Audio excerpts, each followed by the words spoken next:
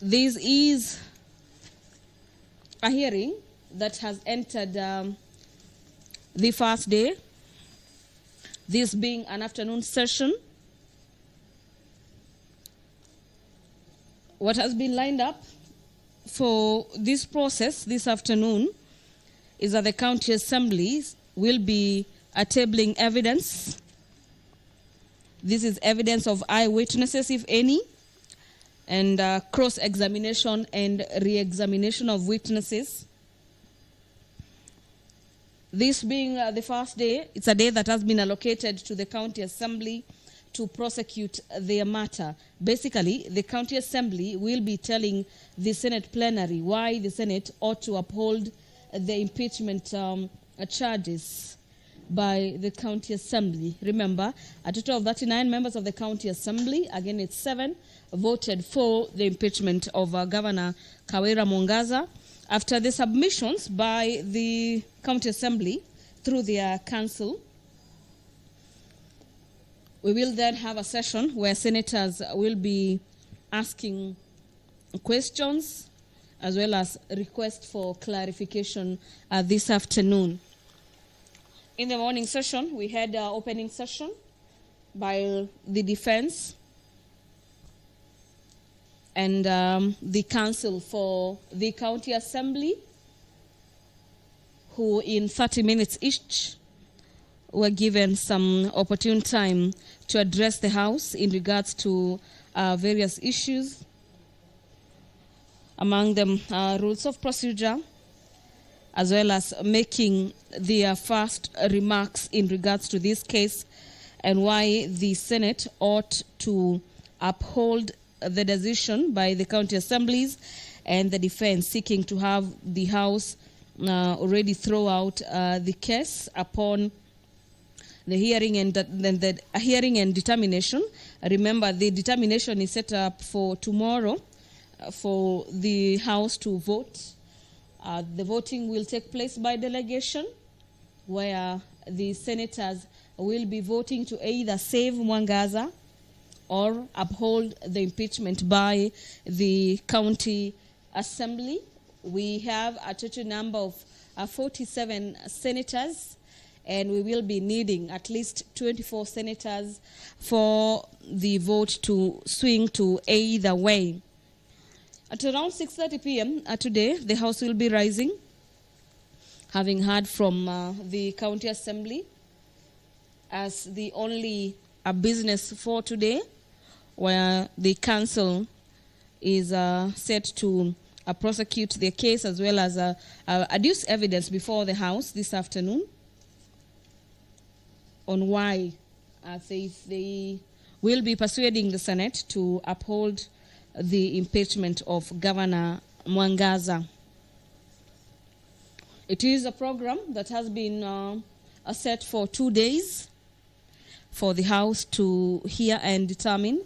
But away from that, our dear viewers, is that from the day the Speaker communicated in regard to the impeachment from the County Assembly of Meru, that happened last week, already behind the scene, the clerk of the Senate had already by Sunday, per the directive by the Speaker, issued a communication to senators, and parties were required to be submitting their documents and evidences that they'll be relying upon in regards to this case. They had until Saturday last week, and that is why, having supplied that material, the matter is now being heard and determined by the senators between today and tomorrow, tomorrow being the final day. So technically, so to speak, it will be taking like 2 days, and the House will then either vote to uphold the decision by the county assembly, or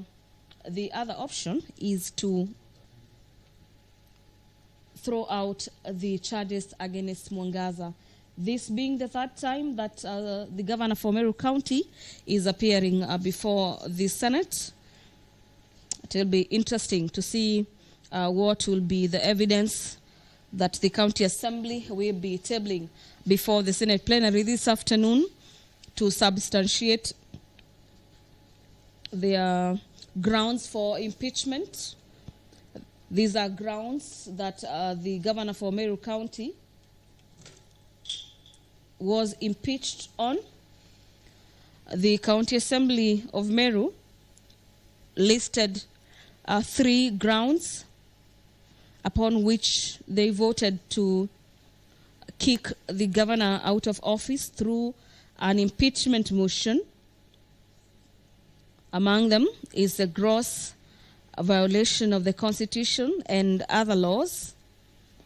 The other ground is a ground on gross misconduct. And the ground number 3 is ground on abuse of office. These are grounds provided by Article 181 of the Constitution in regards to how one can remove a governor from office as well as a state officer. So at any given moment from now, we expect the Speaker of the Senate to be making his way into the chamber this afternoon for the second session of today to commence. Already that is happening. The Speaker's procession is making its way into the chamber this afternoon, followed by the Speaker. Before him is the Sergeant at Arms and the Mace. Allow me to hand you over for this live broadcast. Enjoy your viewing and good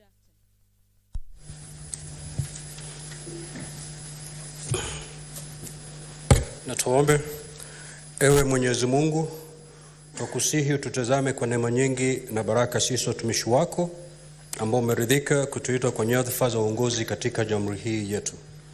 Tukuomba utuajalie tuyatende na kufikia mambo yote atakayofikishwa mbele yetu kwa njia ya haki na uaminifu, ili kustawisha amani, ufanisi na heri ya nchi yetu na wale ambao haja zao umezikabidhi mikononi mwetu.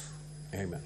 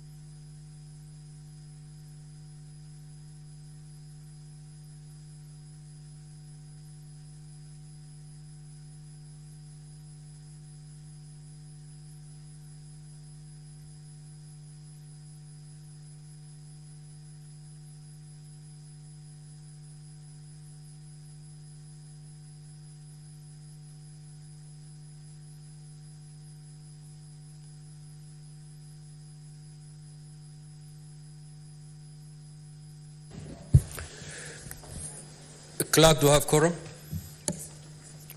Very well. Order, honorable senators. Senator Gloria Oroba.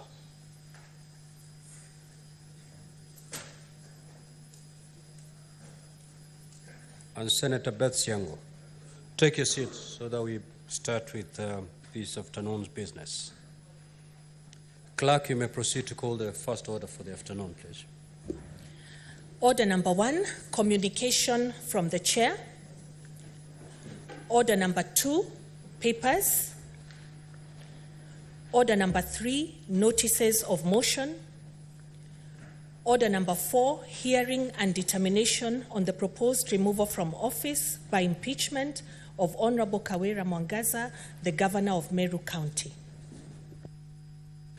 Now, honorable senators and the parties to these impeachment proceedings, we are first going to hear the case of the County Assembly. Now, counsel for the County Assembly, you have exactly 4 hours to present your case. And these 4 hours include the evidence in chief, cross-examination, and re-examination. Now, this is how we're going to conduct this investigation. You'll call a witness, they'll be sworn in. You lead them in evidence in chief. Thereafter, they will be cross-examined by the team from the governor. You will proceed to re-examine the witness, and thereafter the senators will be allowed to seek any clarifications or ask questions to that witness. The time taken by the senators to seek clarification from that witness, the time taken by the senators to ask questions to that witness shall not be put as part of the 4 hours that has been given to you. And therefore, when the witness is responding to queries or questions from the honorable senators, time will be frozen so that you have your maximum 4 hours to put across your case. I hope that clarity helps. Therefore, counsel for the County Assembly, the floor is yours. You may now proceed to call your first witness. Thank you very kindly, Honorable Speaker, the members of the Assembly. With your kind permission, allow me to call to the stand our first witness, Zipporah Kenya.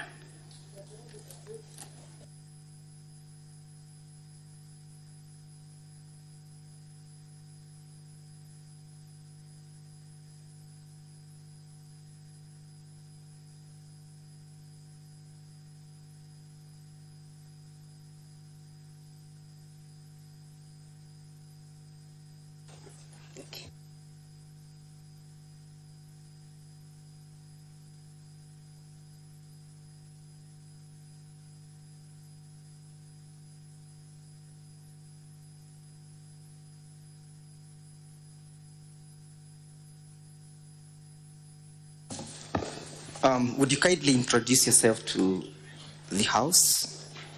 Thank you. Thank you very much, honorable members. Sorry, you'll have to take oath. Sorry.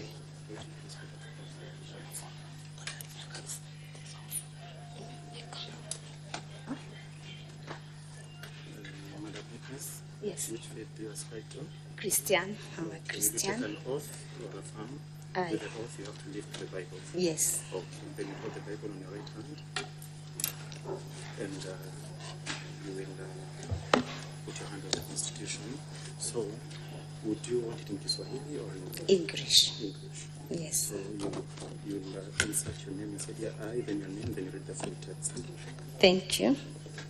I, Honorable Zipporah Kenya, do solemnly swear that the evidence that I shall give before the Senate in respect of the matters before the Senate shall be the truth, the whole truth, and nothing but the truth. So help me God. Thank you. Would you then go ahead to introduce yourself to the Senate? Thank you very much. Honorable members, I am Zipporah Kinya, a member of the County Assembly of Meru, especially elected by the UDA party.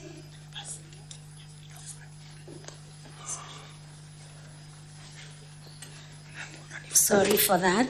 Specially elected by UDA party. I am the deputy leader of the majority party, and I also represent the 817 women and girls of Meru County in the assembly. Thank you. In respect to this motion, what was your role? Honorable members, my role in this motion is that I am the mover. I moved this motion in the County Assembly of Meru.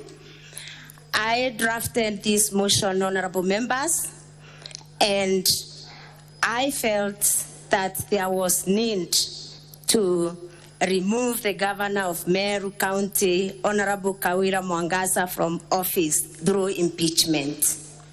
In the processes and in your decision to move this motion, were you actuated by malice, ill will, vendetta, or any other motivation as against the governor? Honorable members, in an attempt to move this motion, I have championed for good governance in Meru County since I joined the County Assembly. I have championed for accountability in Meru County since I joined the County Assembly, and also respect for rule of law. I was guided, honorable members, by the need for the people of Meru to get services and to get the right services, and that's the reason why I moved this motion in the County Assembly of Meru.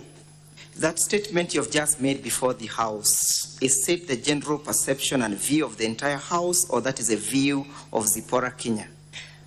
Once I introduced this motion to the members of the County Assembly, honorable members, my motion was supported by 49 members of the County Assembly out of the 69 members as per the law, and I believe the members agreed with me that there is need to move this motion in the County Assembly of Meru, honorable members.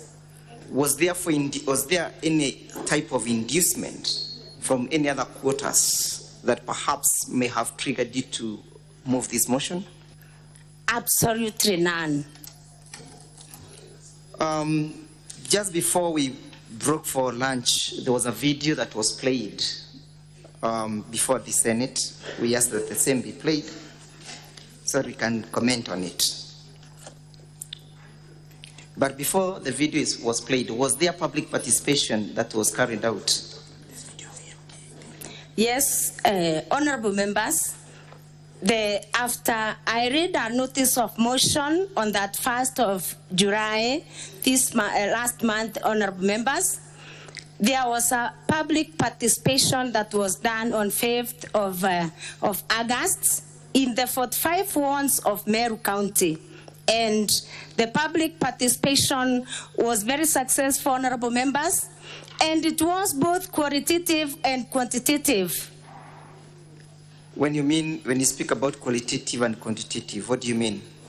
The public participation, the public participation was successful, and it was qualitative because the residents of Meru County were given an opportunity to give their views both through written memorandums. They gave their views through attending the public participation in the gazetted venues, honorable members.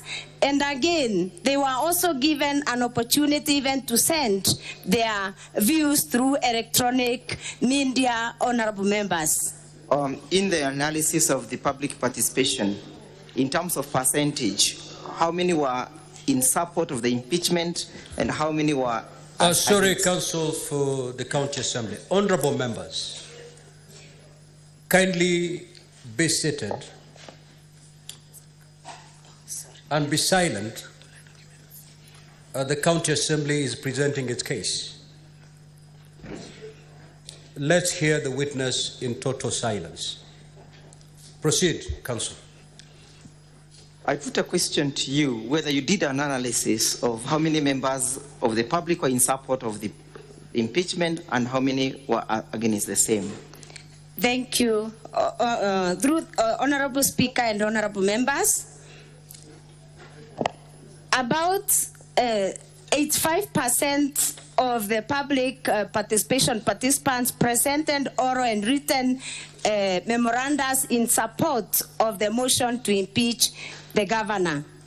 That means 15% of the participants are the ones who opposed the motion to impeach the governor of Meru.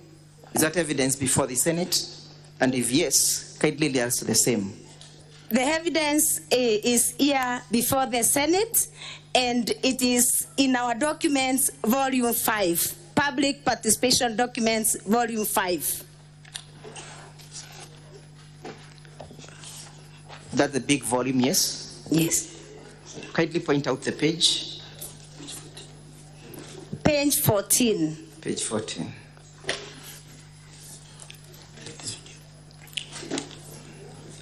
And perhaps before we play the video, when was the motion moved? Honorable Speaker and honorable members, the motion was moved on 8th of August 2024. Were there events that occurred that preceded the debating of the motion? And if yes, would you kindly indicate them? Honorable Speaker and honorable members, before the motion was moved on 8th of August 2024, there were preceding events that preceded the debate of the motion. One of them, notably, the attempted arranging of the county assembly while the members were inside. Honorable Speaker and honorable members. What do you mean when you speak about attempts to lynch? What exactly happened? The senators were not present. They might want to understand the situation. Honorable Speaker and honorable members, there was an attempt to reach all in to ban the county assembly of Meru at around 3 a.m. while the members were inside the county assembly. Honorable members. How was that situation arrested and who arrested it? Honorable Speaker and honorable members, that situation was arrested by mainly our sergeants, and also because there was a lot of security personnel that was deployed during the night and even the previous night around the assembly. The security personnel also assisted much in putting out the fire. Said that then the fire was lit? Is that what you're saying? Yes, the fire was lit. Actually, it was a petrol bomb. It was a petrol bomb that was thrown on the roof of the county assembly from the Meru Law Courts. It was the Meru Law Courts borders the county assembly, and somebody climbing through the roof of the Meru Law Courts threw a petrol bomb on the assembly. And actually, Honorable Speaker and honorable members, I was inside. I was unable even to wear my shoes to run out. I ran out barefoot. Wow. That night because the roof started burning and we couldn't see the fire. We couldn't see the fire from inside. Okay, that's okay. What were you doing at the county assembly at 3 a.m.? Honorable Speaker and members, we were in the county assembly because of security reasons. we were in the county assembly at that time because of security reasons. There were so many threats. There were so many threats on our lives, Honorable Speaker. And I would want even to report to this house that even my house, my own home was attempted. There was some fire that was drawn in my own house. So we were in very serious fear that we would not get to the assembly. And even there are some people who are threatened that they would block all the roads such that we don't get to the assembly. Thank you. So do you have evidence of such kind of threats before this assembly? And if yes, would you wish us to play it? The threats were given by some members of the public, and I believe we have some videos. We have some videos that can show that, including a video of attempted arsonists in my home.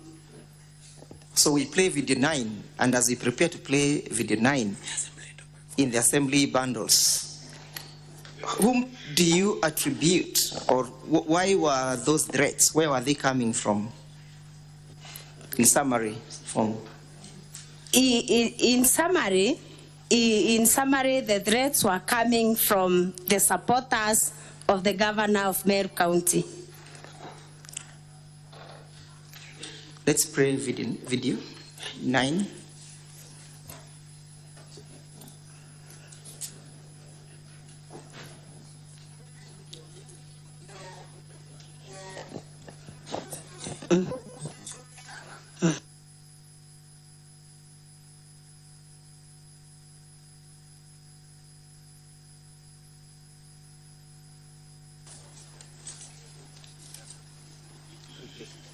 Yes, we can play it.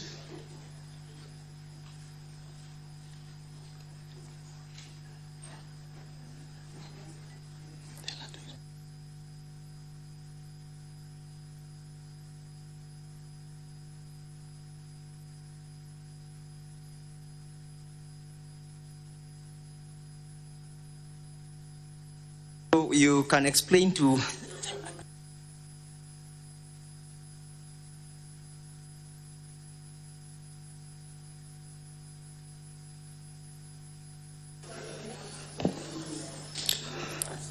Thank you. Wait. Okay.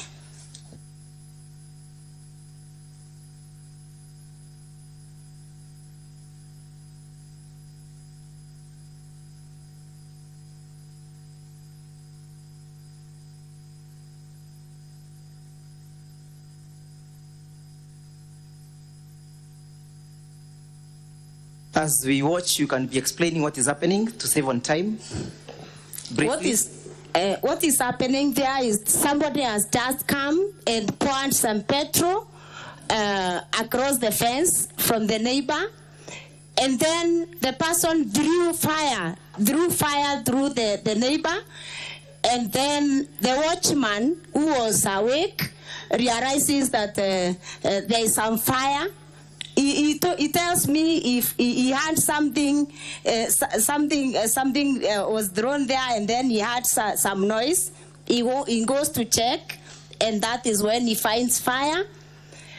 And it is the watchman now who has gone to call the other workers, and they are coming to put off the fire. Where was that fire, briefly?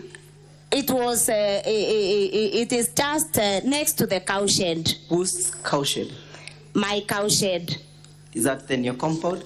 It is my compound. Was that done during the subsistence of the motion or before the motion? On the eve. On the eve of the motion? Yes. That's why, therefore, you're saying that you feared for your lives? I would want to clarify to this Senate, Honorable Speaker, I would want to clarify to this Senate that I untabled another motion before this one, and a motion that was stopped by the court. And the night that I was to move the motion is when that fire was that attempt was made. So in the next motion that I tabled,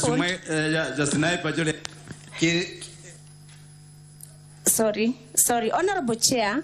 So during the next motion is when we decided now to sleep in the county assembly because our security was not guaranteed. Thank you. Were there members of public who publicly exhibited conduct of posting the county assembly to threats?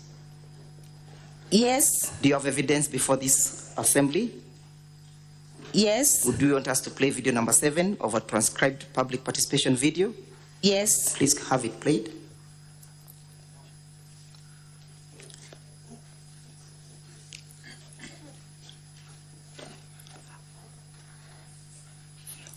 Video 7 of the County Assembly transcribed public participation. No, not that one.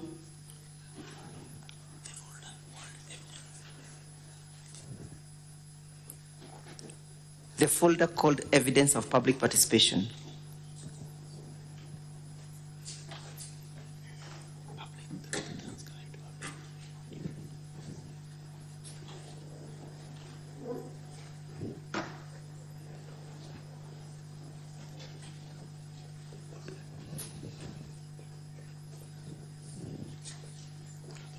Yes, that one.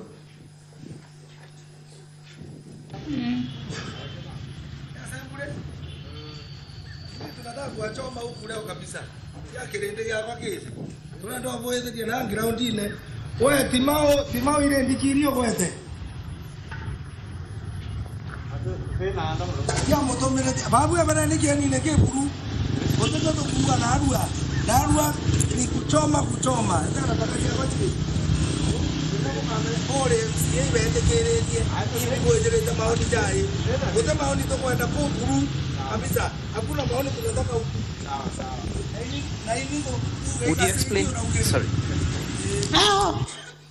Would you explain to the Senate who that is and what was happening and when it was happening?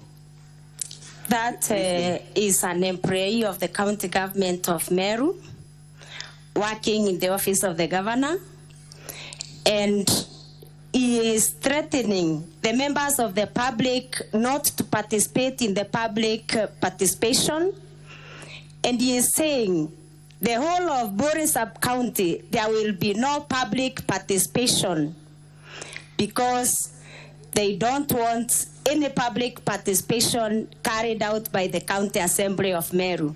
And he is threatening that they are going to kuchoma. Kuchoma in Kiswahili, I believe everybody, Honorable Speaker and every honorable members understand.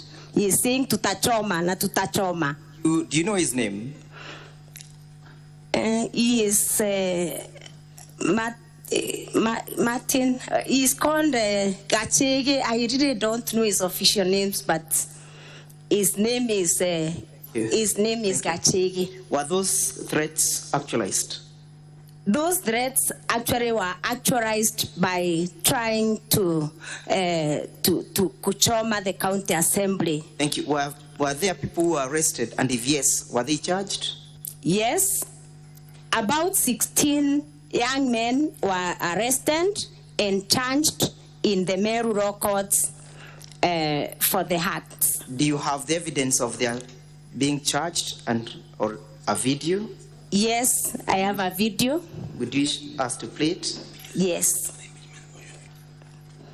Would you kindly play video number 10 under the folder?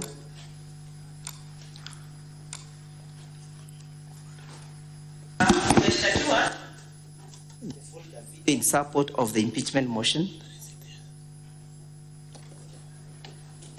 And as we await the video, do you have any charge sheet before this assembly? Yes. Would you lead us to where the evidence is found? The evidence on the charge sheet is found in the County Assembly documents, Volume 4. Volume 4. Page 571. Page 571. Yes. Briefly, would you read out the particulars? And if, as you do so, what is that video about? You speak to the video and speak to the charge. The video is about the young men who are arraigned in Meru courts for the attempted arson on the night of the motion on the County Assembly of Meru. Thank you. Would you kindly then read out the particulars of the charge?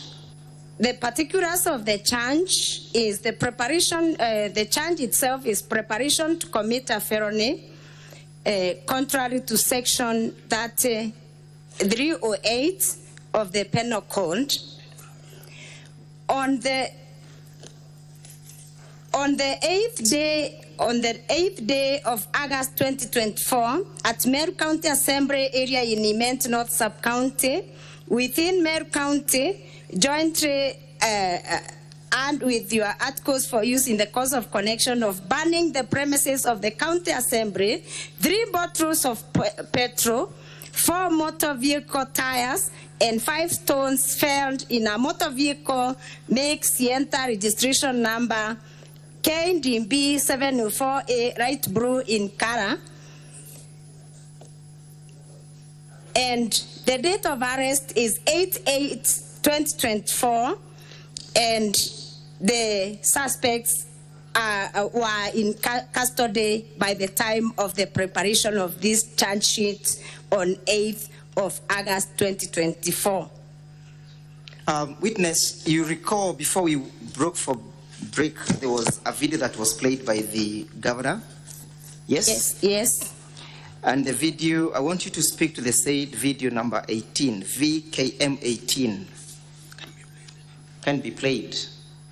And as await the playing of the same, do you associate yourself, you and all the persons who represent this afternoon, with the content and the sentiments and the views of that person who spoke?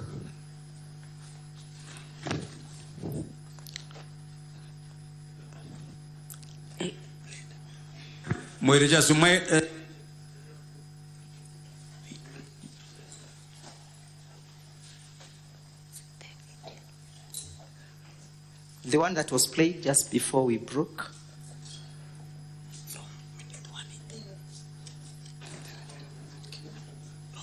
Of shame, that house of greed called the Senate. Who is that speaking? Thank you, Honorable Speaker and Honorable Members. That is a political activist from Meru County. Is he a member of the County Assembly of Meru? He is not a member of the County Assembly of Meru. Is he an employee of the County Assembly of Meru? He is not.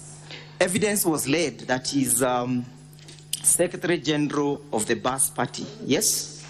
He is not the Secretary General of the Bas Party. Who is the Secretary General? The Secretary General of the Bas Party is Milton Mugambi Manyara. Milton Mugambi Imanyara. Yes. Where do you get that evidence from? I get the evidence from a Gazette notice. A Gazette notice dated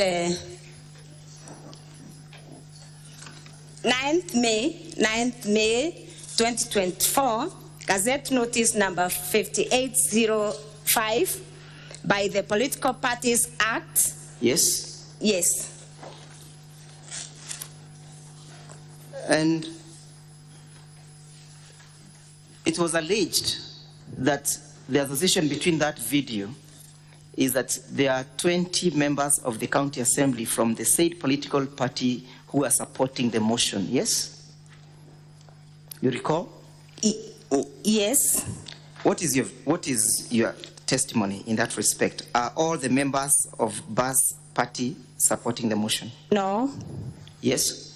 Proceed. Only 3 of them did not support the motion. Actually, they voted against the motion. Were they removed from the committees? No. And what is the association of Mr. Mugambi, the Secretary General of the Bas Party, with the governor, the current association? the current Secretary General of the Mbas Party has been nominated for appointment as the new legal advisor of the Governor Meru County, and his recruitment is in the process. What did you say that he's currently? He has been nominated as the current legal advisor of the governor, and his recruitment is in process in the County Public Service Board. So the governor has a closer association with the said party, correct? Yes. And you, before the proceeding of this motion, did you get any letter from any political party trying to advise you on how to proceed? No. Did you recall receiving the letter from the UDA political party? I did not receive any letter from the UDA political party. I just saw it on social media. Yes, but to whom was it addressed, and what was the content of the letter? It was addressed to High, and it was instructing me to withdraw this motion from the County Assembly, but I never received any. From whom or who was the author of the letter? The UDA Secretary General, Cleophas Marara. So with all those, what motivated you then to bring this motion? I got motivated to bring this motion because when I started, I said it is in pursuit of good governance, it is in pursuit of accountability, it is in pursuit of the people of Meru getting services and getting quality services from the county government of Meru. In the opening remarks by my senior land counsel, Mr. Ongoya, it was alleged that you had promised in advance to bring a motion of this nature, yes? I had not promised to bring a motion of this nature. Yes. I did not promise anyone that I would bring a motion of this nature. So, do you have any evidence that perhaps may be beneficial to the Senate, where perhaps you might have made public remarks in respect to the question of accountability of the governor? Honorable Speaker and honorable members, there is a video that has been circulated since I moved this motion in the County Assembly. It has been circulated in Baita TV several times, and I am very sure that that video is an abstract of what I said. I have a full video of what I talked about during that media interview. Do you wish us to have the same played? Yes, I would wish that the video I would wish the extract is played. Then my video is played to ascertain that the extract was meant to mislead the people of Meru, to mislead the people of Kenya, and also to mislead this house. Thank you. Would you kindly then have video number 1, VKM 1, in the governor's folder played?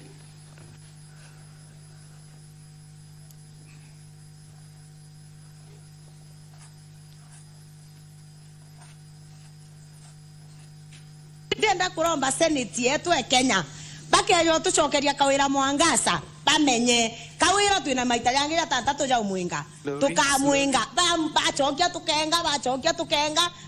tukenga mwanga maita ya ronda ya tantatu jathire kenda tuja kwira Meru we did our best itwagereria. Honorable Senators, I'm sure the majority of you may not understand that language, and I can see the translation is running quite fast. Do I then make an application that will be provided with an interpreter, Honorable Speaker? All the transcripts are clear. Well, unless honorable senators are doubting the English translated I am well guided, I'm well guided. Then, if they have any difficulties, they will certainly I'm well make their guided. position known. I am well guided. Then let's proceed. Ndenda kuromba seneti yetu e Kenya bakeyo tucokeria Kawira Mwangaza bamenye Kawira twina maita yangi ya tantatu ja umwinga tukamwinga bachokia tukenga mwanga maita ja jonde ja tantatu jathire kenda tuja kwira amero we did our best itwagereria kwinga senate igicokaia. Yes, let's play video 2 in our bundle of document videos.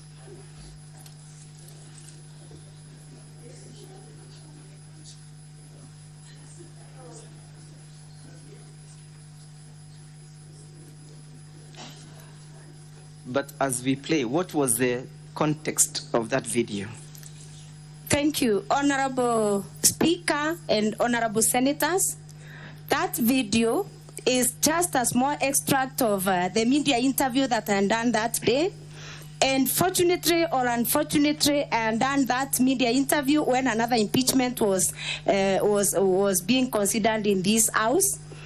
And it happened that, Honorable Speaker and Honorable Members, that in a range where I lastly taught as a teacher, there was a problem. Some 20 cows and I don't know whether it is dying. The village and lost around 20 cows. And they were feeling that they needed services, that is vaccination services from the county government of Meru.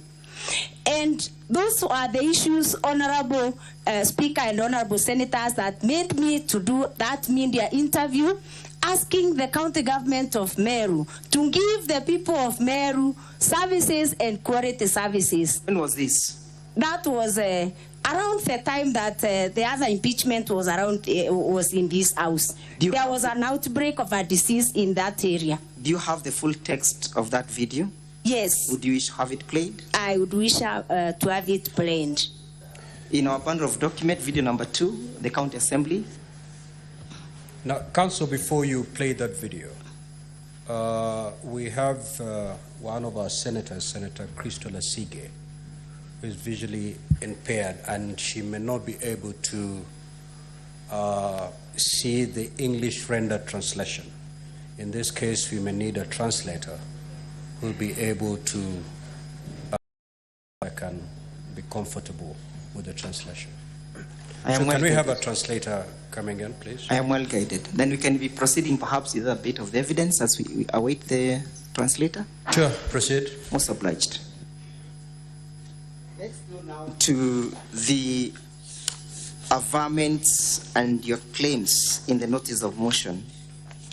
And we begin by looking at issue number 1, illegally revoking the appointment of CPA Virginia Kawira. Yes? Yes. That is one of the grounds that you want to move the Senate to impeach the governor on, correct? Yes. How was this illegal? Why should the governor be held accountable for this?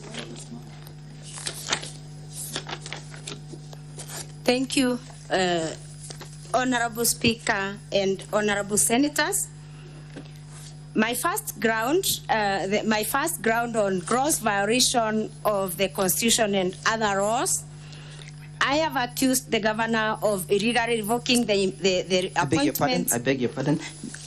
I think, Mr. Speaker, the translator has come. Perhaps then we can go and deal with the first issues that we can have. Very well. You may proceed to play the video. Okay. Video number 2 in our bundle of videos, the County Assembly.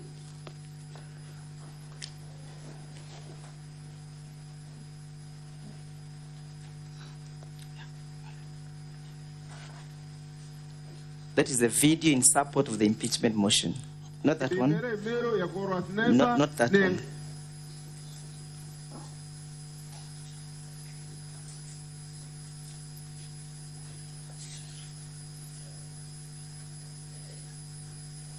The folder appearing as videos in support of the impeachment motion.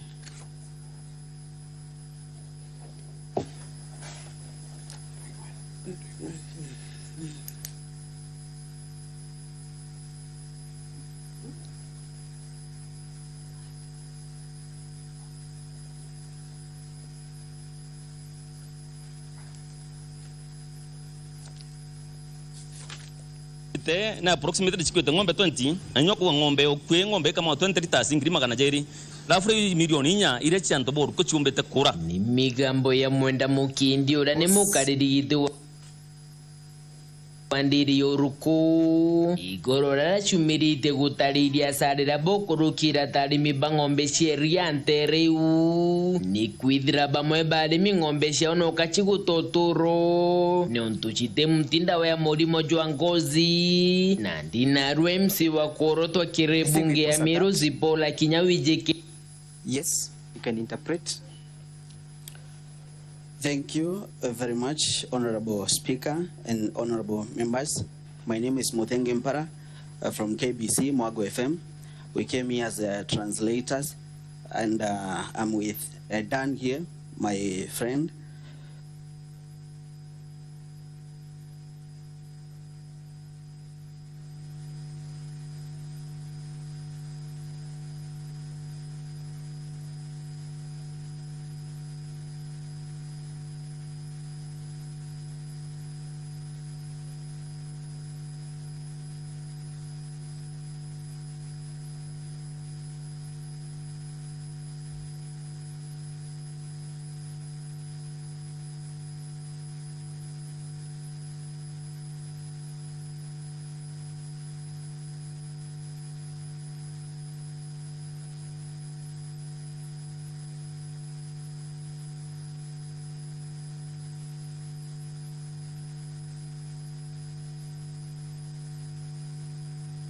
ng'ombe chikwete na approximately chikwete ng'ombe 20 anyoko ng'ombe okwe ng'ombe kama 20 liters ngiri magana jeri lafuri milioni nya ire chanto boru ko chumbete kura ni migambo ya mwenda mukindi ura ni mukaririgitwe Wandiri yoruko igoro rachumirite gutariria sarira bokurukira tarimi bang'ombe sheria ntereu ni kwithira bamwe barimi ng'ombe ciao no kachigutotoro ni ontuchite mtinda wa murimo jwa ngozi na ndina rwemsi wa korotwa kirebunge ya miro zipola kinyawijeke ta ZDK na umirite kwarira kiuntu gike akiona ni akemeneria utongeria bwangaba Kawira Mwangaza bole akuga ne bodho kugere oditingoge gavana riria agwikira budget ya kweja na ng'ombe akaeja mtu mwe ng'ombe mwe ge sub county agachoka akorerwa igutethia antu baraba ina ng'ombe igakua ng'ombe ikwite ng'ombe 20 na ntiraigwa ng'ombe kinyemwe ikitwe ndene yo area yo ruko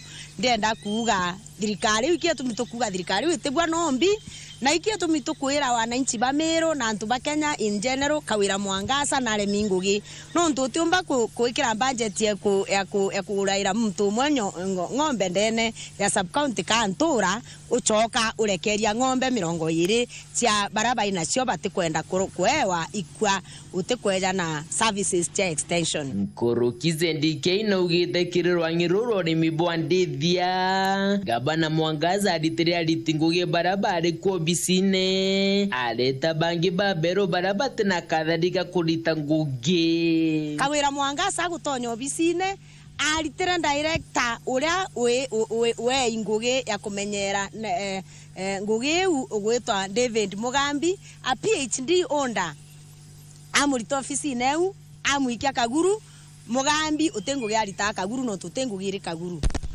ajukia muthaka utiqualified na grapevine na oni kuga ikase ni omurega baichu amunenkera ngugi ya director livestock na veterinary services ngugire anene bakumba kulita ndene ofisi eu ikorita mbeca bakiuga bakuthithia mantu no tijo bathithitie Moses Bayeno ura ni mukarigitwa. The report continues to say that according to the mover of the motion, she is saying that Kawira Mwangaza has failed the community of Meru now that she is not providing the extension services to the community. That's why the cows are dying. She says even buying cows to the people around in the villages, it doesn't make sense because she cannot go ahead and vaccinate the ones that are dying. So it doesn't make any sense according to her. Yeah. It was an issue about the doctors. Yeah, and veterinaries and the PG. She also answered that. Yes, what is your issue, Senator Chris Feliciga?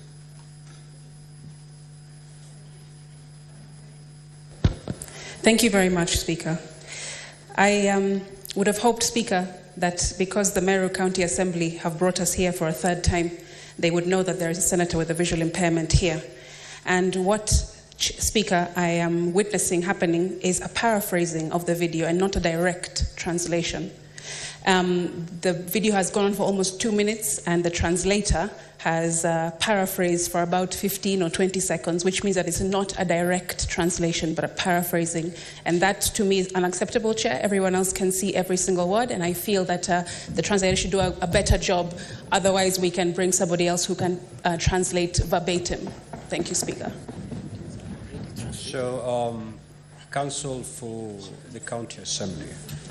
I thought as the video was running, the translator was taking notes. Correct. So that they can be able to translate verbatim. We are going to replay that video, one sentence at a time, so that it becomes a true rendition of what has been said in that vernacular. I don't know with the technology that is available, Secretariat, because I've seen the tendency, I've witnessed a tendency where you pause and it disappears altogether. Are we able to, after one sentence, be able to pause, take a translation, and then proceed that way? Or if we do pause, then the video disappears altogether like I've just witnessed? Ngombe chikwete ngombe 20 anyoko ngombe okwe ngombe kama 20 liters ngirima kana jeri.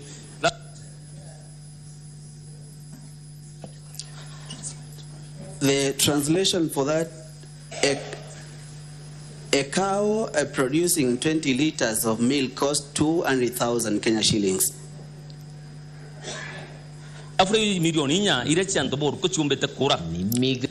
Which translates closely to 4 million that Meru farmers are losing.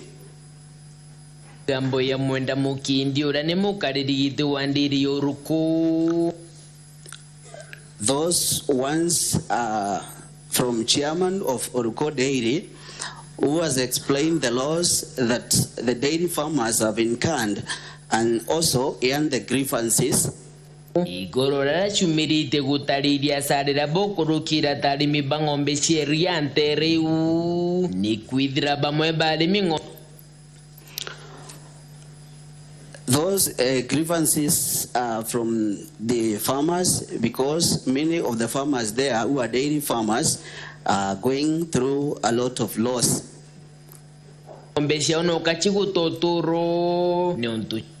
Their cows are losing lives every day.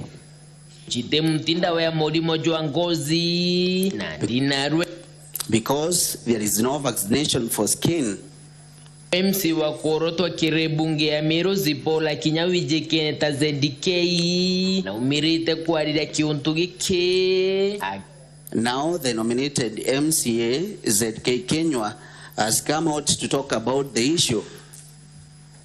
Kiona ni akemene ilio tongeria Mwangaza na Kawira Mwangaza. Bole akuwa. She has come out to discredit the governance of Meru Governor Faith Kawira Mwangaza. She has been saying it is banned for the service of Meru.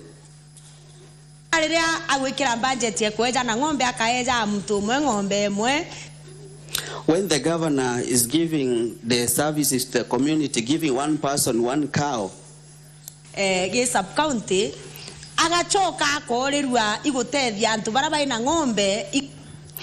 when governor is giving one cow in every sub-county and she is forgetting the people,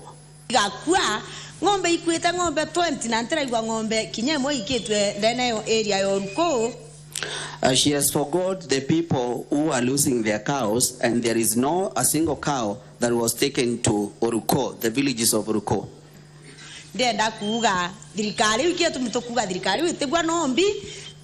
That's why I'm here to say that that government cannot fit even a day. In general, Kawira Mwangaza na Lemingugi.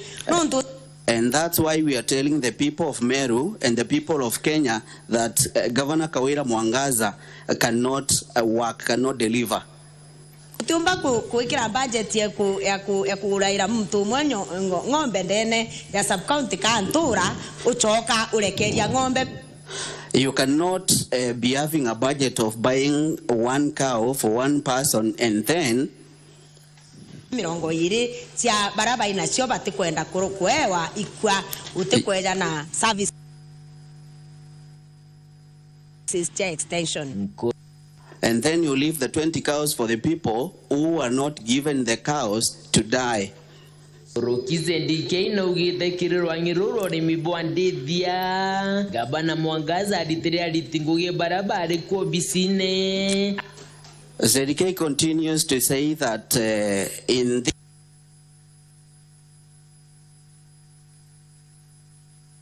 was working there.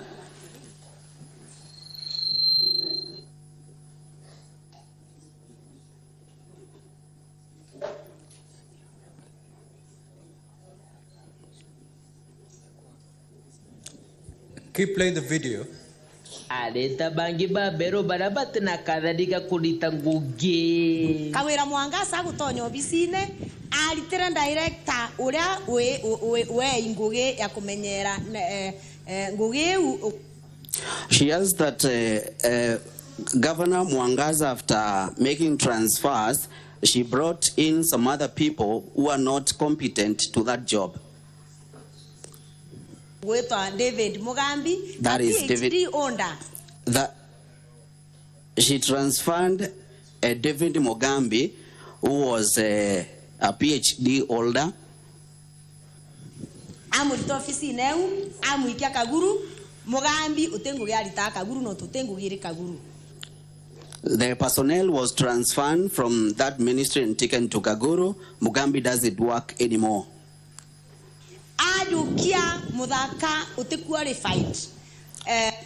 She allows that the governor took someone, a young man who was not competent.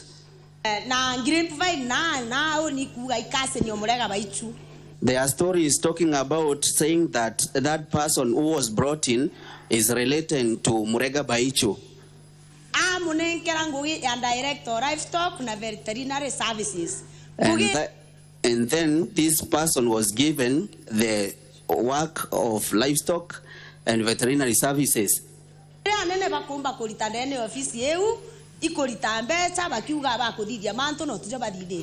The main job they're doing in that office is giving a lot of money, saying that they are working and there is nothing they're doing. I think we can stop at that. And thank you. So, would you then put context to that video? Thank you, Honorable Speaker and Honorable Members. I have said it was a call. It was a call from the farmers, and those farmers having been having worked with them as a teacher. I worked as a teacher in that village. They expressed their frustrations to me, and actually that is what I was addressing. And Honorable Speaker and Honorable Members, I have mentioned an issue of cows that succumbed to an outbreak of a disease. And when the farmers sought help from the offices, they were not getting any help. And personally, I took an initiative as a person who was very close to those people. I took an initiative. I called the director livestock and veterinary services, who was my former colleague at the county government.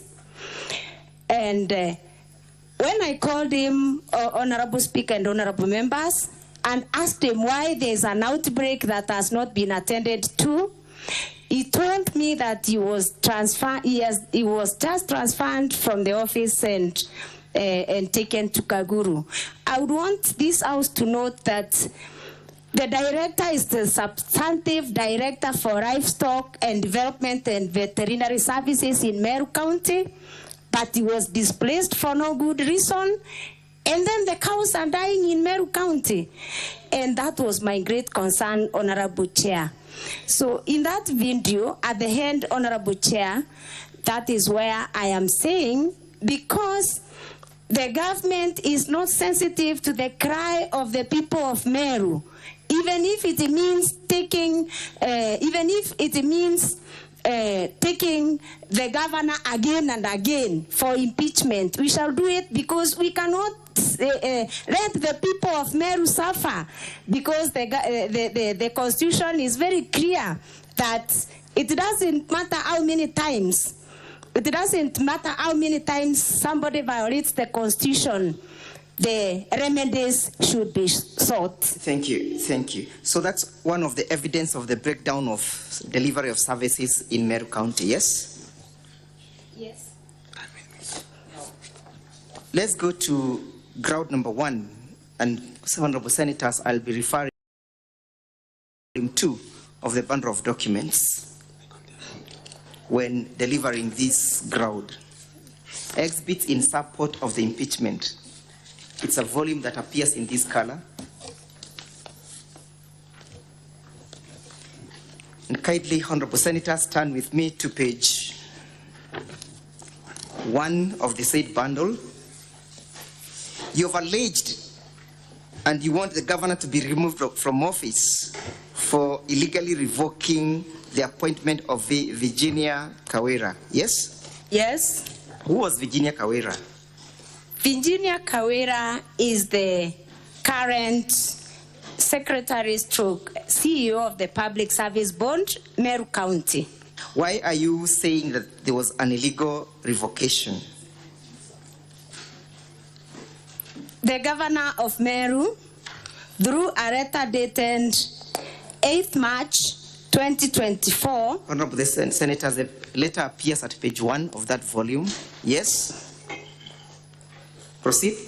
The governor of Meru County, through a letter dated 8th March 2024, wrote to the Secretary Public Service Board revoking. The reference is revocation of your appointment as the Secretary/CEO, Meru County Public Service Board. So, why are you calling it illegal revocation? Was the right procedure followed in her the revocation of the appointment? I'm calling it an illegal revocation because the appointment of the CEO of the Public Service Board can only be revoked or can only be revoked with a vote of not less than 75% of all the members of the County Assembly of Meru. Was this process subjected to the County Assembly? No. Honorable Senators, kindly again refer with me to volume 3. It's a green bundle that appears like this. And you turn with me to page 51. It's a bundle that contains the laws applicable. In this case, honorable members will be relying on section 58, subsection 5. That is page 51 of this bundle, volume 3. Yes, what does that provision say? Provision number 5 for the County Government of the County Government Act says the members of the board may be removed from office on grounds set out for the removal of members of a constitutional commission under the Article 251(1) of the Constitution, and B, by a vote of not less than 75% of all the members of the County Assembly. Is that therefore the violation that the County Assembly is aggrieved of? Yes. Was the Constitution under Article 51 followed in our removal? No. 251, Honorable Senators, it's at page 28 of the same bundle. Did Governor Kawira follow the provisions of Article 251 of the Constitution? No. Does that therefore amount to a violation of the Constitution and any other written law? Yes. Were the grounds under Article 51 met? No, they were not met. You have seen the governor's evidence and response indicating that she revoked her pursuant to an advisory by her legal advisor, yes? Yes. Does an advisory by a legal advisor supersede the provisions of the law? No. You have made an application before this Senate this morning to summon the said legal advisor, yes? Yes. Is it your testimony that the documents that we raised in the morning amounts to a forgery? Yes. Have you called a witness to testify to that effect through the summoning by the Senate? Yes.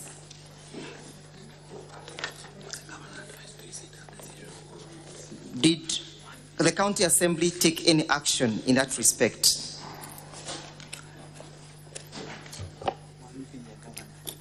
The County Assembly has taken the action of changing the governor or putting the governor to task because of this illegal revocation.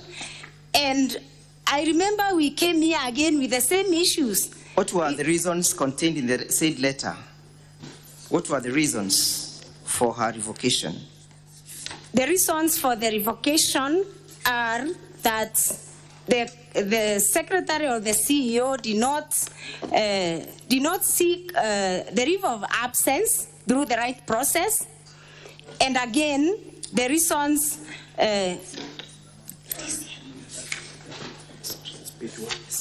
yes, you're referring to page 1 of the said volume?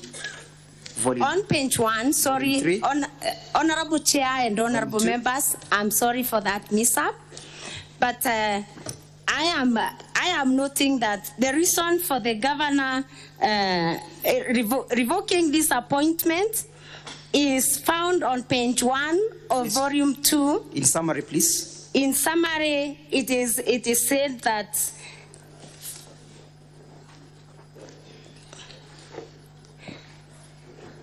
the officer did not, I can read, let me read, Honorable Speaker and Honorable Senators. For, yes, please do.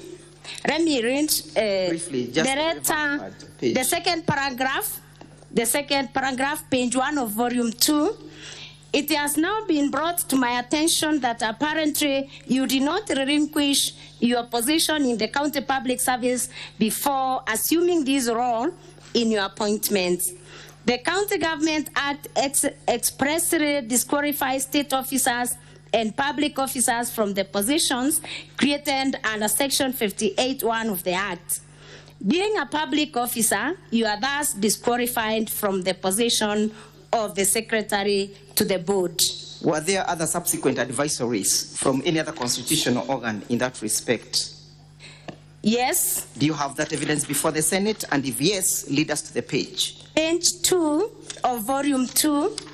Page 2 of the same volume 2. Would you kindly identify that letter? The advisory on revocation of the appointment for Ms. Virginia Kawira Miriti. From whom is it? It is from the chairman of the Meru County Public Service Board. Who is the recipient or the addressee of that letter? Our Excellency Honorable Bishop Kawira Mwangaza, the Governor, Meru County. When is it dated? It is dated 12 March 2024.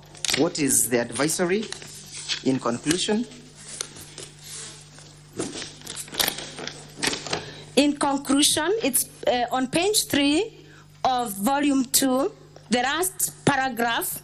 In conclusion, it is the board's considered opinion that your letter dated 8 March 2024 to Ms. Virginia Kawira Mireti revoking her appointment as the Secretary/CEO of the Meru County Public Service Board is not legally binding, as the officer is duly appointed as per the existing laws. Thank you. Did the governor respond to that letter?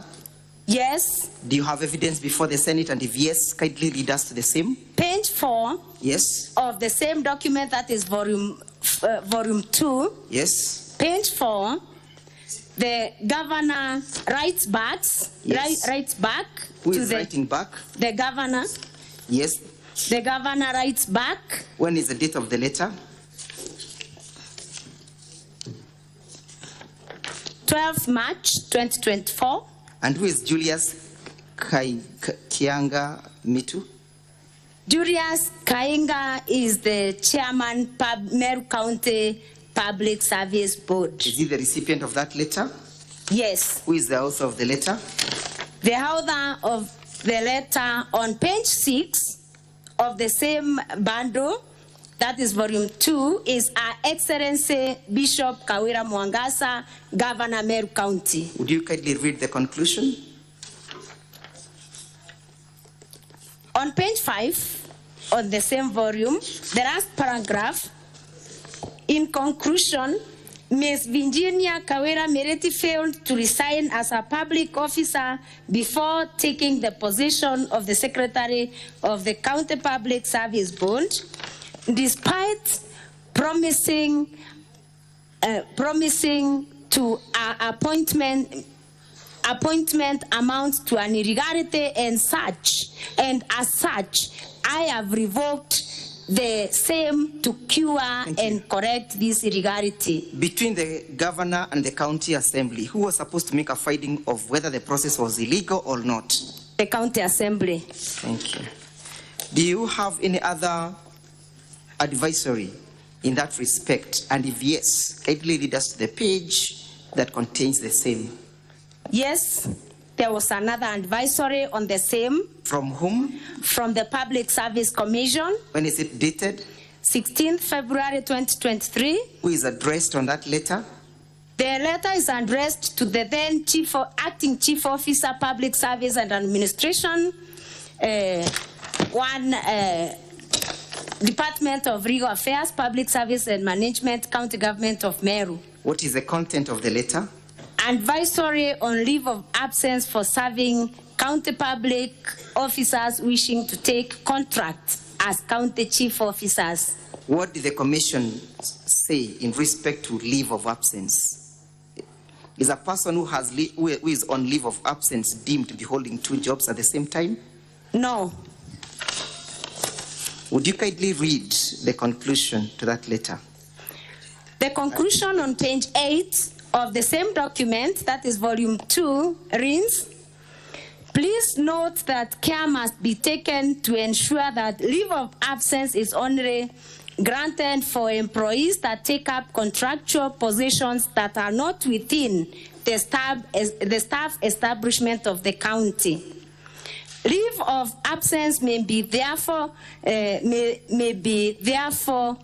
applicable to employees appointed to positions of the county secretary, members of county executive committee, chief officer, personal staff of the governor, and members of the county public service board and the county assembly service board or other contractual appointments in other bodies outside the county public service to which an officer cannot be seconded or transferred. So is it your evidence, therefore, that the said Virginia had qualified for leave of absence? Yes.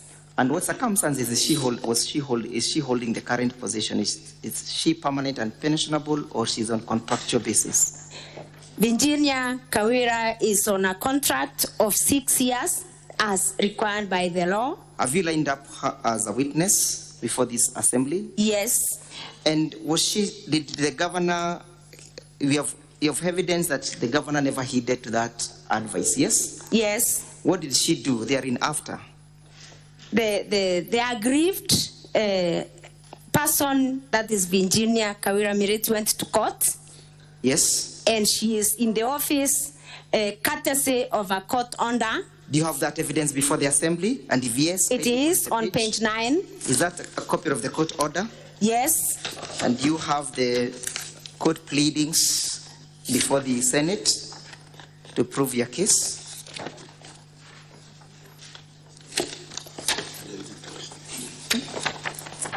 Yes? Yes.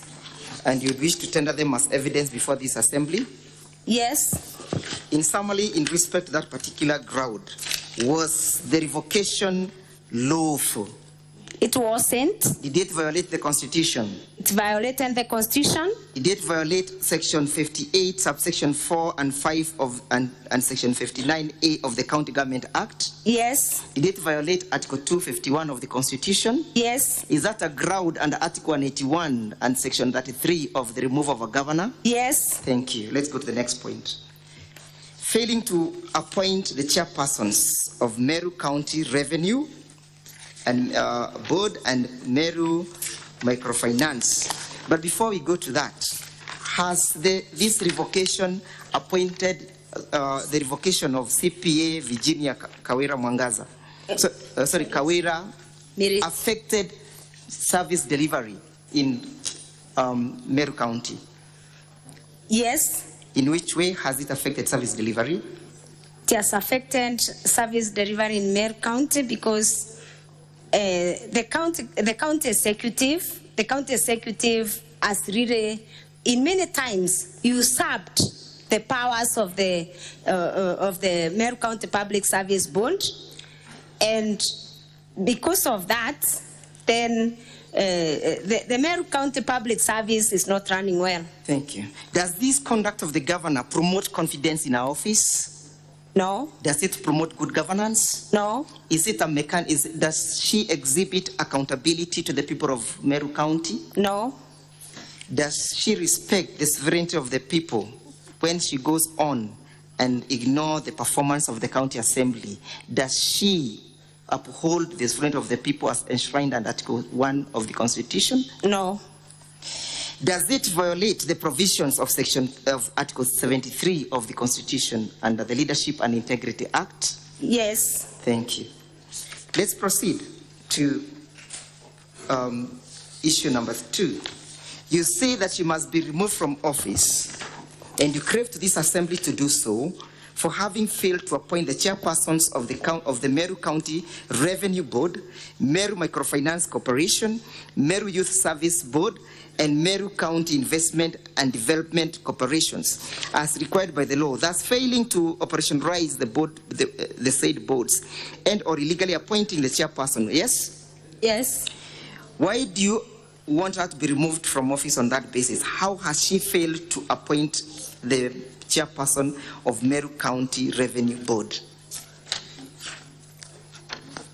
The governor has failed to appoint the chairperson of the Meru County Revenue Board because after the expiry of the terms of office of these bonds have had no board chairman.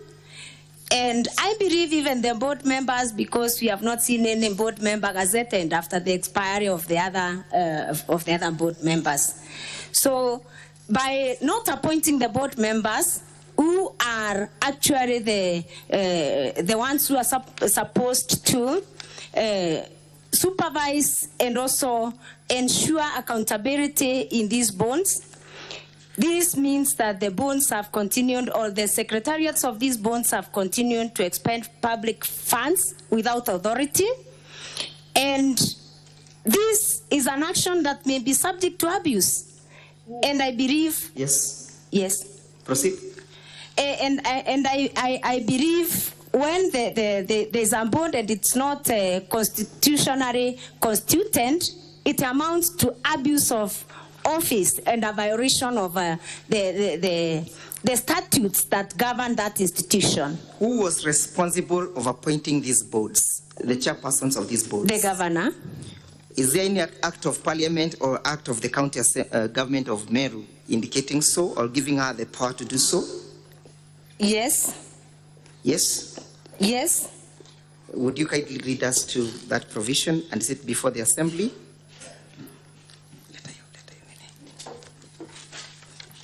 Yes? Just a moment. And as you proceed to indicate to us, how has this affected the delivery and the performance of the county government of Meru? I have said it has affected the development and performance of the county government of Meru because in the budget, these bonds are allocated a big amount of money, millions and millions of money, and this is public funds that should be spent prudently, and also the amounts of money should be spent with a lot of accountability and also supervision. And again, these bonds are the ones that approve expenditures for these bodies. The bond is the one that approves expenditures for the bonds. So it means without a bond, there's no approval of expenditures, and then there's no accountability. Can the board secretariat undertake that function in the absence of the chairman? The secretariat have no mandate. They have no mandate from the county laws and the county statutes to undertake any spending without the approval of the bond. Kindly lead the Senate to the law that says it's only the governor who can appoint the chairpersons.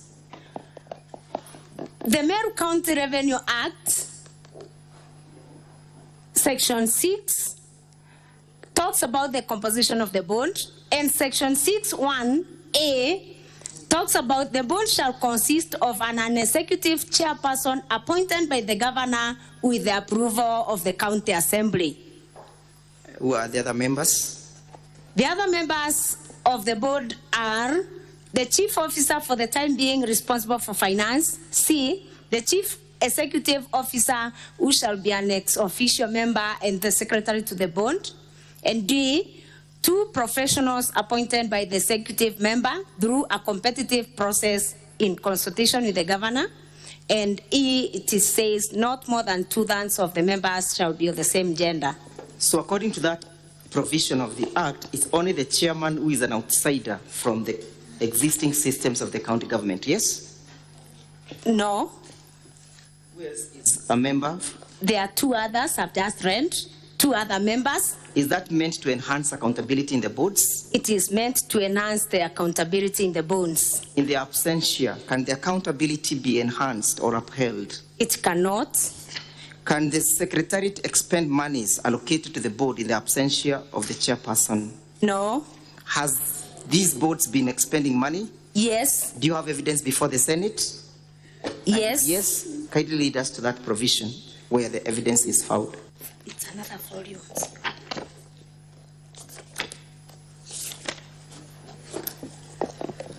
Yes. Senators, kindly go with me to volume 2. Volume. At page 358. Sorry, 383, Honorable Senators. Volume 2, page 388. 383, I beg your pardon. 383, I beg your pardon. Kindly lead the senators to understand that piece of evidence, count by count. You can see where we have number 1, yes? Yes, number 1 is Meru County Microfinance Corporation, correct? Microfinance Corporation. Next column speaks about approved budget allocated for the year 2023-2024, yes? Yes. How much was allocated?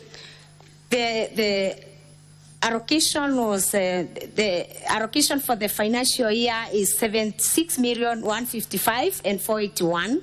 And the next column speaks about exchequer issues, yes? Yes. What does, and how much is the 51,911,631. Then the next column speaks about actual expenditure, correct? Yes. How much has been expended? 63,201,198. The next column speaks about submission of financial statements as at 31st March 2024, yes? Yes. What is the status? Yes. What does that mean? It means they were submitted. Yes. Yes. So during the expenditure of during incurring of this expenditure, was the board fully constituted? No. How much was expended in the current status of the board? The actual expenditure for the period in question is 63,201,198. In the absence? In the absence of a legally constituted board. What evidence do you have that at the time of the expenditures, the board had not been fully constituted? Honorable Senators, kindly go with me to page 51 of the same bundle. 52. 51. 51. Would you kindly identify that document for the Honorable Senators to understand? Yes. On page 51 of volume 2, we have a Kenya Gazette. Yes. When is it dated? Dated 14th June 2019. What is the Kenya Gazette number? The Kenya Gazette number is 5202.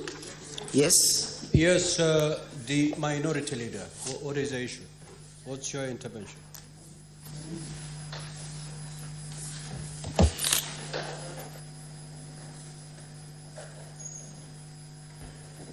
Can the council go slightly slow?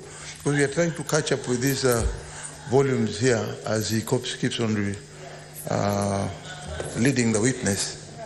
So if you can go slow, we are slightly, we're also recording. So, Council, if you refer to a page, allow the senators to get to that page. I am well before guided. You flip to another page. Otherwise, then you will lose them along the way. I am humbly Proceed. guided, and I beg, I apologize for the same. You have done slightly over 1 hour, so just be guided in the time.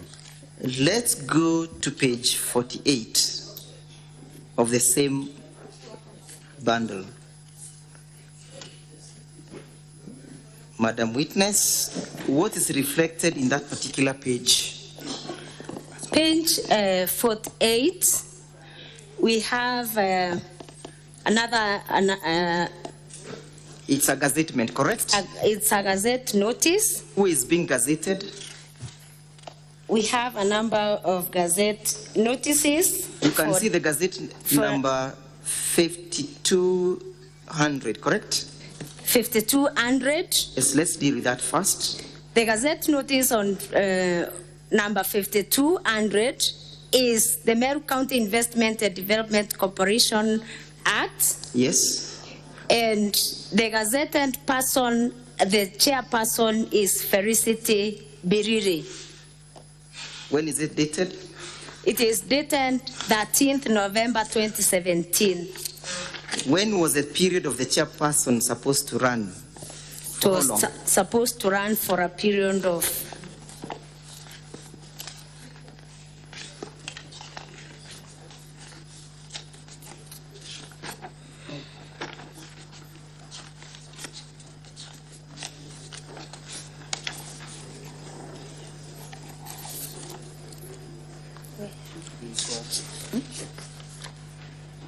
Yes, from the Act. When was it supposed to run?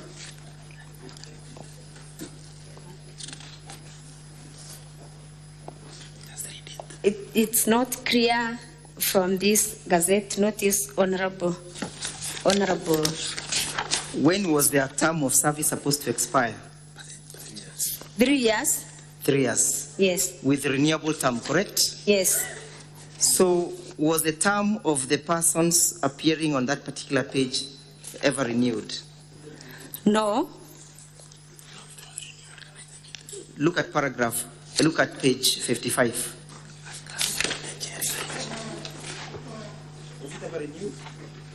Or what happened to that chairperson?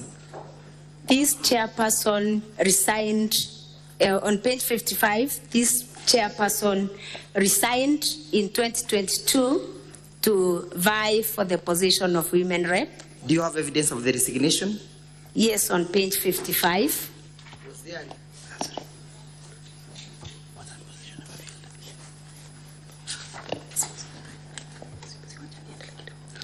Was the position ever filled? No. Pursuant to the resignation? No. What is the status of that chairmanship? Still vacant. Still vacant. And were they expending all these amounts while the position is vacant? The evidence that you give us at page 383? Yes.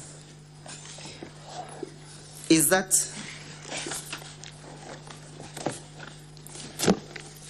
let's go to the next gazettement. At page 49, you can see where we have the Gazette notice number 5202, yes? Yes. You can see that it relates to the Meru County Revenue Board, correct? Yes.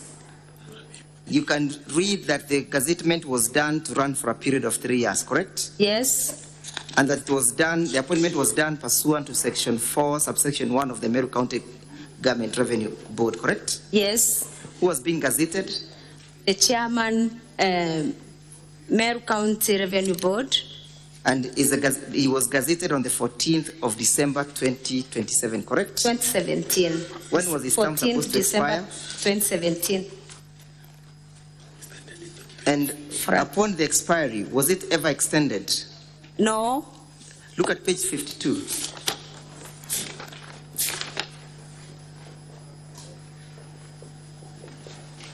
Are you with me at page 52?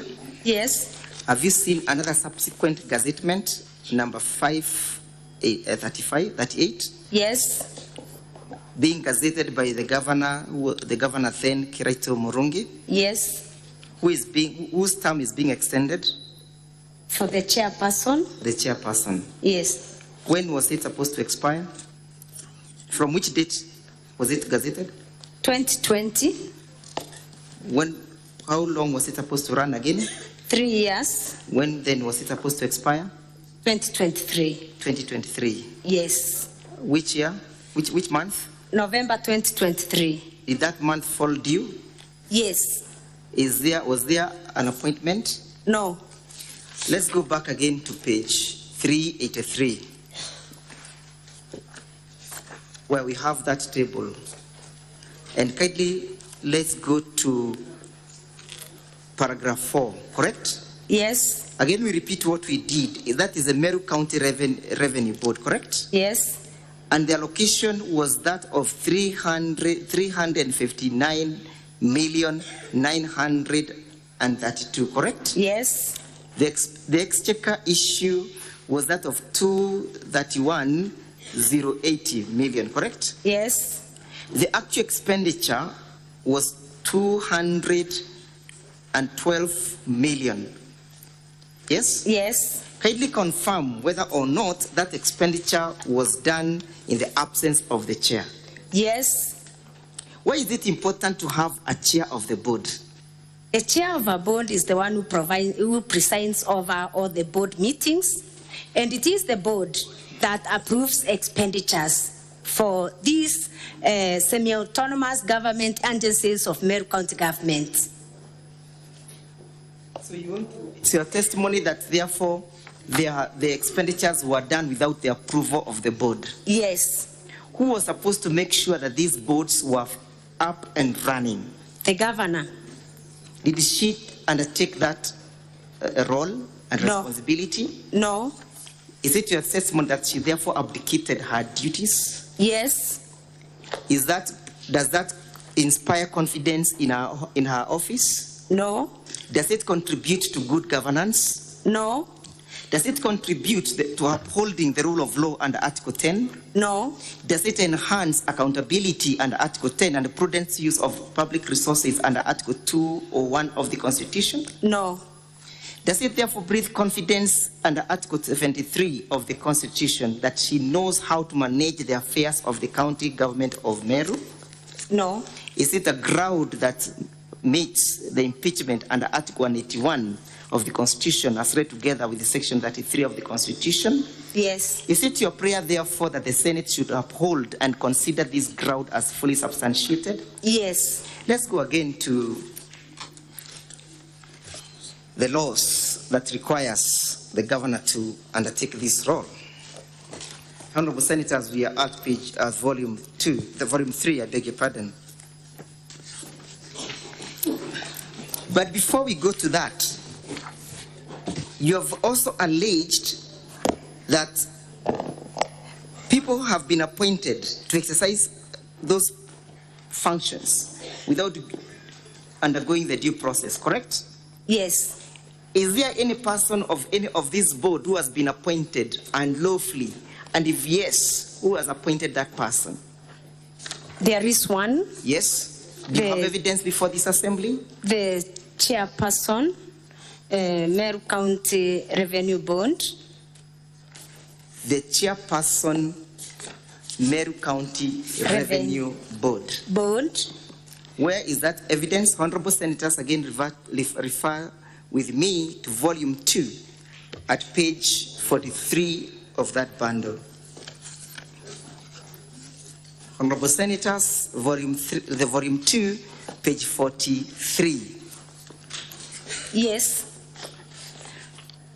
Page 43 of volume 2. What is that document about? It is the responsibility of the board to recruit on behalf of the board. So on this page, we have a Meru County Revenue Board job advertisement, advertising for a vacancy for the position. Again, who is the originator of that advertisement? The originator of the advertisement on page 46. No, I'm asking, who is the author of this document? Is it Meru County Revenue Board? The Meru County Revenue Board. Are they advertising for vacancies and positions of the chief executive officers? Yes. Are they therefore inviting the members of the public to participate in that process? Yes. Yes? Yes. Who was to be the recipient of the application forms? The chairman, Board of Directors, Meru County Revenue Board. Do you wish to refer the Honorable Senators to page 46 of your evidence? Yes. What is contained at that page? It is the instructions for those who will be the applicants. Yes. They are instructed that the suitable qualified candidates are invited to apply and can access the detailed job description from their website. Yes. Named there, and all applications and documents should be sent through email. Yes. Or by post or courier. Yes. Addressed and delivered to the chairman, Board of Directors, Meru County Revenue Board. Which date are they supposed to have these applications reach the desk of the chairperson? 10th June 2024. Is there a chairperson currently holding that position? None.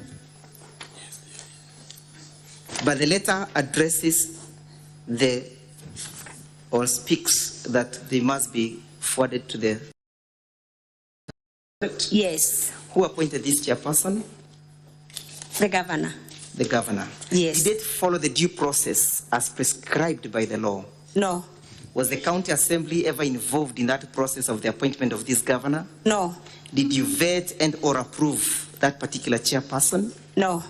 Then therefore does that amount to a violation? Yes. Let's, Honorable Senators, go to what the law says in terms of the appointment and look at volume 3 of the same document.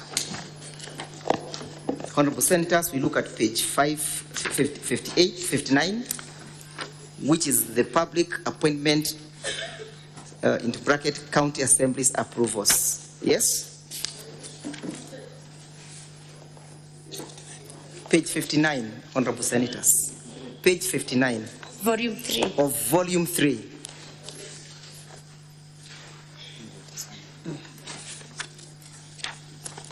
And Honorable Senators, if you're with me, kindly let us look at section 4 of the said provision.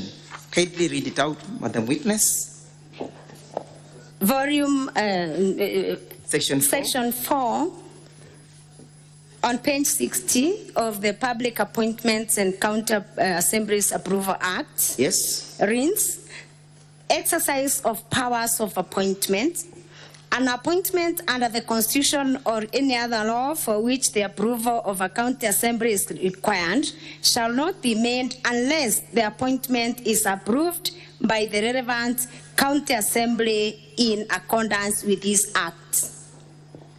Was there that approval? None. Is there an appointment? Yes. Is that a violation? Yes. have that met the provisions of Article 181 as read together with Section 33 of the County Government Act? Yes. Does that breathe again confidence in the manner in which the governor executes her functions? No. Does it call for accountability under Article 10 that the county organs will be held accountable for their actions? Yes. Does it breathe confidence in the rule of law?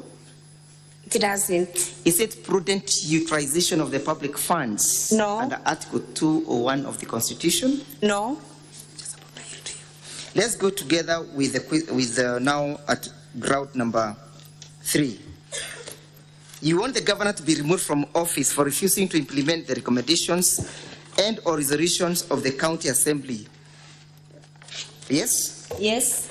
That required the dismissal of Dr. Kiambi Aderu Zambura and Chief of Staff Harrison Gatobu Nsamba Mbili. Yes? Yes. And you're saying it's for gross violation of the Constitution. Yes? Yes. Would you kindly lead the assembly briefly to circumstances that pre-existed before these resolutions were met? Was there a public petition? Yes, there was a public petition number 1. Do you have that public petition before this assembly? Yes. Where do we find it in your bundle of documents? Is it again on volume 3? Volume 2?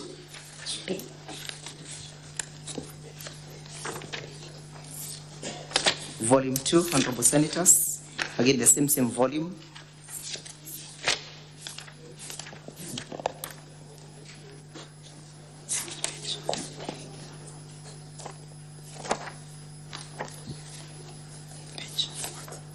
Honorable Senators, we look at page 140 of the bundles. Sorry, I beg your pardon, we're looking for the petition, the public petition.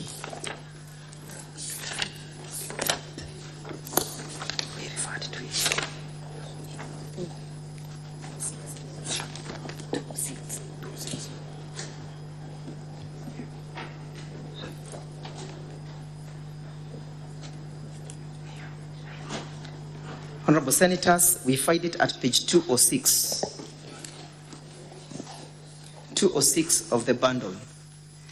Madam Witness, kindly speak to the evidence relating to that page. On page 206, there is a petition that was brought by members of the public to the County Assembly for consideration. What were the issues that the County Assembly was supposed to the issues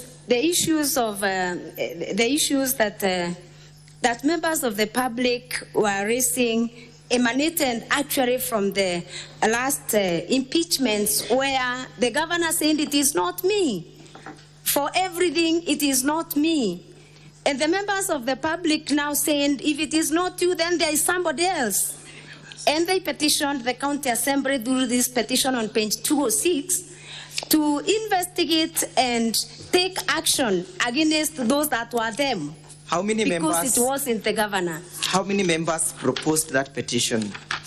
1,611 members of Meru County from all the 45 wards brought this petition to the County Assembly. Did they append their signatures to that particular petition in support? Yes. The same? Yes. Do we find that evidence from page 258? Yes. Did the County Assembly, sorry, you beg your pardon, Honorable Senators, should be from page 214. Volume 2, Honorable Senators. From page 214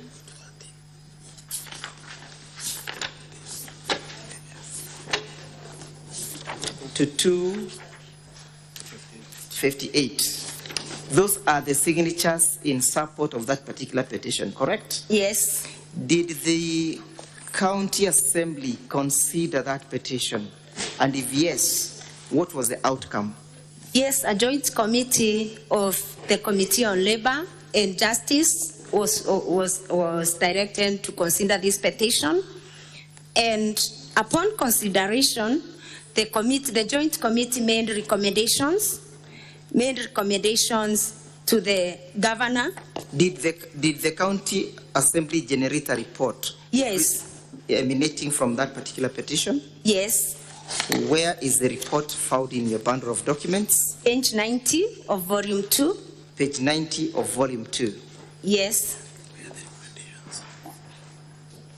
Honorable Senators, I hope you are there with me. Page 90 of volume 2.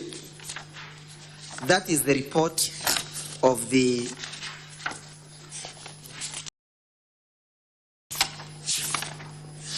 committee concerned, correct? Yes. Were there recommendations that ensued therefrom? Yes. Where do we find those recommendations? There were. Where do we find them? Do we find them at page on 140? page 140 of volume 2. Page 140 of volume 2. Page 140. Yes. Did you conduct a hearing, or did you give these individuals a fair opportunity to appear before the committee before the decision was rendered? Yes. Did all the members who were affected by the petition participate in that process? They participated except. Yes. They all participated. Yes. Except the chief of staff, Harrison Gatobu Arias Nchambambede, Yes. who did not respond to the summons. Did the petition relate to only those two individuals, or there were other individuals who were also involved in that petition? There were 12 of them. There were 12 of them. Yes. Of the governor, correct? Yes. Were all verdicts positive or negative in respect to all the 12? All verdicts were not. Some verdicts were positive, others were negative. When you say they were positive, what do you mean? Some of the county executive committee members were very clean. We did not have an issue. We did not find an issue with them. So they were acquitted, correct? They were acquitted, yes. So at page 140, what is the county assembly recommending? Page 140, paragraph 14, Honorable Senators. Paragraph 14 on page 40, that the Chief of Staff, Harrison Gatobu Arias Nchambambede, contravened Section 18(1) as read together with Sections 22 and 27 of the County Assembly's Powers and Privilege Act 2017 by failing to honor the summons and invitations to appear before the various assembly committees, including this joint committee, to produce evidence and respond to the allegations leveled against him in this petition. Those are the findings, correct? Yes. Does he always oblige to summons, or is perpetually and notorious of ignoring the same? He doesn't. Again, what then do you continue to read? This wanton disregard for all for summons and invitations by the respective committees of the county assembly was not only in contravention of their aforesaid laws, but also acted to undermine the standing of the county assembly as a whole. Was this communication ever made known to the governor? Yes, it was made to the governor. Where in your evidence are you recommending their removal? On the same page, page 140, on committee recommendations, I would wish Honorable Speaker and Honorable Senators to read recommendation number 2 on page 140, that the governor do dismiss the county secretary, Dr. Kiambi Adero Thambura, and the chief of staff, Mr. Harrison Gatobu Arias Nchambambede, from office for gross violation of the Constitution and other statutory laws. Was this communication ever made known to the governor? Yes, the communication was made to the governor. Where do we find that evidence in the bundle of documents? Page 144 of the same document, volume 2. Page 144. Yes. Of the same document. Yes. Let's describe that document. From whom is this document? The document is from the County Assembly of Meru. When is it dated? It is dated 14th December 2023. Who is the author of the document? The author of the document is the Clerk, County Assembly of Meru. Was the document ever served upon the intended recipients? Yes. Do you have evidence of service? Yes. Where is evidence of service found in that document? Page 145. No, I'm asking on page 144. Did the governor or the office of the governor acknowledge receipt of that letter? Yes. How did they acknowledge receipt?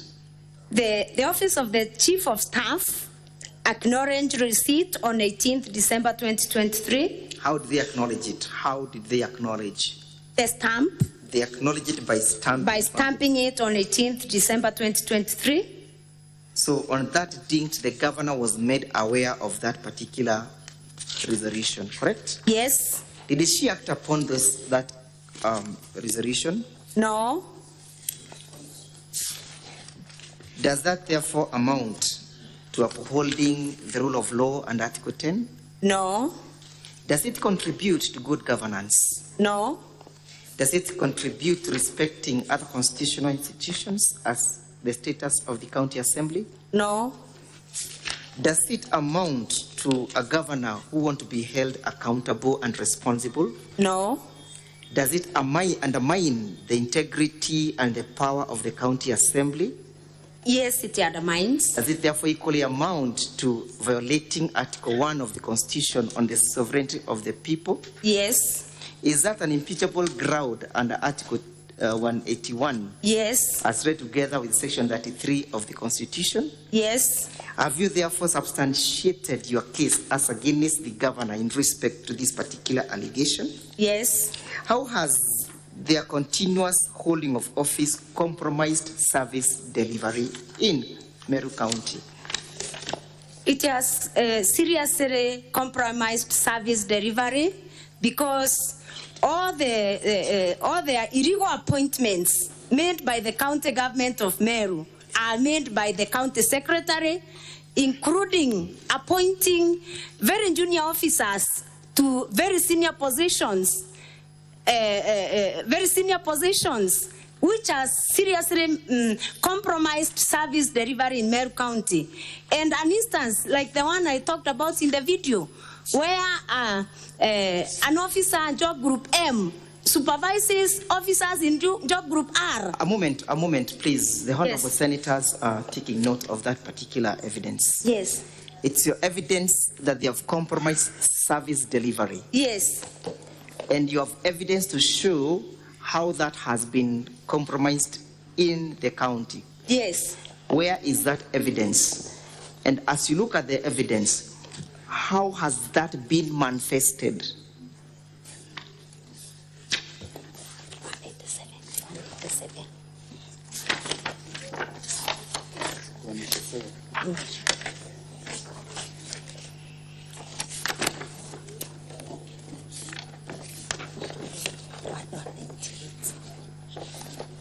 On page? Volume, identify the volume and volume page. 2. Volume 2. Volume 2. Volume 2. Yes, volume 2. Yes. Page? Sorry, the volume 2, we have the document on page 198. 198. But because in the bundle of documents it's not clear, the page is not clear, we made a clear copy. It's in volume 6. Volume 6, a replacement of this document on volume 2, page 198. Yes, let's, honorable senators, go to volume 2. Volume 2 is not clear, so I'm talking about now volume 6. We made volume a clearer copy. Okay. Volume 6 is a replica of what we find at page 198. At page 198. Volume 2. Honorable senators, if you'll go with me to page 30. of volume 6, which is a replica of the same evidence. Volume 6, at page 31. Sorry, honorable members, it's volume 6, page 31.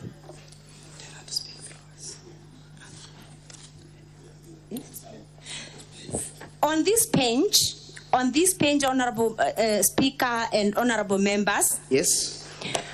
I had sought a statement from the county government in June 2023 on the deployment of directors in the county government of Meru. Yes. Which a statement which was never responded to. Whom had you sought the statement from? From the county executive in charge. From the county executive in charge. Committee in charge. Right. The county executive was summoned by the assembly and gave us a list of directors that are working in the county government of Meru on page 31. Yes. And the illegal appointments I'm talking about, honorable members, are found on this page 31. And honorable speaker and honorable members, I would want to take you to the column on serial numbers. Number 8. This is the list of directors in Meru County. Yes. You will find that an officer by the name Kabua Munene Eric. Paragraph name in terms of the numbers. The number 8. Number 8. Number 8. Yes. Honorable members. We have the identification number, correct? Yes. That one is lacking, yes. The name is Kabua Munene Eric. Kabua Munene Eric, a male. Yes. A male. Job group J. Job group J. Yes. Job group J has been deployed illegally by the county secretary to act as the director ICT. For those who have experience in public service, honorable members, will bear witness that an officer in job group J is a very junior officer to supervise officers in job group P, job group Q, Thank you. job group R. That is delivered. Those are the illegal appointments we are accusing the county secretary of. Thank you, Madam Witness. Among others on that list, honorable members. Would you kindly point out other ones that amount to that violation? Yes. Yes. Just Let's go down on serial number 24. Serial number 24. Yes. We have another officer in the name of Karaine Susan Gitura. Yes. Yes. Job group F. A female. A female. Female. Job group L. Job group L. Job group L is still a very junior job group. Cannot be appointed. A moment, Madam Witness. Sorry. And kindly listen to me so that we may move together. Sorry. What is she being appointed to? Which department? Roles. Which position? Director. Which job group? The substantive appointment is R. Job group R. Ordinarily it should be job group R. R. But who is being appointed here and she is in which job group? Karaina Susan Gitura is appointed to HAT job group R, and she is in job group L. What is the status of the roads and transport network in Meru County as we speak? Very bad. Is there hue and cry? Indeed, there is. Hue and cry? Yes. Thank you. Is there any other entry that you wish the senators to look at? Serial number 25? Serial number 25. Yes. Who is being appointed? Maraine Cyprian. Yes. Amel. Yes. Job group L. Correct. Director? Director Roads and Transport in charge of fleet management. And she's being appointed to oversee the road transport and energy sector, correct? Yes. And she's the Directorate of Fleet Management? Yes. Correct? Yes. Does she qualify for that appointment? She doesn't. He doesn't. It's a he. He doesn't. Doesn't qualify. Yes. Kindly confirm that this is a list of directors that you received pursuant to your search of information, and that the same came from the county executive? I can confirm. And at page 32, do you have any other indication that you wish the senators to note? Counsel for the County Assembly, just pause a bit. Senator Boni, what is your intervention? Thank you, Mr. Speaker. Mr. Speaker, I'm following page 31, and I would like further clarity, because the 4 officers whom Madam has referred to don't have payroll numbers. You will have that opportunity, Yes. Senator Boni. Could they tell me so that I know whether they are real or not? Not now. She'll tell you, but not now. You will have an opportunity to seek those clarifications. At that time, you'll be given your clarification. Proceed, Counsel for the County Assembly.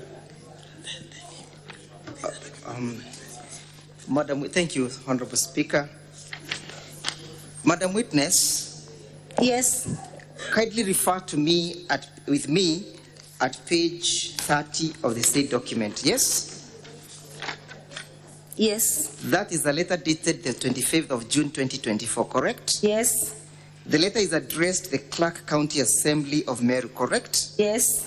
And the same comes from one Dixon Monene Nkatha, correct? Yes. Who is Dixon Monene? Dixon Monene is the CCM, the County Executive Committee member for Legal Affairs. Is this the letter that forwarded this list? Yes. And therefore you confirm its source, correct? Yes. And that the same was received by the County Assembly Clerk on the 25th of June 2024, correct? Yes. Honorable Senator Khalwale, yes, wanted you to confirm whether there is payroll indicated there too. Number. I can confirm that there is no payroll number. Yes. That is indicated there. And I may not know the intention, the reason, because that's an official document from the county government. But you have evidence before this assembly that they have maintained 2 types of payrolls, correct? Yes. Both manual? Yes. And? IPPD. IPPD. Yes. And that you have evidence to that effect that you shall be leading in the future? Yes. Now, before I yield you to my learned friend, I'll only ask you one question about ground number 6. Yes? Yes. Ground number 6 is that you are accusing the governor of deliberately and knowingly misleading the public. But before we go to that, do you have evidence before this assembly where service delivery has been compromised? Do you have a video indicating how service delivery has been compromised? Yes. Would you wish to play video number 11 in our videos? Yes. Kindly have it played. Our videos in support of the motion.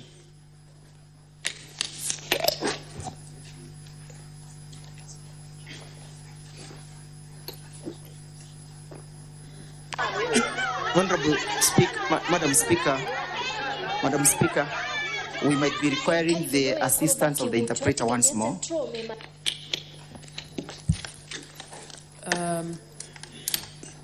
Can the interpreter come in? I direct that the interpreter be brought in.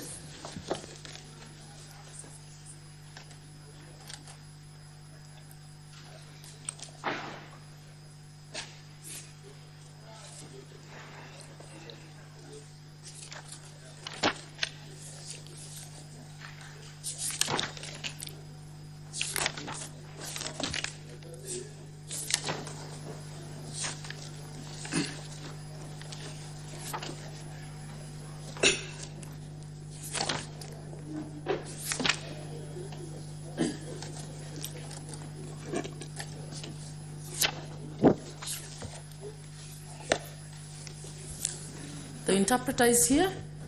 You may proceed to play the video.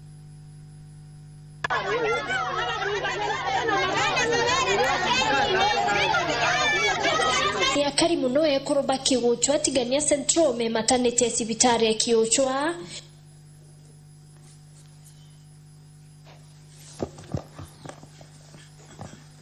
The interpreter.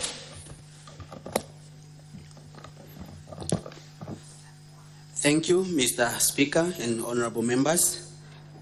These are residents of Kigochwa Ward. Once again, my name is Mutengi Mpara. I'm from KBC, Mwago FM, the translator.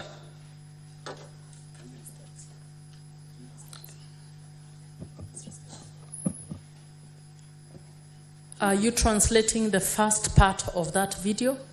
We're expecting that you will do that. Can you... Kigochwa tigania centro me maternity sibitari ya Kigochwa bageti ya machokio kuma kemandaitari nara kinyaba kwenda kunenkerwa mwana ora inala simekire kwerwa mwana keni neke sibitari. These are women from Kigochwa who are doing a demonstration outside Kigochwa dispensary, and they want to know what is really happening after a woman was given, who was given birth outside the hospital. Aitederwa ne kurubangi bantora untuba kuwa neo watibo nene ke mwana na kinyeina. The woman is delivered, assisted by other women from the village, and the people, the residents, say that it is a big risk to the kid and the mother herself.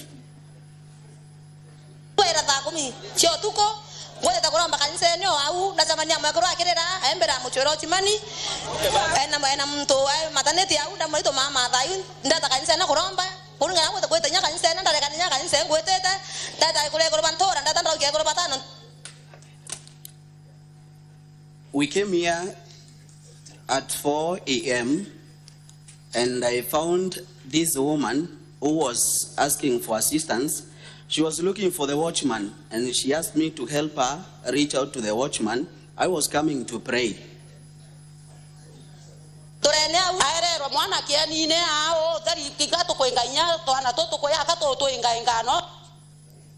She was given the kid outside here on the field. We are chasing away the kids who want to join us in the process of helping during the delivery.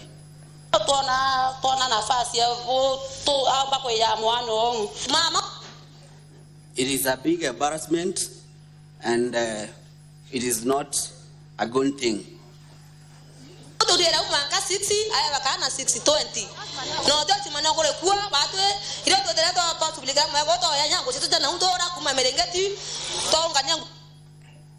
She was given the kid around 6:20. That's now when we came in, we went to the village to look for some clothing, the blanket, so that we can help cover the kid.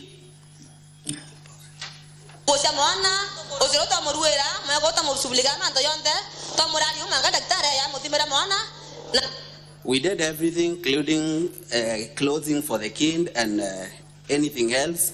And now we are waiting for the doctor to come in and maybe do the examination.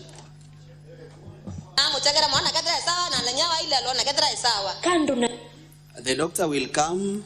We are waiting for the doctor to come so that he can confirm whether the kid is okay or not.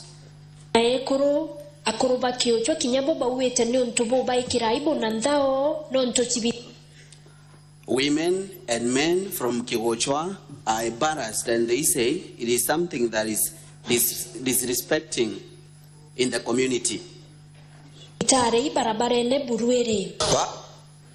Especially now that the hospital is along the road.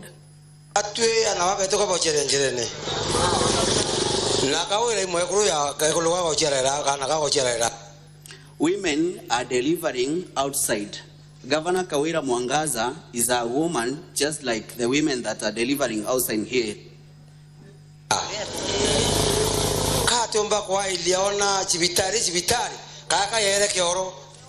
Why can she look at this hospital and take it like hospital, or has it become a toilet?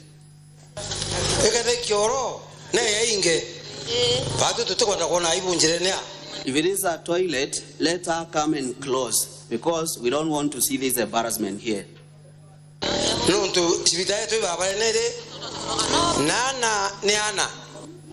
The hospital is along the road and kings are kings.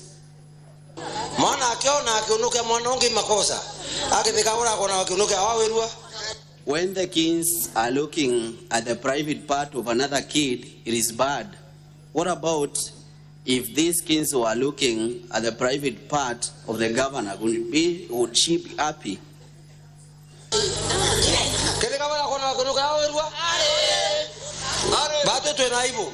Would Kawira be happy if it was done to her?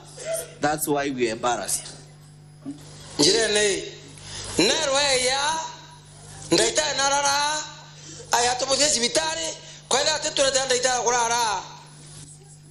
Let the governor be told to come here, look at this hospital, the doctor should be here, and if she won't do this,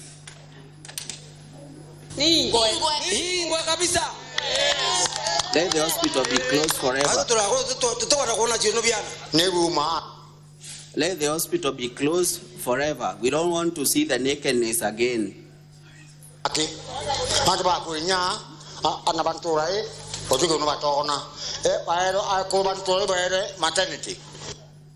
The kings from this village have seen everything, including the nakedness.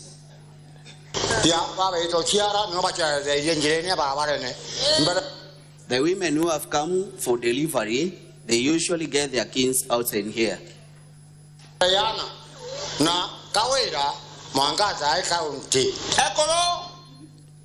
Sorry, pardon that one kindly.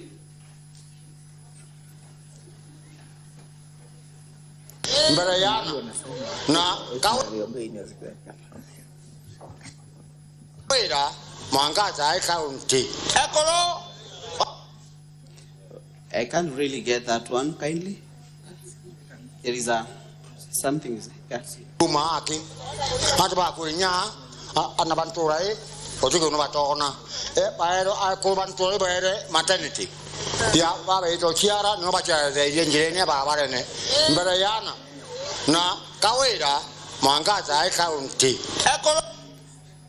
The kings from this village have seen everything, and Kawira should know this.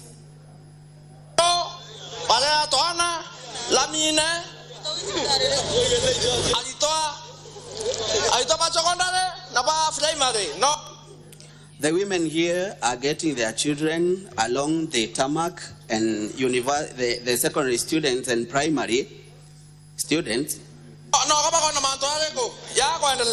Kuringana na ulwamiri bwa sibitari ibatiomerie buraba kumba nyume kwa mukira kesi na araba tungatere mwana na inano mwiki sibitari Meru level 5 non-to-vote. According to the hospital, they have tried the best they could have done. They have taken the kid and the mother and taken to Meru level 5 hospital.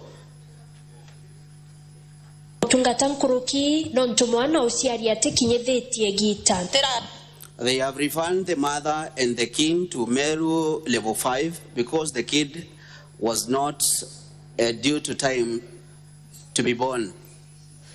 Sibitari ne aruorerwa lakini kuringana na ngwera ere tekweleka totena daktari pakweta bare otuko batokareria asia beto no tokaria to sumboka ontorene mwasi yake. The hospital was open here, but now the services are the problem. The doctors are not available so that they can look after the patient in the hospital.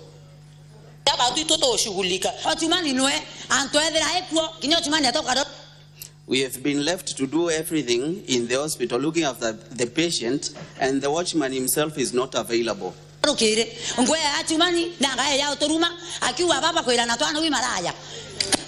The watchman is insulting, and he is also calling us who are going to seek the services, the prostitutes.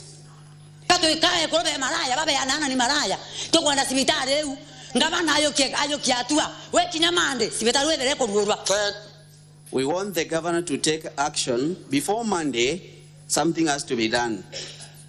I think we can stop at that. Thank you. Madam Witness, Yes. what is the status of service delivery in Meru County in respect to that hospital? And are you aware of that hospital? Yes, I'm aware of that hospital. It is in Tigania East. Council, just to alert you that you have done 2 hours now. We're just about to conclude. Thank you, Madam Speaker. Yes? Is that the current status of hospitals? Yes. Did the governor offer any explanation or apology? No. Did the governor take any actions, any disciplinary actions, to make sure that the hospital is up and running? No, I'm not aware of any. Look at page 10 of the motion, and you look at ground number 6. Which is the count? What are you charging the governor with? Honorable Senators, in the volume 1, the grounds of impeachment. Yes. What are you charging the governor with? Gross misconduct. Count number 2. Yes. Gross misconduct. How has the governor misconducted herself in this respect? Briefly. The governor has engaged in gross misconduct by deliberately and knowingly misleading the public by giving false information that Kenya shillings 86 million yes. and been raised through the pay bill number 247 account number 0400163917,899 established after the murder of Daniel Mutiani, alias Sniper, thus violating the moral and ethical requirements expected of state officers, contrary to section number 19. That's okay. What did the governor say in respect to this amount of money? And what is the actual fact? The governor, in a video that I would wish that is played. It's okay. Just what did she say? She claimed that the people of Meru, including the MCAs, and contributed a total of 86 million after the death of the blogger from Meru known as Daniel Mutiani, alias Sniper. But what was the fact? The fact is that according to the bank statement. Yes. According to the bank statement on page 277 in volume 2, 277 yes. to the last page. The last page is 330. The correct position is that a total of 286,518,000 was contributed by the members of the public. What is the evidence appearing at page 277? The evidence those are bank statements, correct? These are bank statements. Who is the account holder? The account holder is Irene Kawira Kamencho. Where is she operating this account? She is the widow to the deceased. And therefore she was one who was in charge of operating this account, correct? Yes. Have you ever had an opportunity to interact with the said Hein Kawira Kamencho? I interacted with her when she called me. She called me when she had me mention about the case of 86 million the day that I read a notice of motion. Yes. And she told me she got interested on this issue because I touched on an issue that is affecting her directly. Are you calling her as a witness in this case? Yes.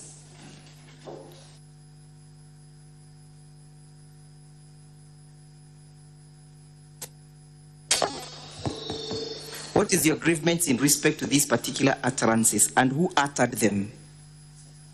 These utterances were meant to mislead the public. Who uttered them? The governor of Meru County, Kawira Mwangaza.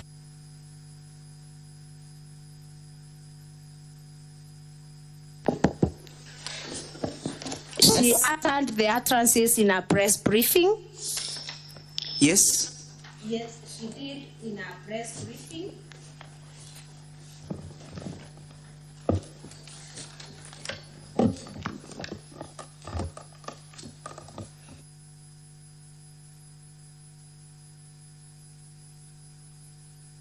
Yes. Yes. What else did she say in that press briefing? In that press briefing, the governor saying that a total of 86 million was raised in respect to the contributions towards the man.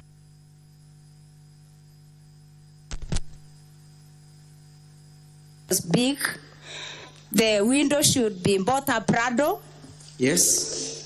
A mansion should be built for her. Yes. And an education fund should be established out of the 86 million. And then she arranged that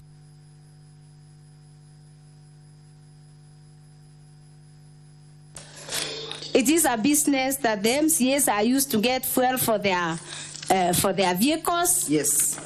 It is an avenue for playing politics. And I believe those ones were not kind. She said in respect to the death of Sniper. She said that those that were agitating for the justice for Sniper were playing politics. And it is not only Sniper that has died in Meru County. What did she say in respect to the Sniper's wife? I pray that the video is played cancel because I can't remember everything offhand. Okay, let's have that video played. Let's have the video played. I've just given a few highlights. No, we'll call the other witness to have it played. But did she make any remarks in respect to Sniper's wife? Yes, she talked about the Sniper's wife being built a mansion. No, in respect to her being or living with an MC or something. Sorry, I'd forgotten that. She also arranged that the wife to Sniper had already been taken by one of the MCAs and was living with the MCAs, and therefore, it was meant to undermine the integrity of the MCAs. Thank you, Madam Witness. I want to yield you to my learned friend, Mr. Boniface Kawira, to take you through the last count. Thank you. Good afternoon, Madam Witness. And Honorable Speaker, I'll pick up from where my learned senior has left. So, on this count, that is count number 2, gross misconduct. These utterances by the government, you have a witness in respect to that allegation, correct? Yes. And that witness, that video will be played then. Yes? Yes. So, these conduct that you say is gross misconduct by the governor, does it fall below the expectations of the conduct of state officers under Article 75 of the Constitution? Yes. Specifically, does it demean the office that the governor holds? Yes. Does it demonstrate respect for the people? Yes, it doesn't. It doesn't demonstrate respect. Does it bring honor and dignity to our office? No. Okay. Honorable Senator, stand with me to page 11 of the impeachment motion. I'll take you to the that is abuse of office. That is volume number 1 of our impeachment. That is our impeachment motion, the green copy. It is on page number 11. Specifically, that is count number 3, ground number 8. You accuse the governor of irregular payment of emergency call allowances to 161 doctors and medical officers using the wrong rates, correct? Yes. And the governor in opening statement stated that there are circulars to that effect. Yes. And that it was pursuant to a collective bargaining agreement between, I think, the Council of Governors and the Union for Doctors, that is Kenya, KMPDU, correct? Yes. So, at page number 331 of our volume 2, that is exhibits in support of the impeachment motion. What document is there? The report of Auditor General on the County Executive of Meru for the year ended 30th June 2023.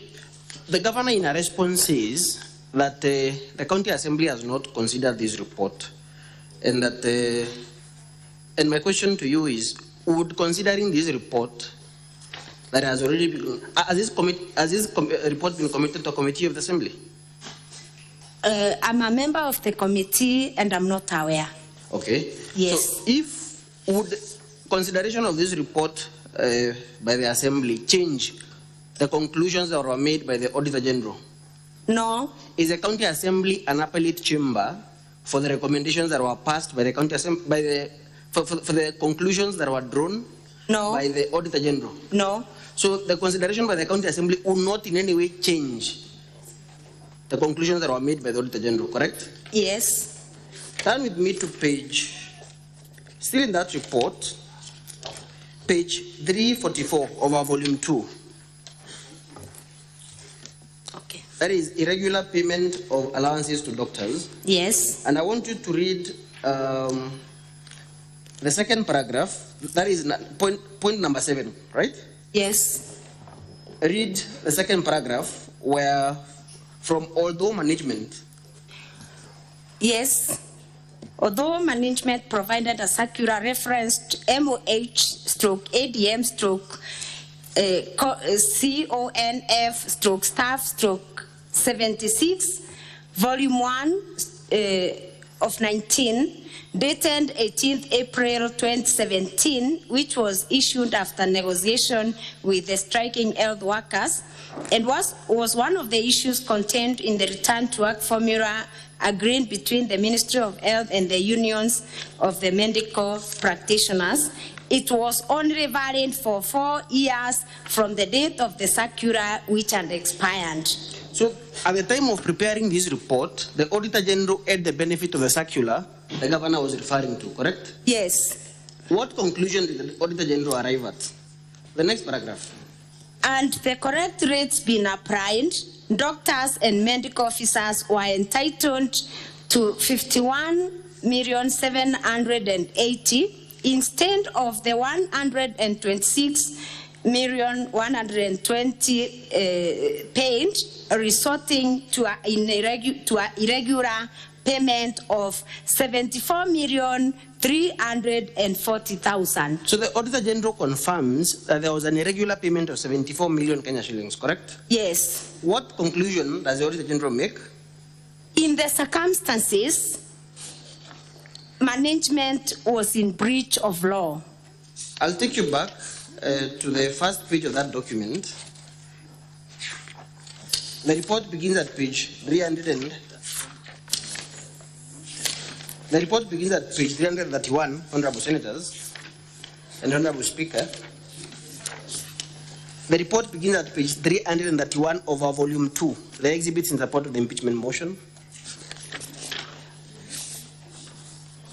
And at page 336, in fact, at page 336, the key number 2, key entity information and management, the background information. Who is the first person in that list? The first person on that list on the county executive's day-to-day management is under the following key organs. Number 1, Our Excellency Bishop Kawira Mwangaza, the Governor of Meru County. The key management team, the person on top of that list is the Governor of Meru. Yes. And up there, in the background information, the first person still is the Office of the Governor. Yes. And the major responsibility, you will agree with me, is coordination of the overall running of the county government. Yes. Okay. So this is the key, this is the management team that the Auditor General concludes was in breach of the law. Yes. Would consideration by the County Assembly of this report change that conclusion? No. Okay.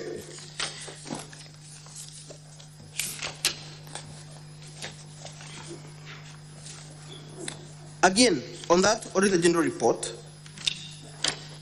That is our ground number. Your ground number 9 in the motion.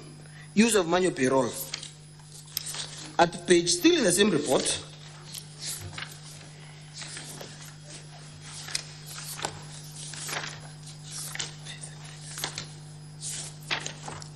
At page 347. 347. Yes. Are you there? Yes. That is 347. I'm sorry, Madam Speaker. 347, still over volume 2. 347. Yes. Use of manual payroll. What is the conclusion that the Auditor General makes? I only want you to read the conclusion in the interest of time. Yes. In the circumstances? The management was in breach of regulations. And this is the management that is headed by the governor? Yes. So can the governor say it wasn't me? No. Can the governor say it is a CEC finance? No. She is the head of the management team? Yes. The buck must stop at her door? Yes. Article 229(6) of the Constitution, I just want you to read what that provision says. Article 229(6) of the Constitution.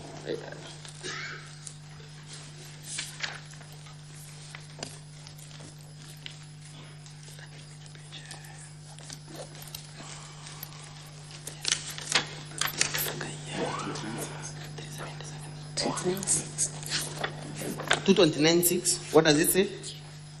229(6) says, an audit report shall confirm whether or not public money has been applied lawfully or in an effective way. An audit report is a final authority on whether money has been spent lawfully. Yes. No, the county assembly can change what that audit report says, correct? Yes. Okay. Turn with me, Honorable Speaker, to page 377 of our volume 2. That is a controller of budget report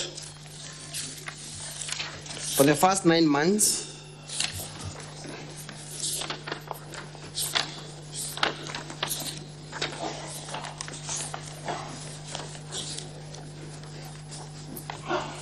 And specifically page 382 of that report. Page 382.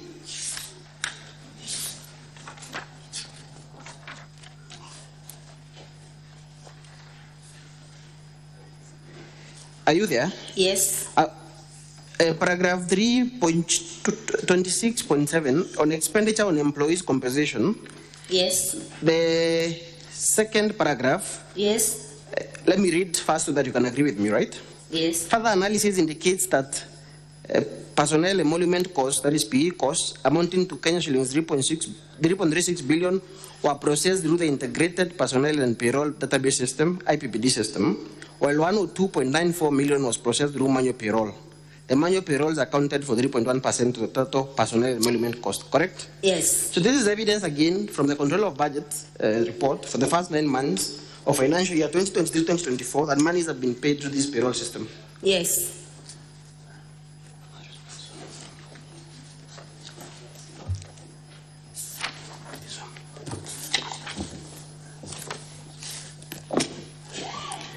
The governor in a response says that the first question for me, Madam Witness, is the county assembly on trial in these proceedings? No.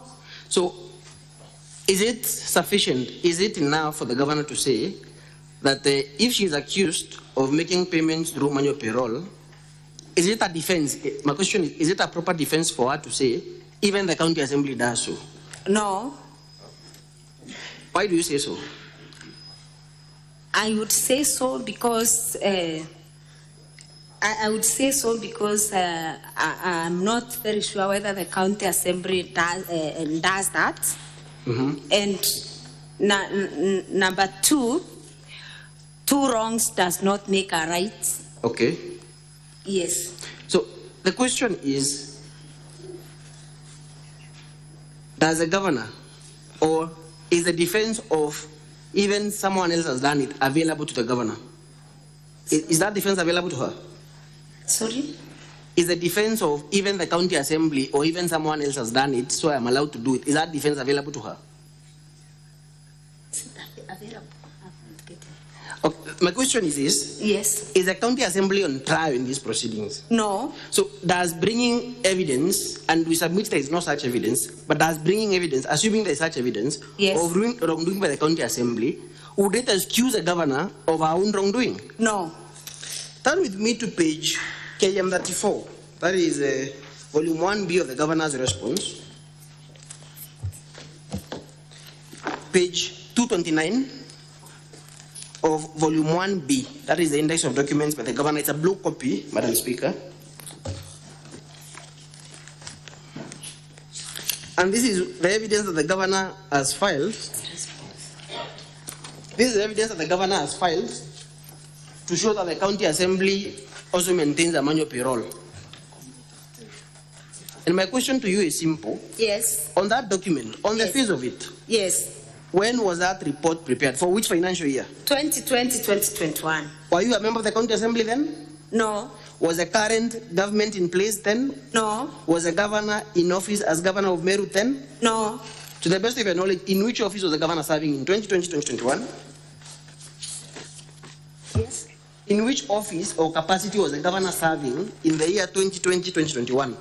She was serving as the women rep. So she was not governor. She wasn't the governor. And this report was not with respect to the assembly in which you serve, correct? Yes. You are a first-time member of county assembly, correct? Yes.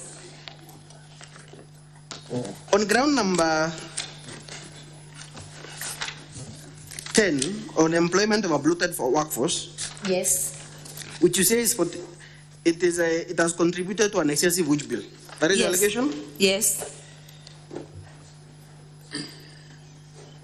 Honorable Madam Speaker and Honorable Senator, stand with me to page 11 of our motion still on ground number 10. And the evidence of that is to be found still in the Auditor General report. I beg your pardon, Madam Speaker. It is to be found in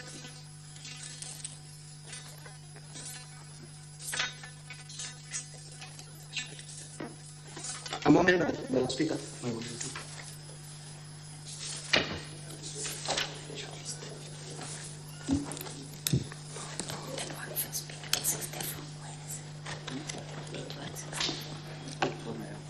How many staff do you say are employed in the office of the county governor? 111. That is 111 staff. Yes. Okay. Yes. Have you filed any evidence before this committee, before this honorable house, Yes. to show that this is bloated workforce, indeed? Yes. Okay. Why is that evidence? On page 164 Yes. of volume 2. Yes. Yes. 164 Of volume 2. Yes. What is that document at page 164 of our volume 2? Of the County Assembly's volume 2? What is that evidence? It's a list of appointed persons in the office of the governor and the appointment dates from August 2022 to date. So the document from page 164 all the way to page 175, those are the staff in the office of the governor. Yes. For in the interest of time, you will agree with me that there are 8 cleaners in the office of the governor? Yes. There are 17 information officers in the office of the governor? Yes. Clearly, this? Yes. Is that a bloated workforce that you're talking about? Yes. How many staff, in the document at page 172, how many staff were employed by the former governor in his office? The former governor employed 45. Okay, that is 45 staff. That is which page of your exhibits in volume 2? 172. Page 172. To 175. 175. Okay. Yes. And have advisories been given by the Transition Authority and by the Intergovernmental Relations Technical Committee and by the SRC on the limitation as to the number of staff in the office of the governor? Yes. Where is that evidence found in your Page your 176 Yes. of volume 2. That is advisory by the Intergovernmental Relations Technical Committee? Yes. At page 178, that is the advisory by the Transition Authority? Correct? Yes. And at page 179, you will agree with me that some of the staff that are listed there, the political advisor, chief of staff, there is the page, correct? Yes. And a few and personal staff at page 180. Yes. Personal assistant, correct? Yes. Okay. How was this as you say in ground number 10,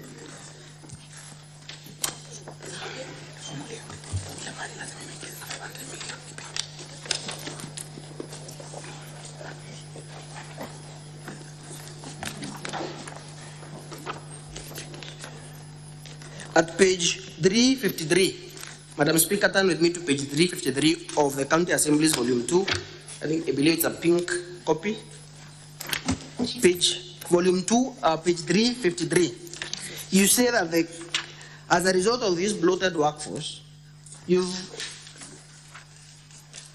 Madam Witness, yes, you've spoken about illegal appointments yes, in the office of the governor, correct? Yes. You've spoken about how these illegal appointments, people serving in other job groups, through the impunity of these two officers serving under the mercy of the governor, has hampered service delivery in the county government of Meru, correct? Yes, yes. Now, with respect to this bloated workforce, yes, at page 353, yes, you say that the wage bill for the Meru County government from the financial year 2022-2023 to 2024 has increased by 500 million.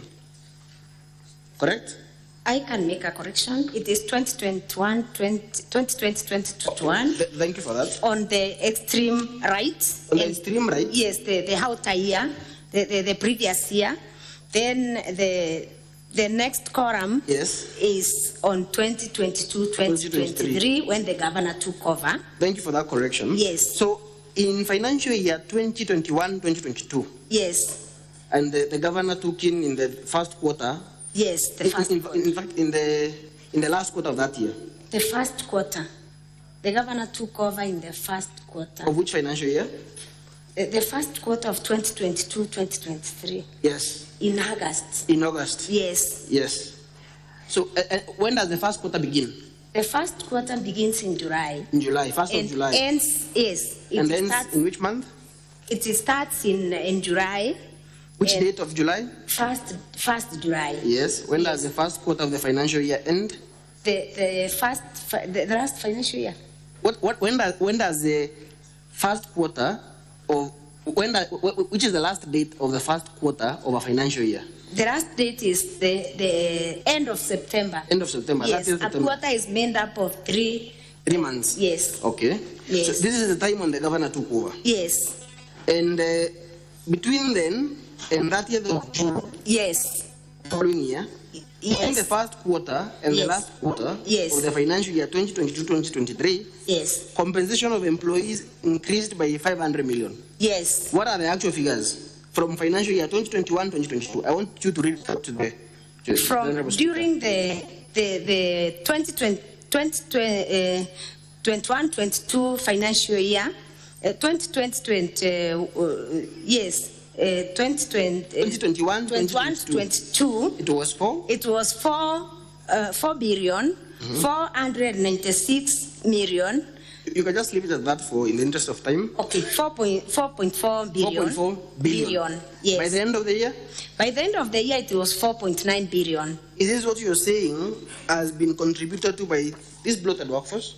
Yes, and other appointments. And the short list that we have seen of the 111 personal staff. Yes. I'll take you back there. Yes. At page 164.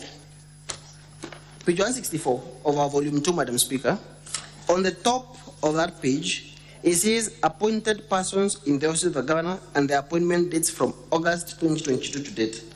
Correct? Yes. You will agree that these appointments were made when the governor came or took or assumed office? Yes. And in the first quarter of that financial year? Yes. Okay. I'll take you to the last allegation. Yes. Madam Witness, this allegation of a bloated workforce, you're also saying that the wage bill for Meru County government exceeds far beyond the 35% limit that is set by law. Yes. Because it stands at what percentage on your page 11? Yes.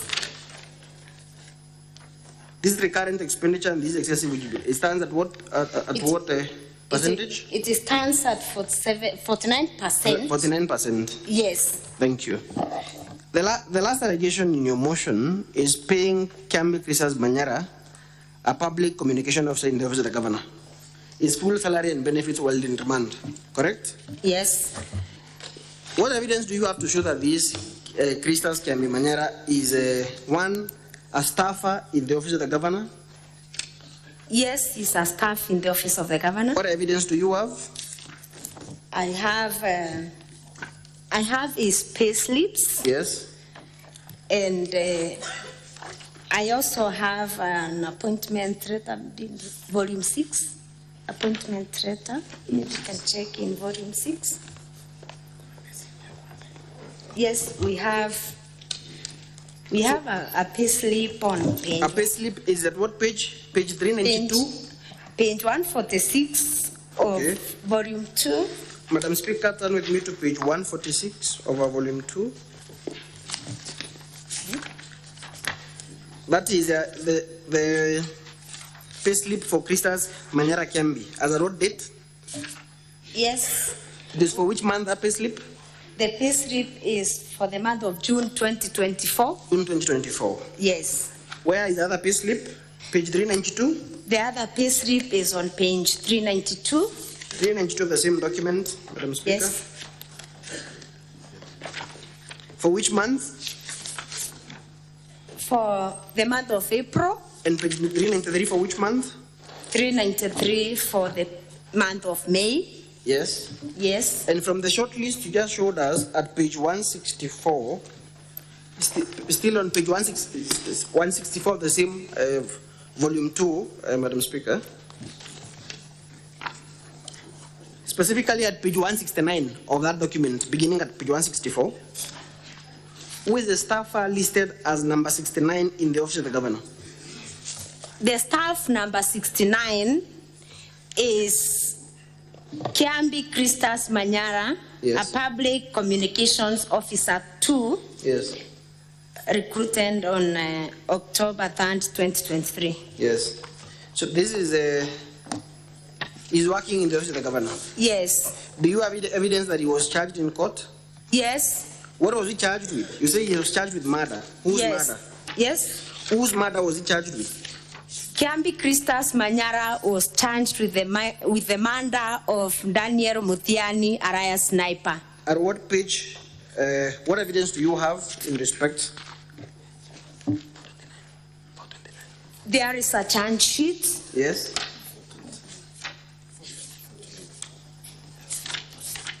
Page 429 of our volume 2, that is a pink document, Madam Speaker. Thank you, Honorable Speaker and Honorable Members. Who is the fourth accused person in that information or charge sheet? The fourth accused in the charge sheet is Christas Manyara. Charged with murder.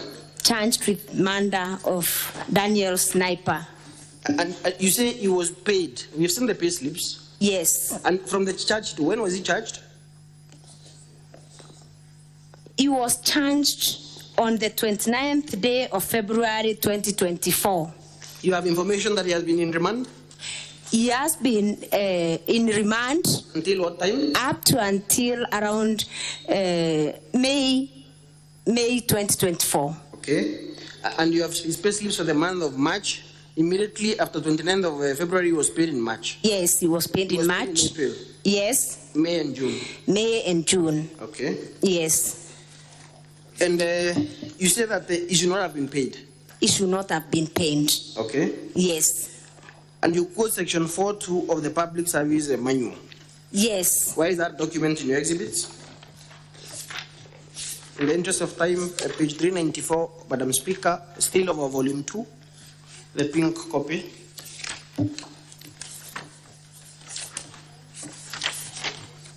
Specifically, page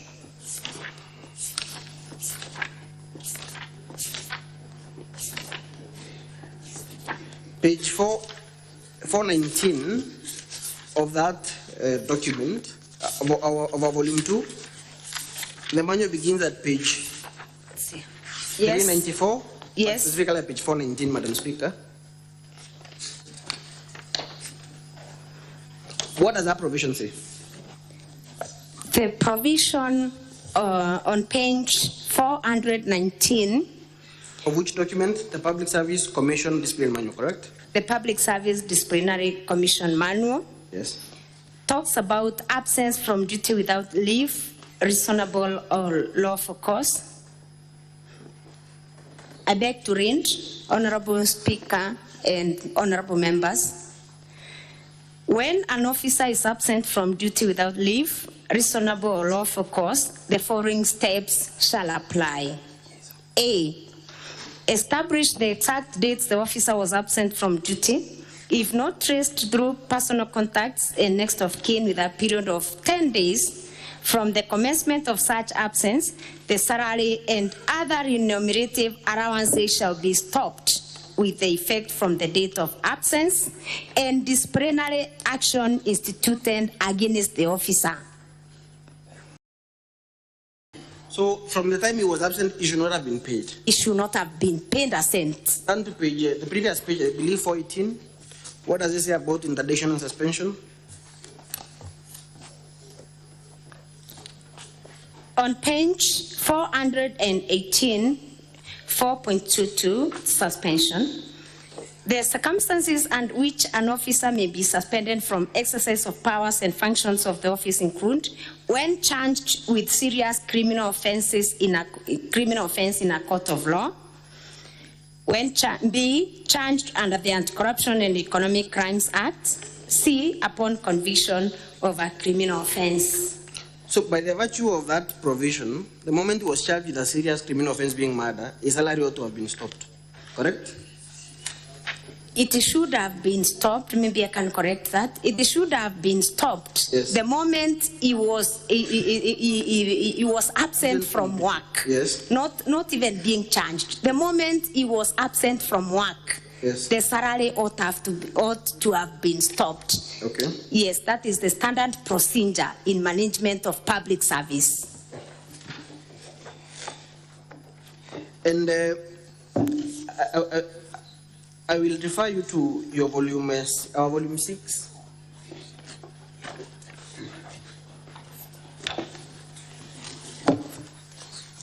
volume 6, the first two documents there,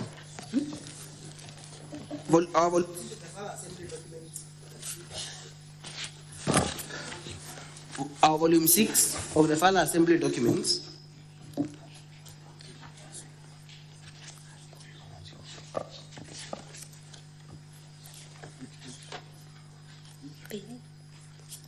of the county, that is page 1 and 2. What documents are there?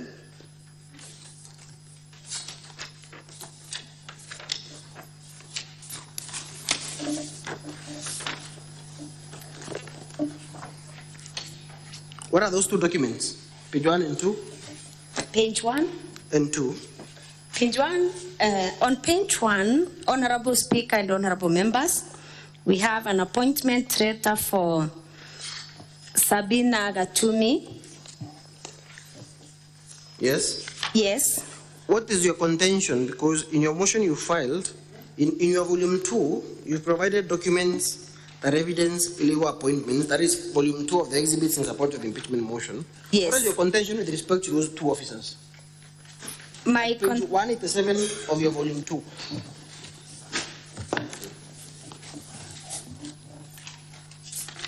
Page 187, specifically page 188.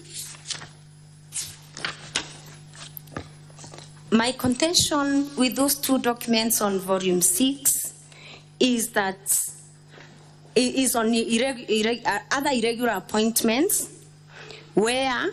Irregular appointments by who? By the county secretary of the county government. This is the notorious Meru, county secretary. The notorious county secretary. Whom the governor refused to take action against, despite the recommendation of the assembly. Correct? Yes. Okay. Yes. Where is the evidence of those illegal appointments? The illegal appointments are on page 187 to 188. Kindly explain what is illegal about the appointment of Jane Kanana? Jane Kanana. Yes. Jane Kanana on page 188. Page 188 of our volume 2, Madam Speaker.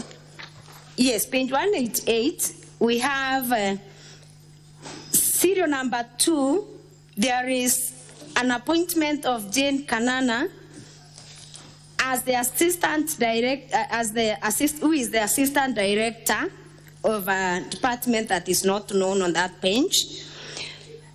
And she is appointed an acting director, human resource management, by the county secretary. And this appointment, in my view, is illegal because the Department of Human Resource as a substantive director. And this appointment means that where is the evidence? Sorry to interrupt. Where is the evidence of the substantive director? The substantive director is on volume 6, page 3. Yes. Page 3. So Mary Kimaita, yes, that appointment letter is a substantive officer. Yes, Mary Karemi Kimaita is the substantive director of that department. Is it proper or legal for the county secretary to appoint another person to act in a position where there is a substantive office holder? It is not procedural. Yes. And it also amounts to misuse of resources. What does the County Government Act say with respect to acting appointments? The Government Act Section 69(2)A yes, stipulates that you cannot appoint or designate an officer to act in a position that is not vacant. Yes. Yes. That is the appointment. That is the director human resource. That is the Assembly list and bundle of authorities, Madam Speaker, page 57. That is a County Government Act, Section 69. You can read the provision. Page 57. On page 48 of the bundle of documents, that is volume 3, I'm reading section 69(2), where it says, a public officer shall not be designated to hold or act in a public office if A, the office is not vacant. So if the office is not vacant, you cannot deploy another person to act in that office, correct? You cannot. Does that apply to Sabina Katumi? Does that apply to her as well? Yes. Who is Sabina Katumi as per your first page, page 1 of your volume 6, the Further Assembly documents? Sabina Katumi, as according to my documents, is the substantive payroll manager. She is the substantive payroll manager, correct? Yes. Who has been deployed to act in our office when there is a substantive office holder? An officer by the name Solomon Mongera, yes, has been deployed to act in that office. Yes. Whereas Sabina Katumi is the substantive holder of this position.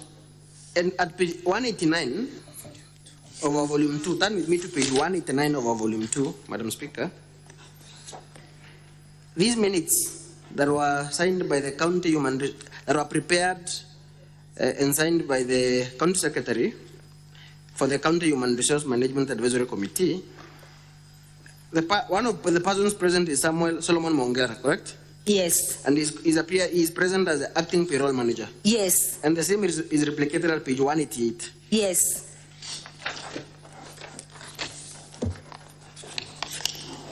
And these are the appointments that are done by this notorious county secretary? Yes. You say a vampire service delivery, as we've even seen in the videos? Yes. From the hospital and the other and elsewhere? Yes.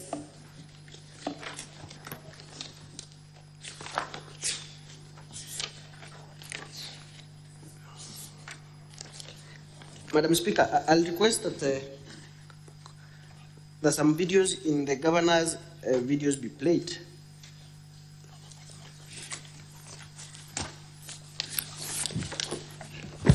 I think you may proceed. Yeah, that is video number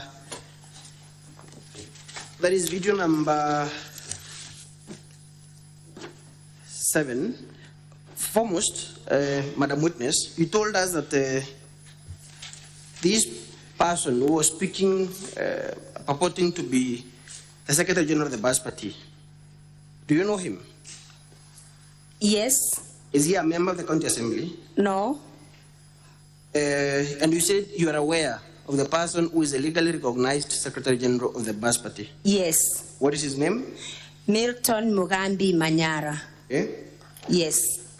And you also said during the exam in chief by Senior Mr. Ndegwa that there are some members of the BAS Party who support the governor. Yes. Have they been victimized by the County Assembly? No. Have they been removed from any committees? No. In fact, from your volume 6, that is the membership of the select and sectoral committees of the Assembly, that is volume 6, Madam Speaker, from page 7 to 29, you will see that some of these persons are members of committees, correct?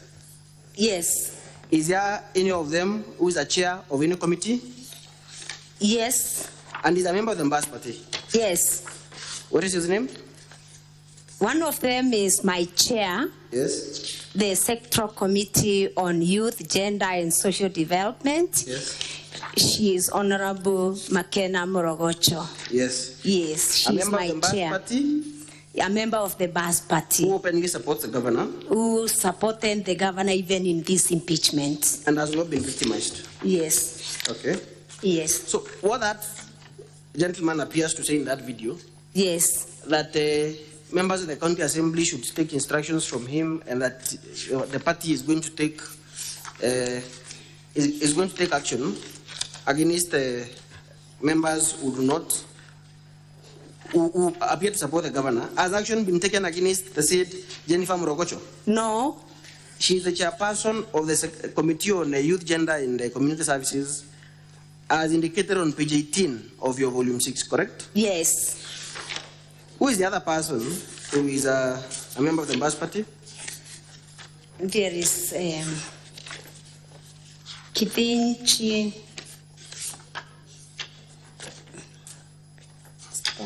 Felix Kidinji Muirigi. Yes. On page 23. Yes. Is the chairperson, Sectoral Committee on Transport, Energy and Public Works. He has equally not been victimized, despite being a member of the BAS Party. Yes, yes. So when you also said that you received a letter from Cleophas Malala directing you to withdraw the motion. Yes. Would you say that you were intimidated and threatened to withdraw the motion? It was a form of intimidation. Yes. But yes, yes. Did you succumb to that intimidation? I did not. As a county assembly succumbed to intimidation by that gentleman who was speaking in that video? No. Is that an attempt by the governor to shift attention from the real issues? Yes, that is a... How is that video a response to, or rather, I would request a video number 7 be played, Madam Speaker. Video number 7 of the governor's videos, VKM 7. I had already granted that permission. Can the video be played, please?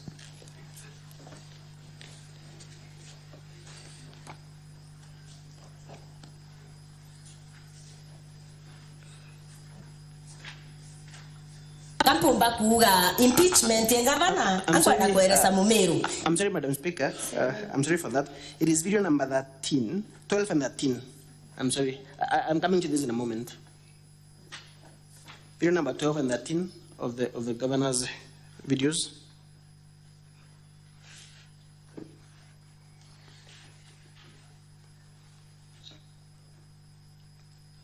Yes, that is the correct one. Finally, as I said, I want to tell the county assembly member, we can't wait any longer. We lost in the second impeachment. Give us the third and the fourth and the fifth and the sixth impeachment. And within a month's time, we want to see the county assembly of Mary. Give us that. Finally, as I said, that today, when Kraito Moronge, when Mweshimiwa Munya, when Kaduri Moronge, when CS Lentore, when Motuma Mtoidhikia, when Ayubu Bundi, when Dani Kere, and the other members of the assembly will sit down and have a cup of tea and they even said nothing, that today the redemption of Mero will be nigh. So everyone back able to support. Now this time round, we want to be very simple to get the Senate. video can be paused there, Madam Speaker. Just hold on. The video can be paused. Is the translator here? Is it interpreter? I think the useful part that I want to rely on was played, Madam Speaker.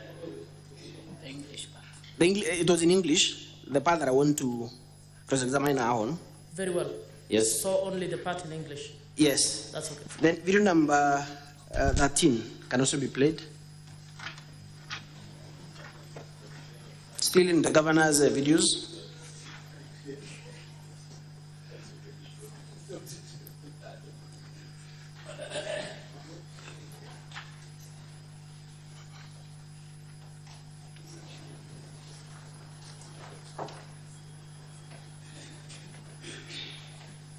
Video number 13.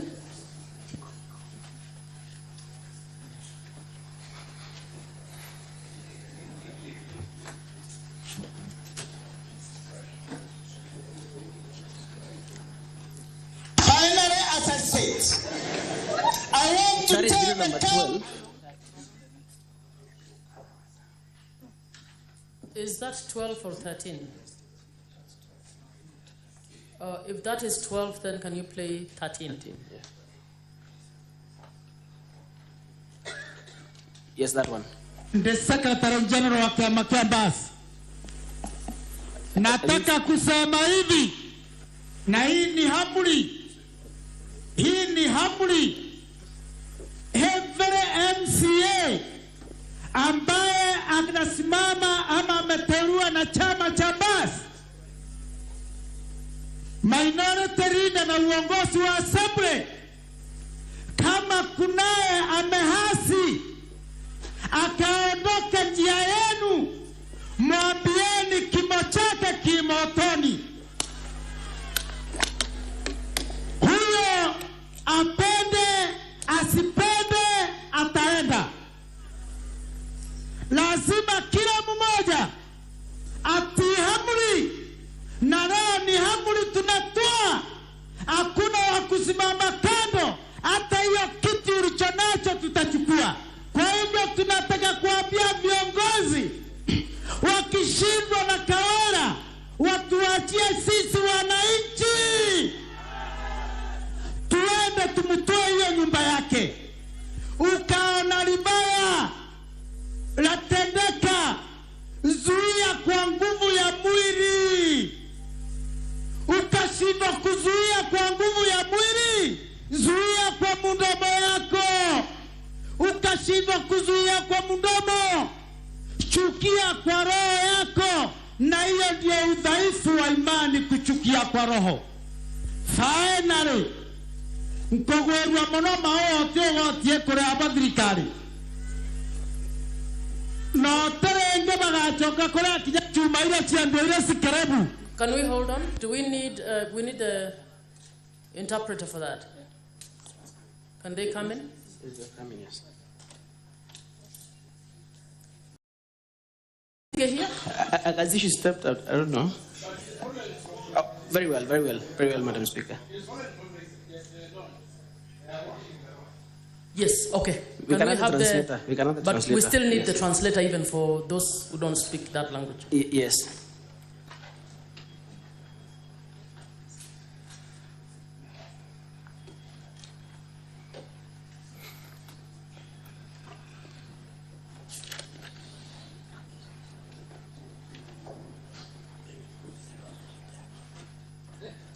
Translator, are you ready?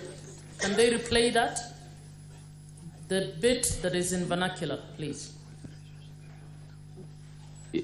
Ya kwa roho.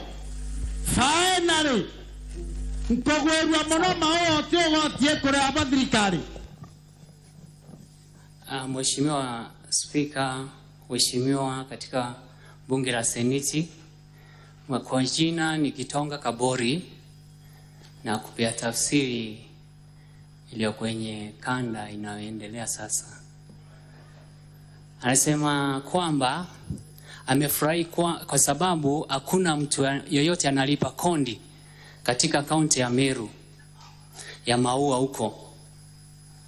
Iendelee. no terenge bagachoka kora kija chuma ile chiambo ile skrebu.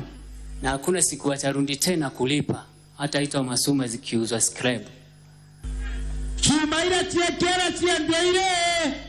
Chuma zenye zimewekwa kule ziuzwe zikiwa nini? Ile skrebu. Zikiwa scrap. Atuete tagotangaza. Na tunaenda kutangaza. Hakuna mahali kwingine kondi italipwa. Tuje tukapatia na pesa zetu ziende kutolewa kama ongo kwa maseneti kwa seneti.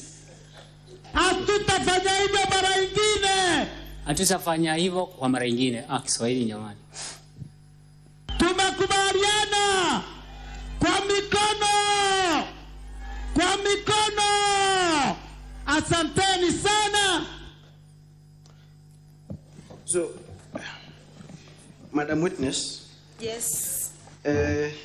These two videos that I've played from the governor's record of videos. Yes. That gentleman who is talking in that video, you said you know him, correct? Yes. You said he is not the Secretary General of the party? Yes, he is not. And because he seems to, what would you say his role is in the party? Does he have a role in the party? I'm not aware. Okay. So to the best of your knowledge, you'd say he's an imposter. Would you say he's an imposter? He could be. Are you sure? Are you aware whether he has a role in the party? Council, I'm not just aware. Hold on. Yes. Senator, Minority Leader, what is the issue?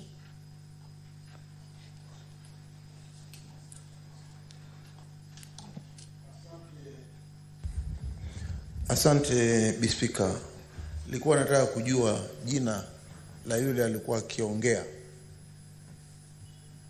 Kama anaweza kulirejelea. Council, you might want to also indicate the name of the gentleman in that video. Yes, from the video, Madam Speaker, I can see his name is indicated as somebody Alhaji Mwendia. That is the name that is indicated in the video.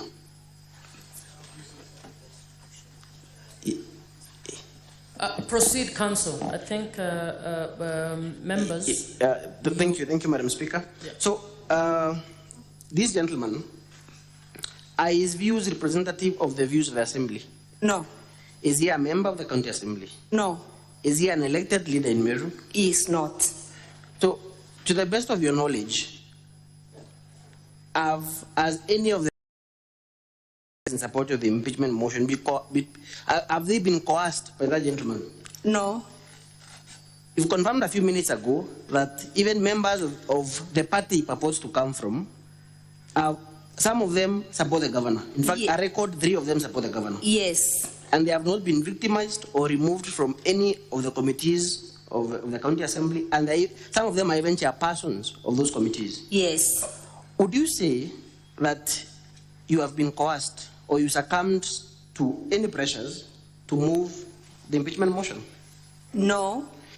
Did you even succumb to the intimidation or threats by Cleophas Malala to withdraw the impeachment motion? No. Are you a member of the BAS party? No. You are specially nominated in which party? UDA. Okay, thank you. Finally, Madam Speaker, before I yield the witness for cross-examination, I'll ask that video number 7 and video number 7 of the governor's videos be played. Video number 7. Play video number 7. I think for that you might need the translator. I can see it here. Council, you've now done 3 hours. Very well. Kampumba kuga impeachment ya gavana ankwenda kueleza Mumeru. Impeachment ya gavana ni part of business yetu ya assembly. Part of business yetu ya assembly. Yeah, go impeach. Now we can not to impeach the many times we together. If the translator can go. The translator? Let them stand. Wait. My name's Argitonga Kabori. Mheshimiwa Speaker, naomba irudiwe kiposi kutoka mwanzo. Please repeat. Kampumba kuga impeachment ya gavana. Naweza sema impeachment ya gavana. Kwenda kueleza Mumeru. Anataka kuelezea Wameru. Impeachment ya gavana. Hiyo impeachment ya gavana ni part of business yetu ya assembly. Yaani ni kama shughuli yao kwenye bunge la kaunti ya Meru. Part of business yetu ya assembly. Kama hiyo ni kama biashara tu. Yeah, go impeach. Na we can not to impeach them many times we together. Na wanaweza kuimpeach mara mingi yenye inabaki. By the way, ndenda kuwa motion yure inya drafting na kubanga junde. Sasa naweza sema mambo hiyo ya drafting na kupanga wabunge. I was very key there. Alikuwa mmoja wao pale. Na hiyo ndaringa kia motion yo mutembe. Na yeye alikuwa apeleke hiyo motion mbele. Ini ndaringa kia motion yo until the last minute. Ndiye alikuwa wakupeleka hiyo motion wa kwanza, lakini until the last minute. Mpaka pale dakika za mwisho. Kada mwadikirira Evans Mawira bwega. Kama ulisikiza Evans Mawira vema. Akiongea. Bali convinced gavana ageta. Alikuwa yani na hakika kabisa gavana ataenda. Kwao akwa convinced gavana ageta. Kwa hivyo alipokuwa na ile hakika kabisa gavana atatolewa ama kwenda. Au kakaju kekenda ana ngirole ya kwengai. So naye akachangamkia achukue ndio posa kaweze kuchukua hiyo tuseme ni heshima ama kupewa glory yani. Actually ini ndaringa kia motion jo. Anasema kwamba ni yeye alikuwa ipeleke si Mawira. Na kuira Ameru badikirete na anataka kuambia Wameru wakiwa nasikiza. It's new. Ini ndaringa kia motion jo. Yeye alikuwa apeleke hiyo motion. Na tu mwanka mwisho buru. Mpaka siku ya mwisho kabisa. Mheshimiwa ZNK waikete motion. Ni Mheshimiwa ZNK aliyekuwa apeleke hiyo motion mbele. Kwao actually Mawira kaje ukiria motion jo akwa. Kwa hivyo Mawira alichukua motion yake. Ndio alikuwa kinyae. Karibu kufikisha mwisho. What is the context in which that video was what is the context in which you said the things you said in that video? The context in which I said that that I can't remember because it was an interview of 1 full hour. And Honorable Speaker and Honorable Members, you can see it's just an extract of a very short part of my full interview. And again, Honorable Speaker, the video is not dated. I cannot even remember which date was that. So I believe I talked about so many governance issues, and that's why I'm saying that our business is to oversight the county government of Meru. Yeah. And I believe the law does not limit the many times or how I oversight the government of Meru.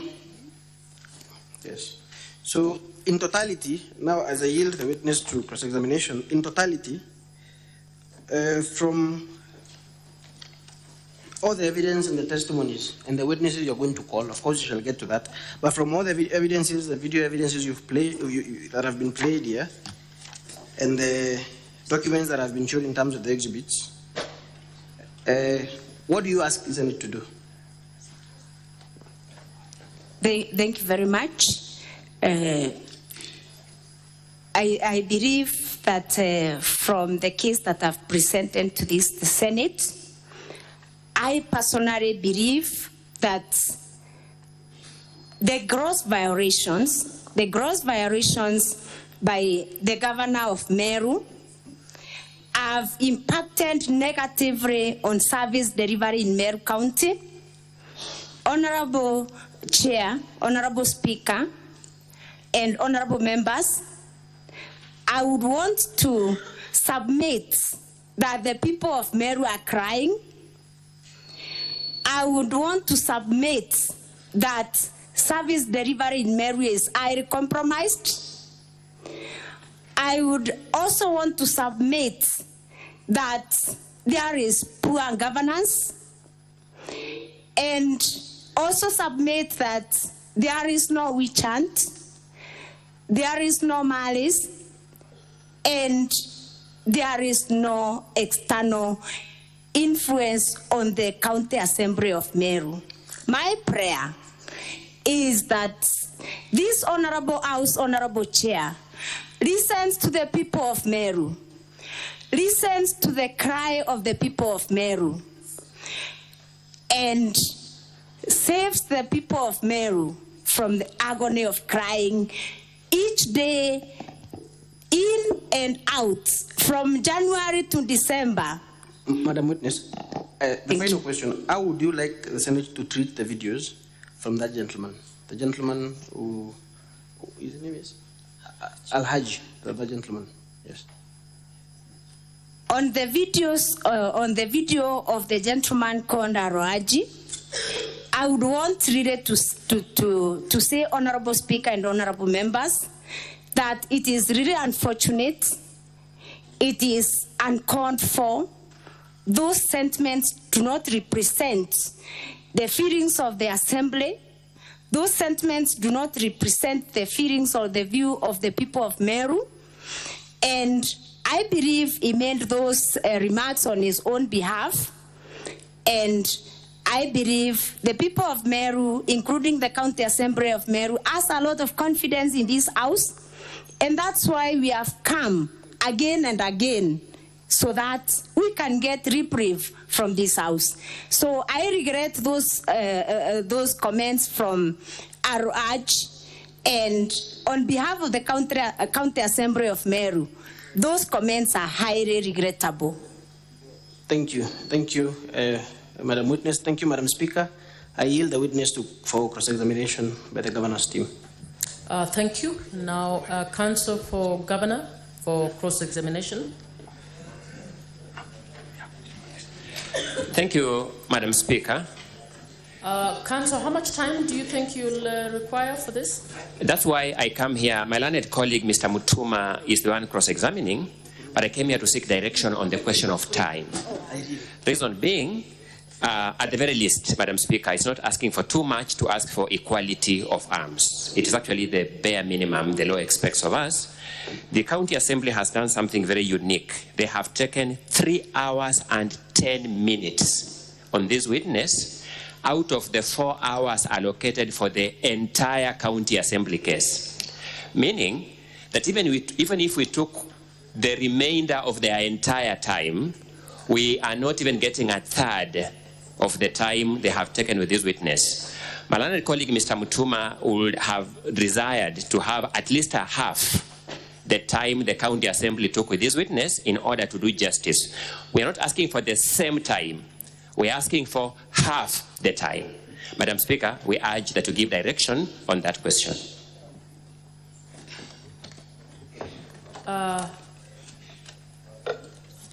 Is that, I can see a hand? Okay, proceed. Senator Mungatana. Much obliged. Madam Speaker, as a follow-up of that point, which has also concerned me as a senator sitting in this hearing, we had an application under the third schedule, Rule 10, asking for the County Assembly asking for 3 more witnesses. But they have already spent their time because the Speaker had indicated 4 hours. So I just wanted to know, Madam Speaker, whether are they intending to bring the other 3 witnesses, or what is we need direction, because it seems there is like they have exhausted their time.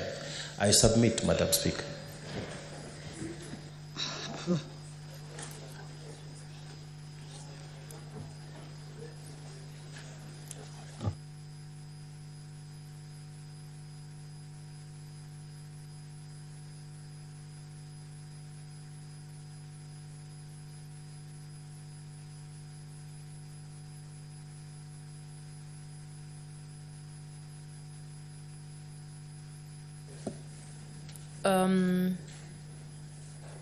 the Council for Governor, can we begin with giving you 1 hour for cross-examination? We can review. Should you require some more time? Thank you so much, Madam Speaker, sir. My learned colleague, Mr. Elias Mutuma, will take on the witness in cross-examination.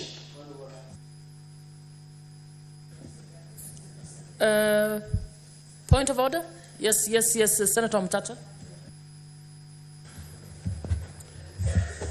My lady, as somebody who believes in human rights, Madam Speaker, I don't think it is fair for us to keep a witness standing for so many hours. You have seen even proceedings in the US Senate, witnesses are cross-examined sitting. So I've seen this lady is trying to lie on the rostrum, and I don't know if it is really fair to keep somebody standing for 3 hours and then it's under cross-examination for 1 hour or 2 hours. It will not be good for the health of that person. Senator Mtata, I don't think there is a rule that says she cannot sit, and she has not requested. Witness, you may sit down during cross-examination. Thank you.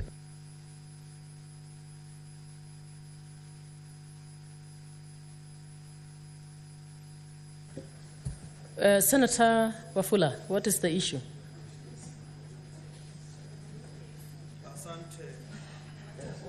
Asante Mheshimiwa Spika, ningependa upeane mwelekeo. Sisi kama Senate, sisi ni kama majaji katika kesi hii, na ni vema tupate mwelekeo iwapo majaji wataweza kupea mwelekeo mshukiwa ama mshtakiwa jinsi ya kukabiliana na mwenzake katika hafla ya kujitetea. Asante Mheshimiwa Spika. Senator Wafula, I think the procedure was properly guided by the Speaker at the beginning.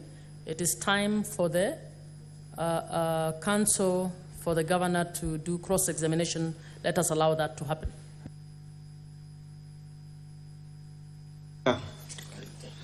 May I seek your guidance as to whether during the cross-examination our time will stop running, or whether the cross-examination will still eat into our time? I am most humbled.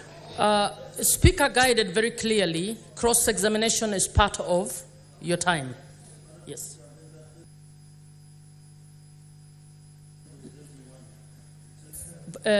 Senator Siengo.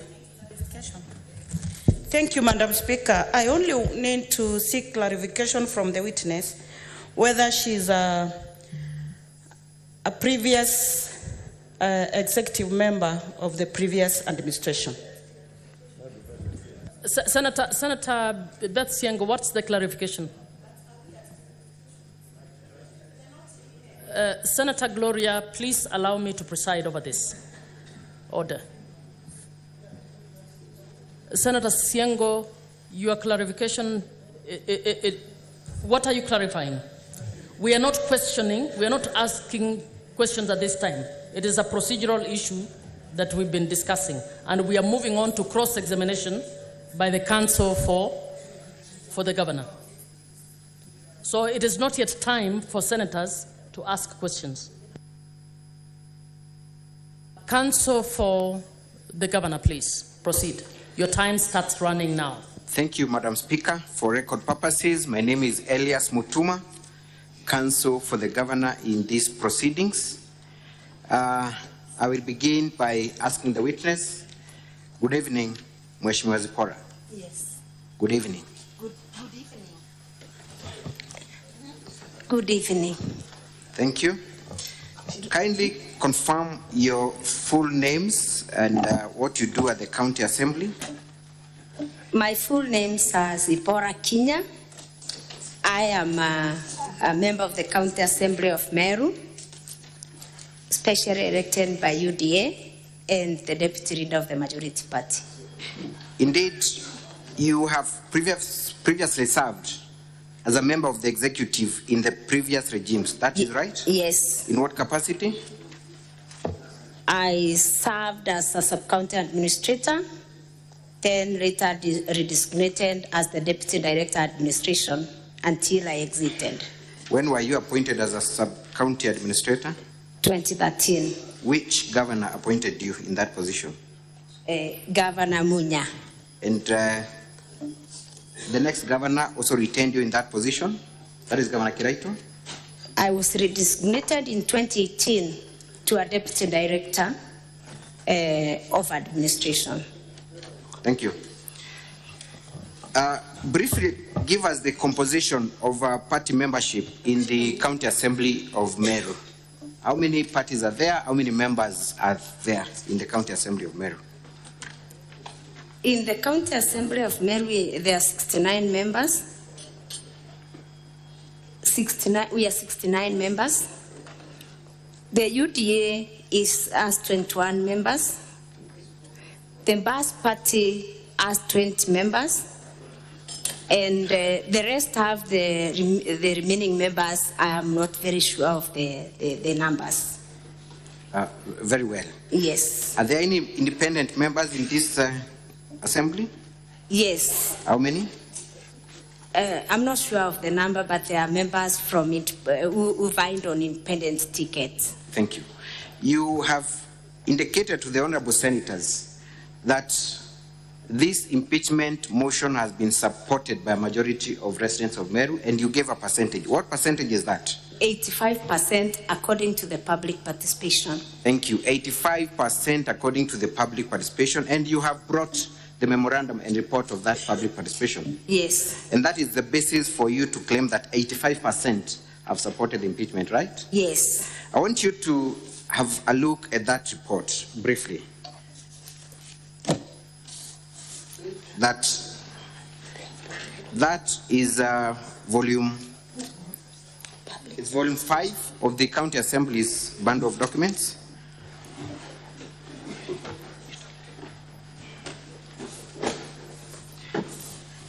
I want you to go straight to page 286.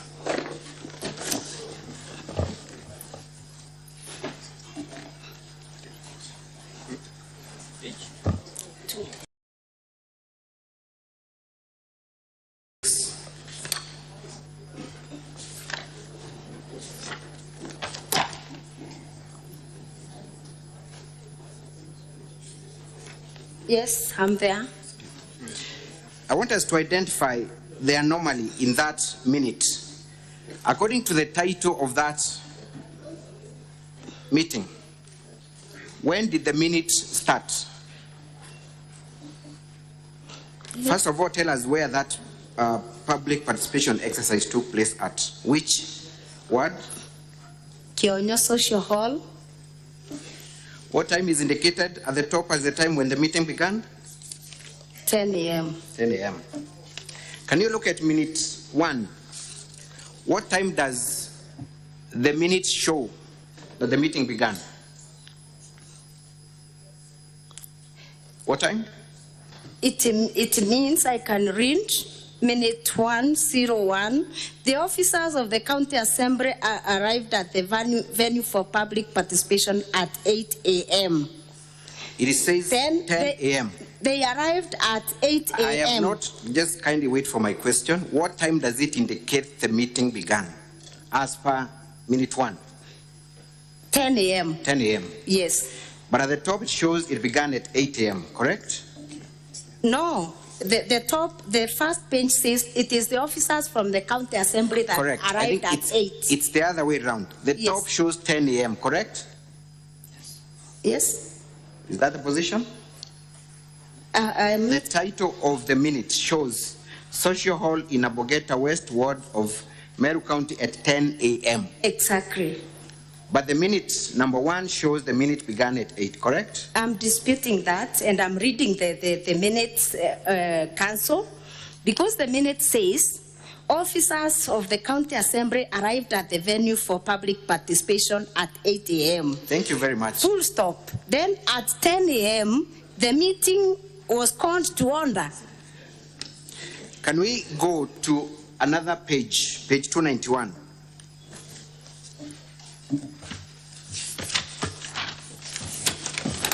Confirm that the same format of capturing minutes appears at page 291. Tell us where that meeting took place and how the minutes were captured.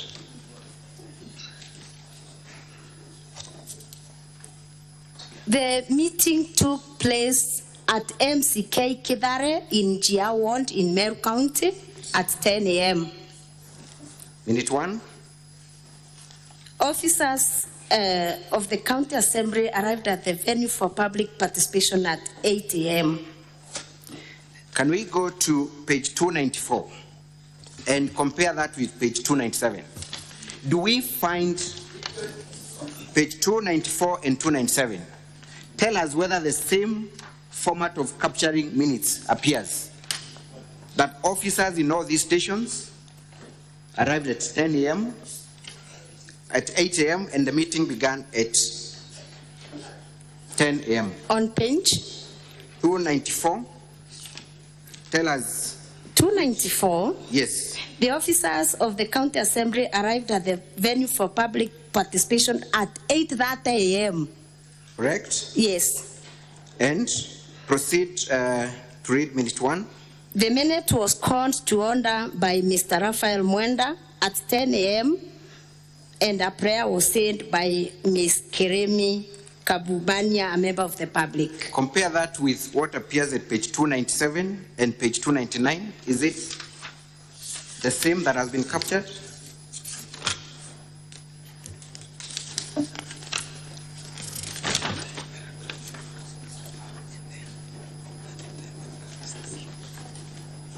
It reads, the officer of the County Assembly, this time it says officer of the County Assembly, arrived at the venue for public participation at 8 a.m. and at 10 a.m. the meeting was called to order.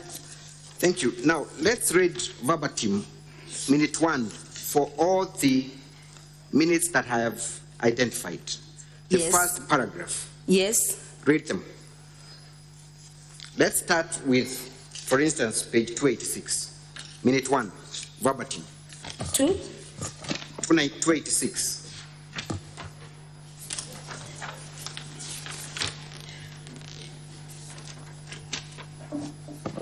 The officers of the County Assembly arrived at the venue for public participation at 8 a.m.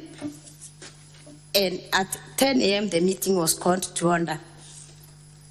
Proceed. The entire paragraph. Order by Mr. Kevin Mwenda from the County Assembly of Meru, and a prayer was said by Mr. Mutugi from Kionyo Bonda Bonda Association. Thank you. That was page 286, read 297, same minute 1. Tell us whether the words used are verbatim, word for word.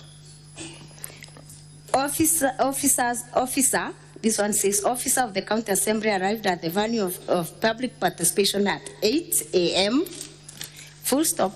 At 10 a.m. the meeting was called to order by Godfrey Mutiga, and a prayer was said by Murangeri Bogori, a member of the public. Thank you. Do you find those 2 minutes to have a semblance, word for word, except for the names of individuals present?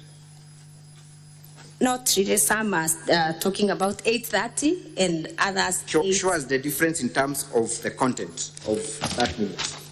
The other one was 297 and 284.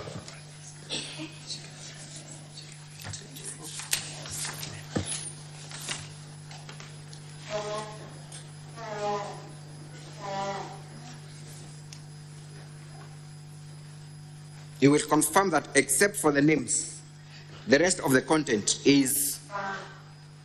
It is not true. Let me read again. It is not true. The officers of the County Assembly arrived at the venue at 8.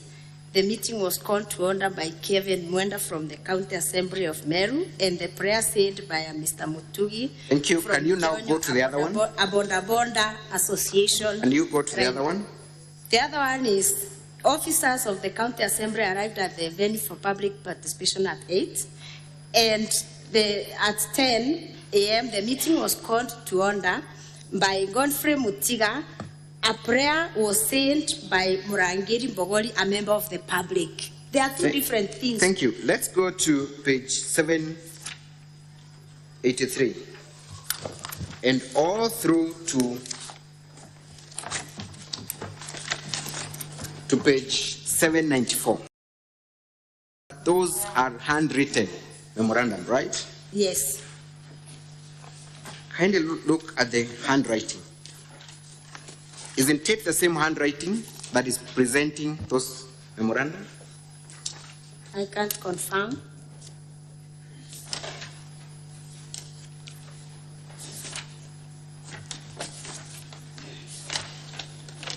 Do we have, apart from the names, do we have any other description of those parties? Phone numbers, ID numbers?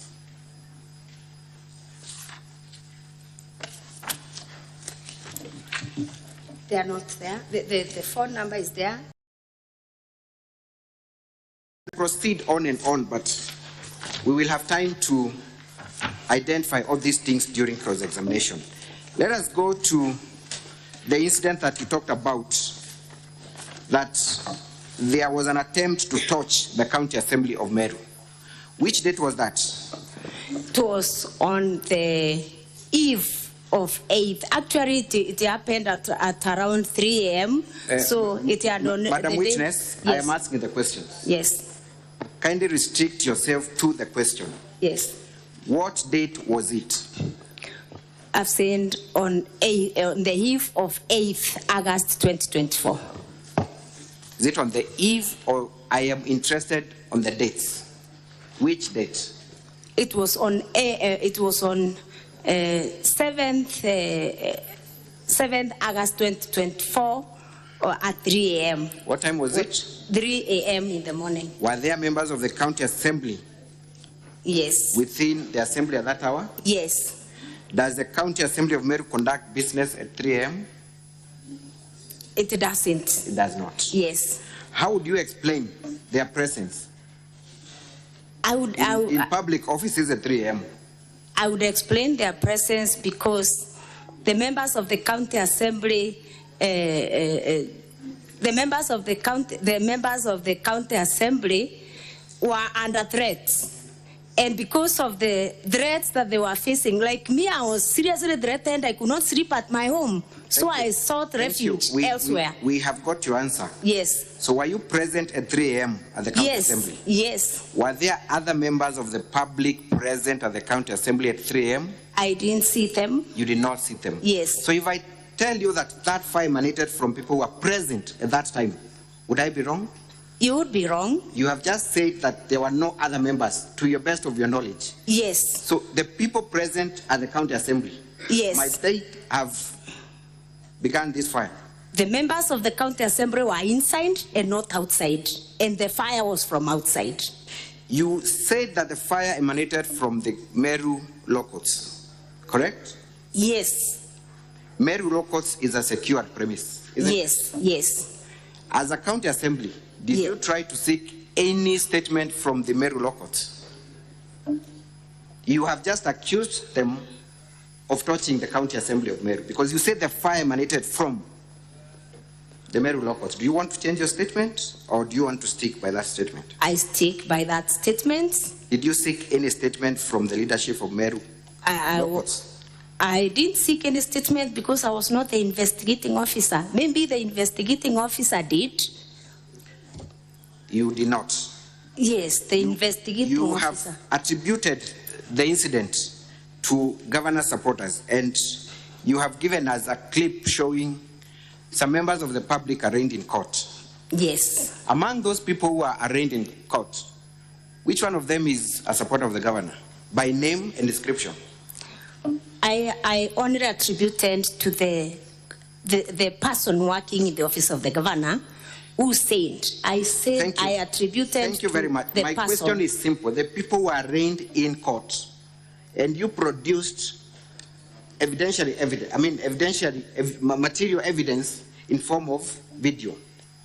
All right? Yes, yes. Among the people arraigned in court, which one of them is a supporter of the governor? By name and description. I didn't arrange the ones. I sent the supporters. You are of now the governor. withdrawing that I'm statement. not withdrawing. So indeed, I arranged that those who threatened to do it are supporters of the governor, and indeed, I did not say those that are arranged are the ones. so you are now withdrawing that statement.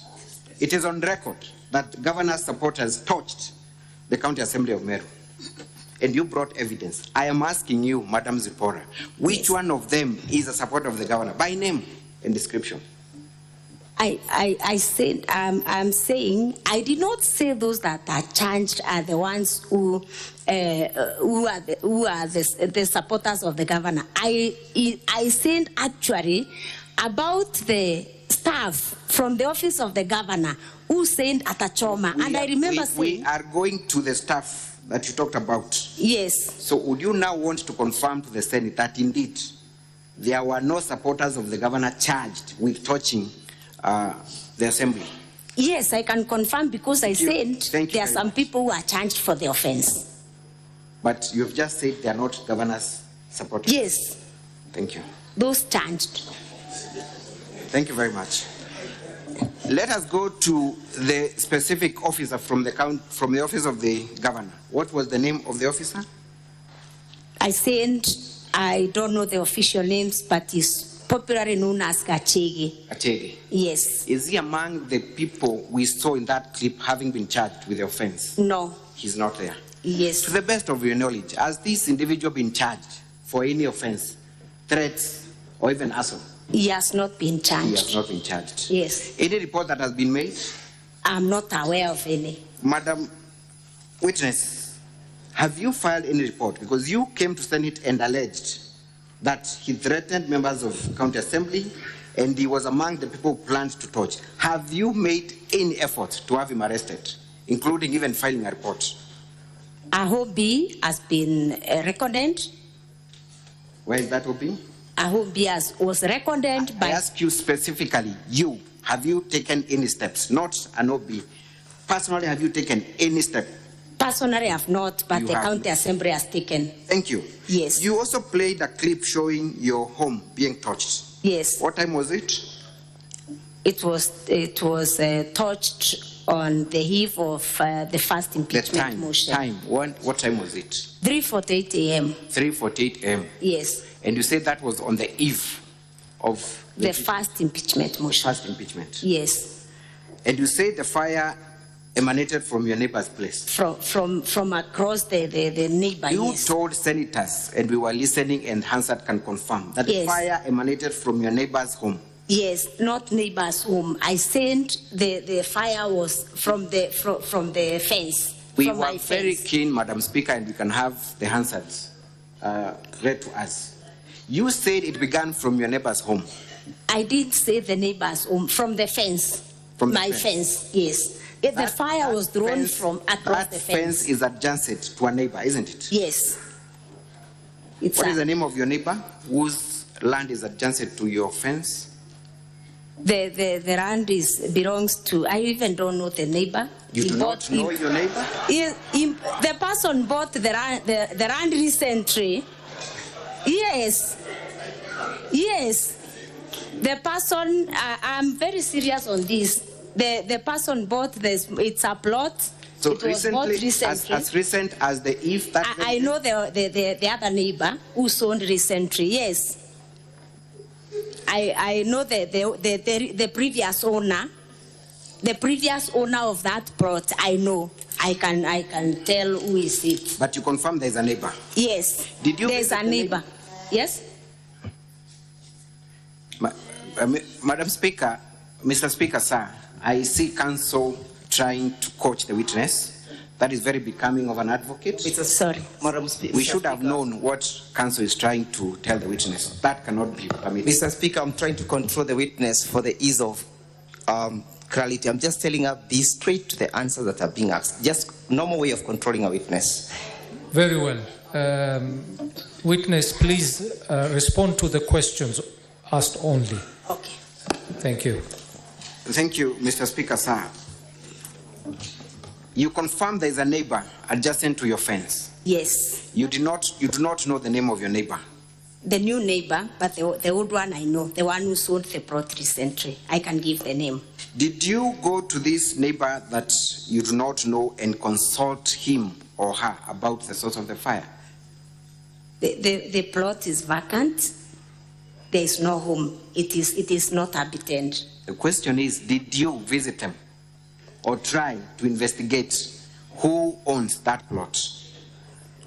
I tried to investigate, but I've not yet known who bought it. Thank you. We saw that video was a very short clip, correct? How many seconds was that clip? I'm not sure. You're not sure? Yes. How many buckets of water were used to put off that fire? I did not count. Can we watch that clip again? Yes.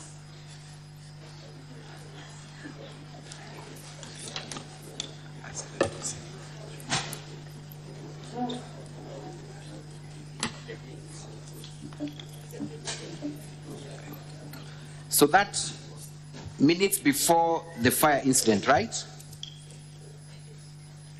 That? Yes, yes.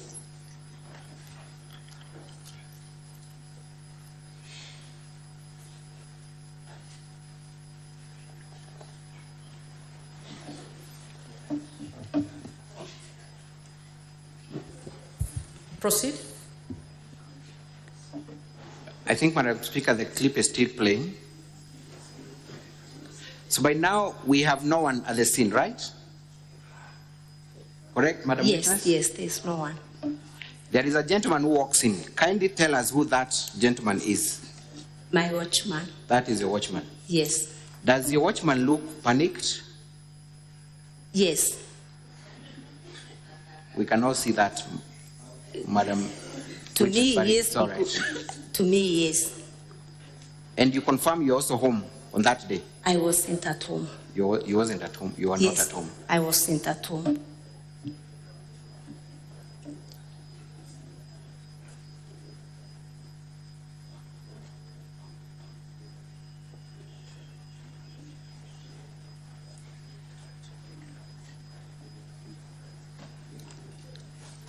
But I confirm, Madam Speaker, you saying that you were woken up by your worker to inform you about the incident? I didn't say that. We will confirm from there. I wasn't at home. So you're now confirming you are not? I wasn't at home. Thank you. Yes. So by now still there is no one putting up the fire and the gentleman is walking easily where the fire incident is. Let's see how many buckets of water those are. That's 1, 3, 2.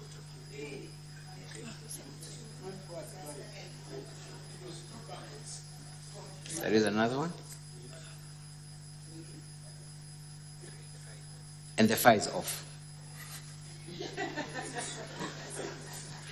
You confirm that that was a petrol bomb.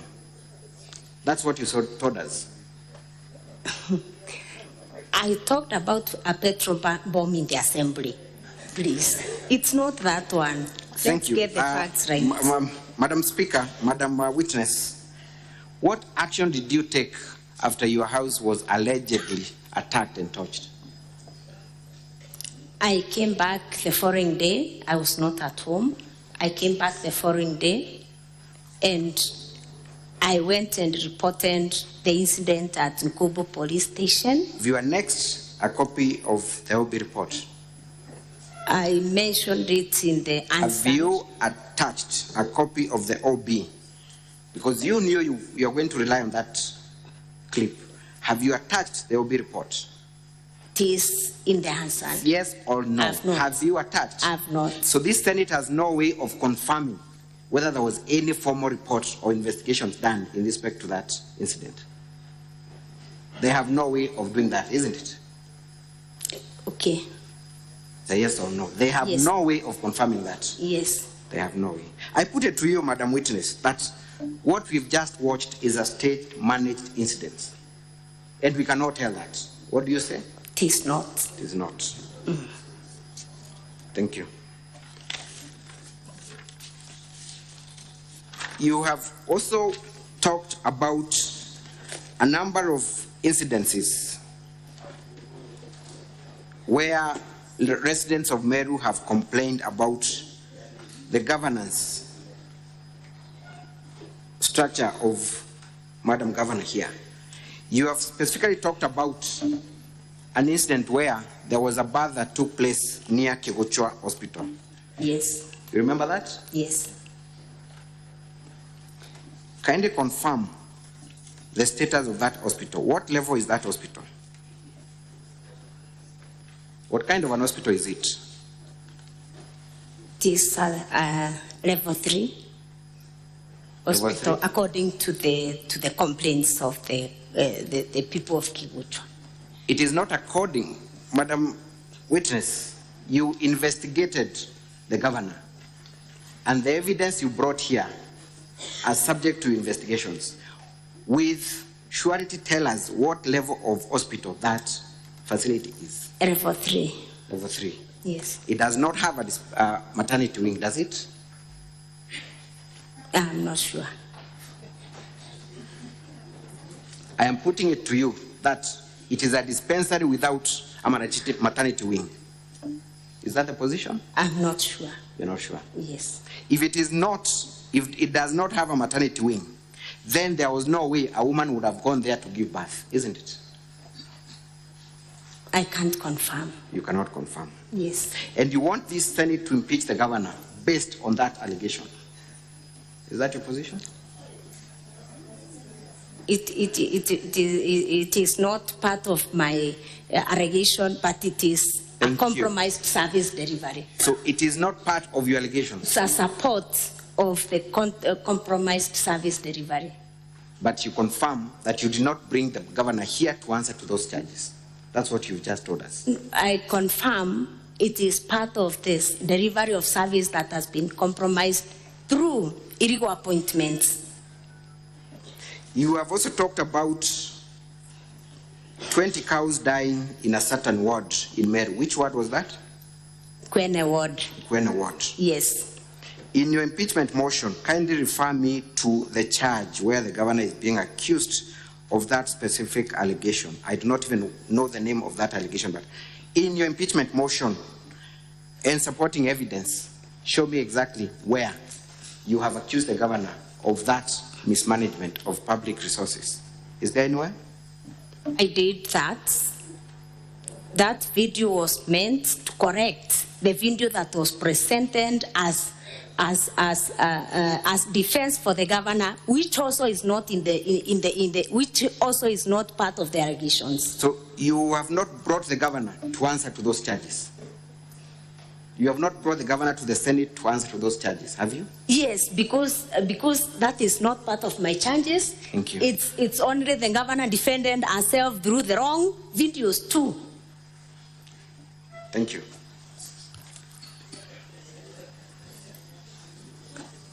And I think the governor. I have not asked a question, kindly. Okay. I will Sorry. the questions. Sorry. Let us proceed to the role you played in the last impeachment. We have watched a video of you saying that indeed you were part and parcel of that process. Is that still your position? Yes. So the last impeachment motion was meant to be brought by you. Yes. That position? Yes. What happened that you did not proceed with the process to its logical conclusion? The majority leader, as a senior of the House, requested me to hand over the motion to him. The leader of? The majority leader, who happens to have been my boss. Thank you. Now, we have watched a video of you, and I would ask VKM1 to be played from the governor's exhibit of videos.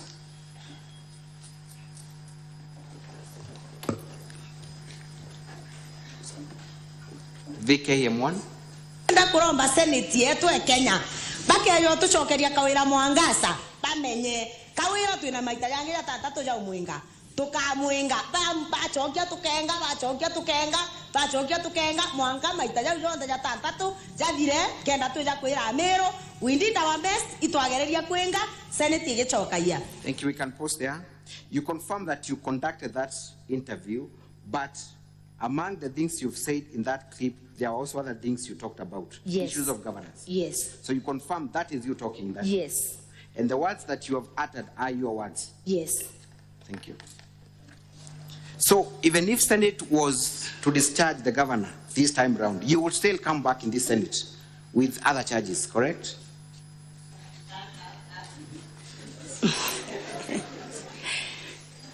It depends, because let me confirm that if the governor does not continue the violations, we cannot bring her back. Indeed, it is because those violations continued even when the case was here in the Senate. That's why I said that if the governor stops the violations, then we are going to go as Meru County. I cannot confirm that I'll come back, because maybe the governor may decide now I'm not going to violate the Constitution anymore. Do you have any personal vendetta against the governor? No. Do you think she's a mad woman? No. Do you think she's crazy? No. Can we watch video VKM09?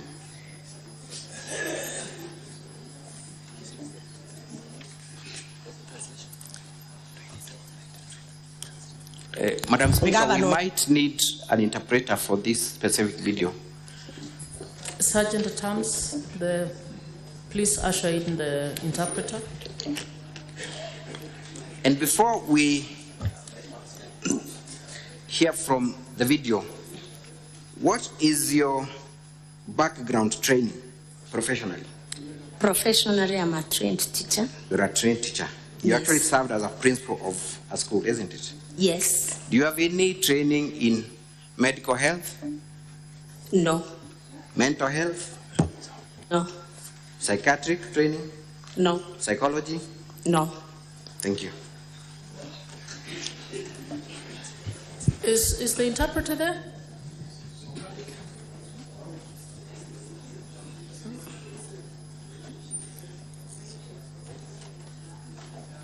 Yes, we can now watch the video.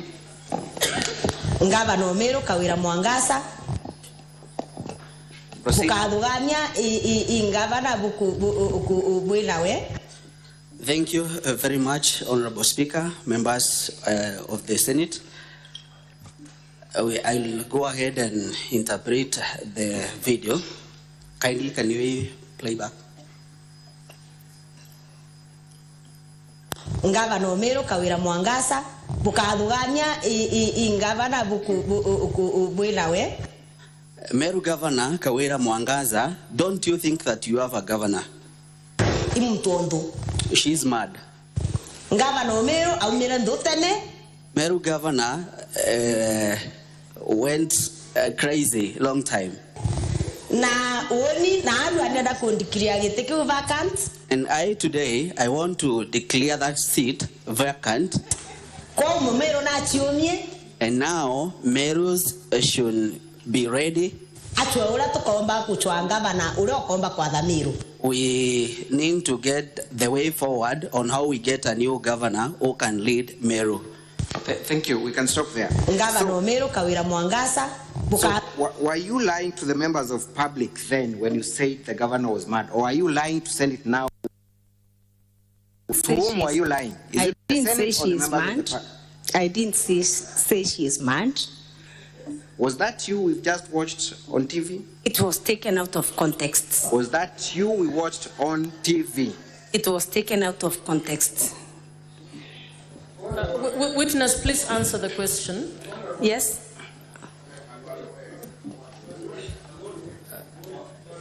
Senator Halwale, what's your point about it? As one of my colleagues who will be making a decision based on this evidence, Chair, could you remind the witness that she is under oath, and can she therefore stick to one side of whatever it is she wants to tell us? Witness, you are under oath. Please stick to telling the truth while under that oath. You want me to Thank you. remind you the question? Thank you. I remember the question. Thank you, Honorable Speaker and Honorable Members. I just said I was taken out of context. You confirm you uttered those words, but your evidence is that they are taken out of context. Yes. So you appeared on that media house? Yes, I appeared. What is the name of the media house? Weru TV. Weru TV. You do know it is a national TV. And it popularly watched in Meru, correct? Yes. Thank you. So, were you lying? I will repeat the question. Were you lying to the people of Meru, or are you lying to senators now when you say that you do not think the governor is mad? You must have been lying to at least one of those. I said I was taken out of context. Did you explain your context in that clip? Yes, I did, because the interview was for a full 1 hour.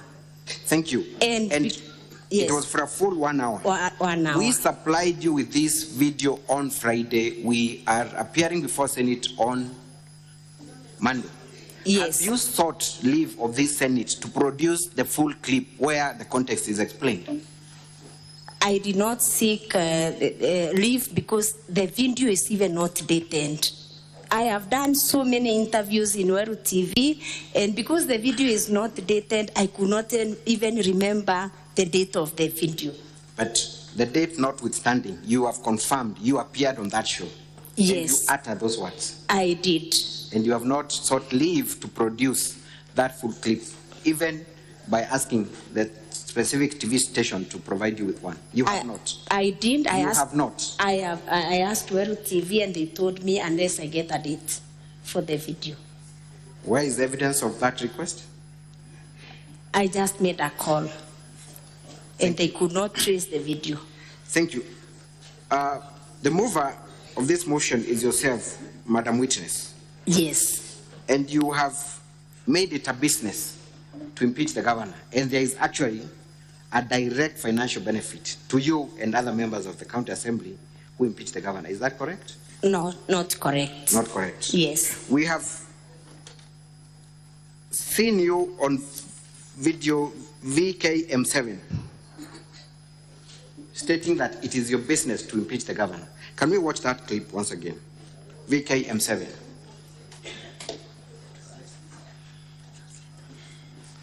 Kapumba kuga impeachment ngabana angwenda kueleza mumeru impeachment ngabana ne Yes, Madam Speaker, I will still we need need the translator, please. Yes. Yeah.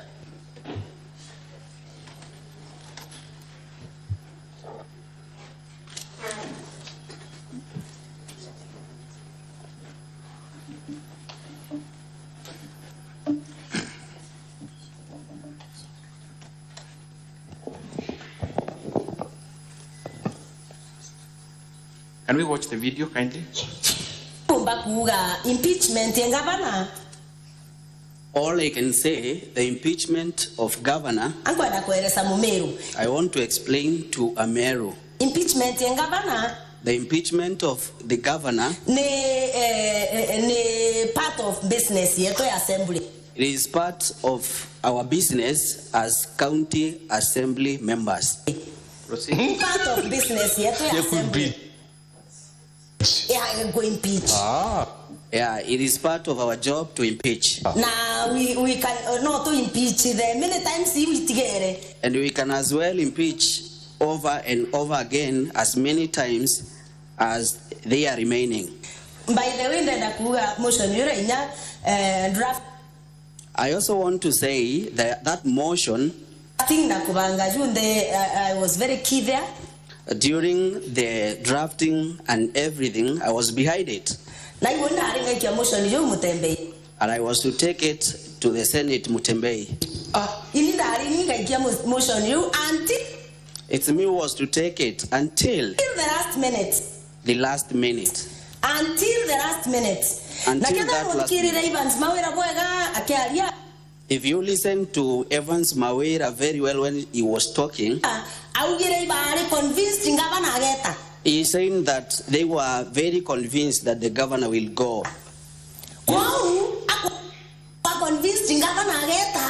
For that reason that they were convinced that the governor is going, he wanted to take the motion so that he can get that fame. alinga motion Joe. It's me who was to take that motion to the Senate. Na ndenda kuira amiro badikirete o. And I want to tell the people of Meru, when you're listening, it's new. It's me who was to take that motion. You have talked about two issues in that interview. One, that it is your business. The business of the assembly. It is your business to impeach the government. The CRIP says the business of the assembly. Business. Not private. Business, yes, in Swahili is biashara. True or false? True or false? We transact businesses in the assembly. In Kiswahili is biashara. True or false? You are versed with the Swahili language. It is biashara, correct? Kwa Kiswahili ni biashara. Kiswahili ni biashara. You have also said that Mawira took away your glory of trying to impeach the governor. That's why you ended with the motion. You were involved with the drafting until Mawira took the glory. Is that what you said? He took the motion from me. You have said that he took the motion from you and got the glory of impeaching the governor. Isn't that what you have said? I've said... You want us to play that clip again? It can be played because I've said Mawira took away the motion from me, and he told the people, Meru, he took the motion because he was sure the governor was going. You want us to replay that clip again, where you're saying that he took the glory of trying to impeach the governor? Yes, him, not me. Have you heard yourself say that Mawira took the glory? He was taking, not me. You were confused and said, I'm the one who was taking the glory. It is Mawira. Thank you. So yes. Two issues here, Madam Witness. Yes. Motion processes in Meru ni biashara. And second, there is a glory attached to it. And I want to take you there shortly. One, tell us, and you have just told us that you drafted the motion. You are not a lawyer, are you? Honorable members, please allow them to finish. You'll get your time. No, you'll get your time to actually just note. Write it down. You'll get your moment to actually speak to that. You have said you were involved in the process of drafting the motion. Is that still your position? Yes. But you're not a lawyer. You could not have possibly. I drafted even this other one. I'm a teacher, and I'm aware of the violations. Did you have any help of a lawyer to draft that motion? Of course, I got a help of a lawyer. For legal services, at a pay, isn't it? You must have paid your lawyer to do that. Don't worry, I'm not asking you how much. But you must have paid your lawyer for that. I did not pay anything. You did not pay anything? Yes. Is that the same lawyer representing you before the Senate today? No. Who drafted? Which lawyer helped you draft the motion? The lawyer who presented the county assembly in the last proceedings. Which process you were involved in? That's what you've just told us. You were involved in the previous motion as well? Yes. Including the drafting? Yes. So the lawyer who represented you in the last impeachment process was the lawyer who drafted the motion for you? He assisted me in drafting the motion. And subsequently represented the county assembly? Yes, because I was doing it on behalf of the county assembly. Let us talk about your appearance here today. Yes. You are seated here today and you're earning allowances for conducting this business, correct? True or false? Not true. You are earning per diems today. Not true. I've not earned any. I've not been facilitated by anybody to come here. I facilitated myself. So, if later it is confirmed that you received funds during the process of impeachment, you would have taken away public funds without having any justification. Is that your evidence? And be very careful because it is going on record. I can confirm I've not received anything personally. Thank you. During the last impeachment, were other MCAs and yourself paid? Counsel? Yes. You have 13 minutes to go in your hour for cross-examination. Thank you. Thank you, Madam Speaker. So it is your evidence that none of the MCAs are paid during these processes. We just want a confirmation. I'm not aware. You did not receive any funds during the impeachment process. During the last 3 processes, you have not even a single coin. I can't remember because there are so many payments that are made in the assembly, and I can't remember whether I was paid for coming for impeachment. What I'm saying is that right now, as I sit here, I've not received anything. You have not received anything? Yes. We have looked at the Auditor General's report. Yes. Honorable Senators, I want to refer you to page 272 of volume 1B of the Governor's response. Volume 1B of our exhibits at page 272. Kindly look at it. The Governor's response. I want you to look at the first project that has been flagged by the Auditor General of Meru County.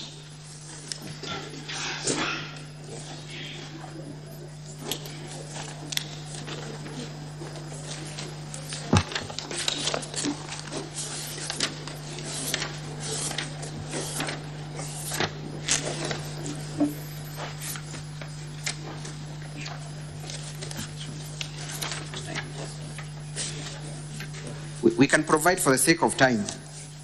Are you able to look at that specific page, 272 1B? 272. What is the first project the county government of Meru has been identified of doing by the Auditor General of Meru? By the Auditor General, sorry.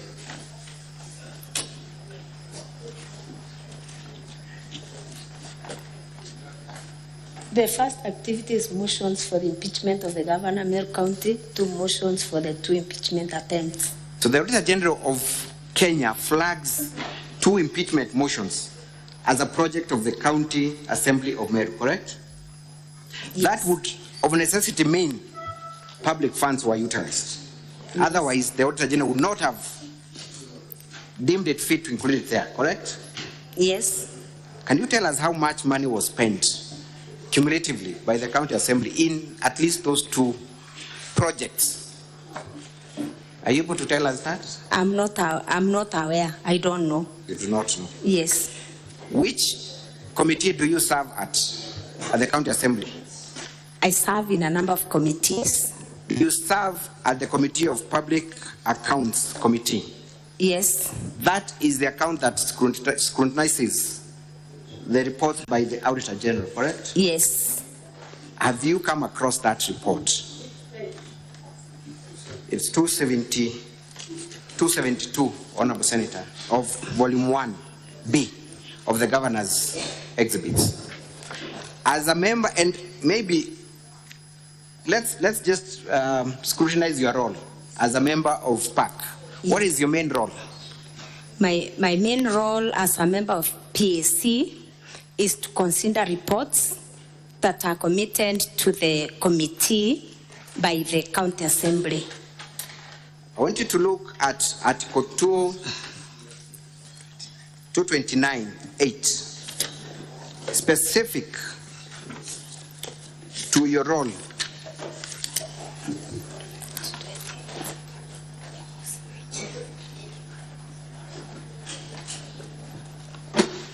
Are we there? 229(8) of the Constitution. Tell us your mandate as a member of the PAC. 228. 229(8, sorry. 229(8. Okay. It is, first of all, confirm that chapter talks about the report of the Auditor General, correct? Yes. What is your role under 229(8? Within 3 months after receiving an audit report, Parliament and the County Assembly shall debate and consider the report and take appropriate action. Thank you. As a member of this committee, have you discussed the report of the Auditor General in the discharge of your mandate under that article? It has not been tabled. The report has not been tabled by the chairperson. That report has not been tabled. Yes. You have relied on that report to impeach the governor. Yes. Meaning you have had an opportunity to look at it, isn't it? Yes. But you have not discussed. We have not discussed because it has not been tabled When to did the you? committee. When was that report received? When did you come across this report? Because you are relying on this very report to show, number one, that the governor is using a manual payroll, isn't it? Yes. Your evidence is derived from that report. Yes. I got it immediately. I cannot remember the date, but I got it immediately. It was released by the Auditor General. So you confirm that you got it immediately? Yes. As a member of this committee, you have not taken any steps in the discharge of your mandate under that article, have you? You have not. I'm not the chair of the committee. But you're a member of that committee. I'm a member of the committee. Thank you. Let us go straight to now the charges. And I'm looking at the charge where you want the governor impeached for illegally revoking the appointment of one Virginia Kawira. Yes. Do you know Virginia Kawira? Yes. What position did she hold before becoming the CEO of the board? She was a finance officer in the Department of Finance and Economic Planning. She was? Yes. An officer, senior principal finance officer? Yes. Is that a position where services are still needed within Meru County? Yes. Has there been any replacement of that position pursuant to her joining the County Public Service Board? I can't confirm. I Madam cannot Witness, confirm. this is your motion. Were you not interested in finding out whether that position was filled? The truth of the matter is that that position has not been filled, isn't it? It wasn't a subject matter in my motion. It was not. It wasn't. You are aware that Virginia took leave of absence, correct? Yes. A person who takes leave of absence is still holding that position, isn't it? That position is not given to any other person. Am I right? No. It is not. It remains vacant for the contract period. And for how long? Yes. Is the contract of Virginia Kawira running? 6 years. 6 years. Yes. So for 6 years, that position will not be occupied and there will be no service delivery in that position. The position can be occupied by law. How would it be occupied by law? The appointing authority in the department can appoint somebody on acting capacity. For how?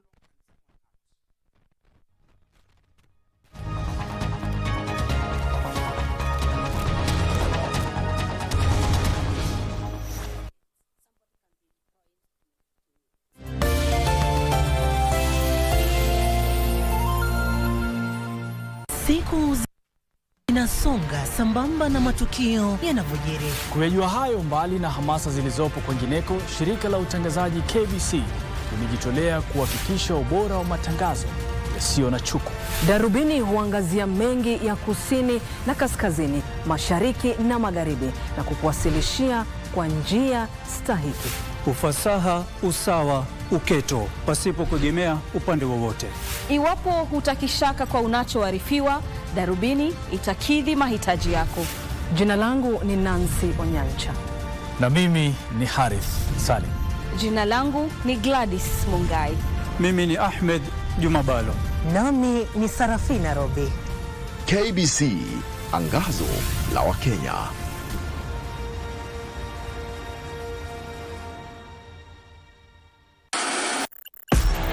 On KBC Channel 1, we are a TV station like no other. Get a taste of the best in entertainment. Yes, indeed. Feel the passion. Will you promise me? I swear that you will never lose me. I can't get married to you. I'm sure you knew about it. That's why you're making fun of me. Experience the drama. Get out. Who's the man in this one? And the laughter. Hii wigi umevaa kichwani. Sisi wakati tulikuwa tunaapishwa tunapewa mheshimiwa.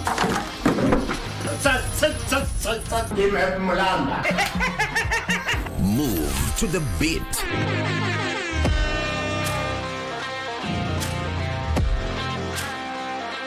We are live from Broadcasting House. And get informed on the latest happenings.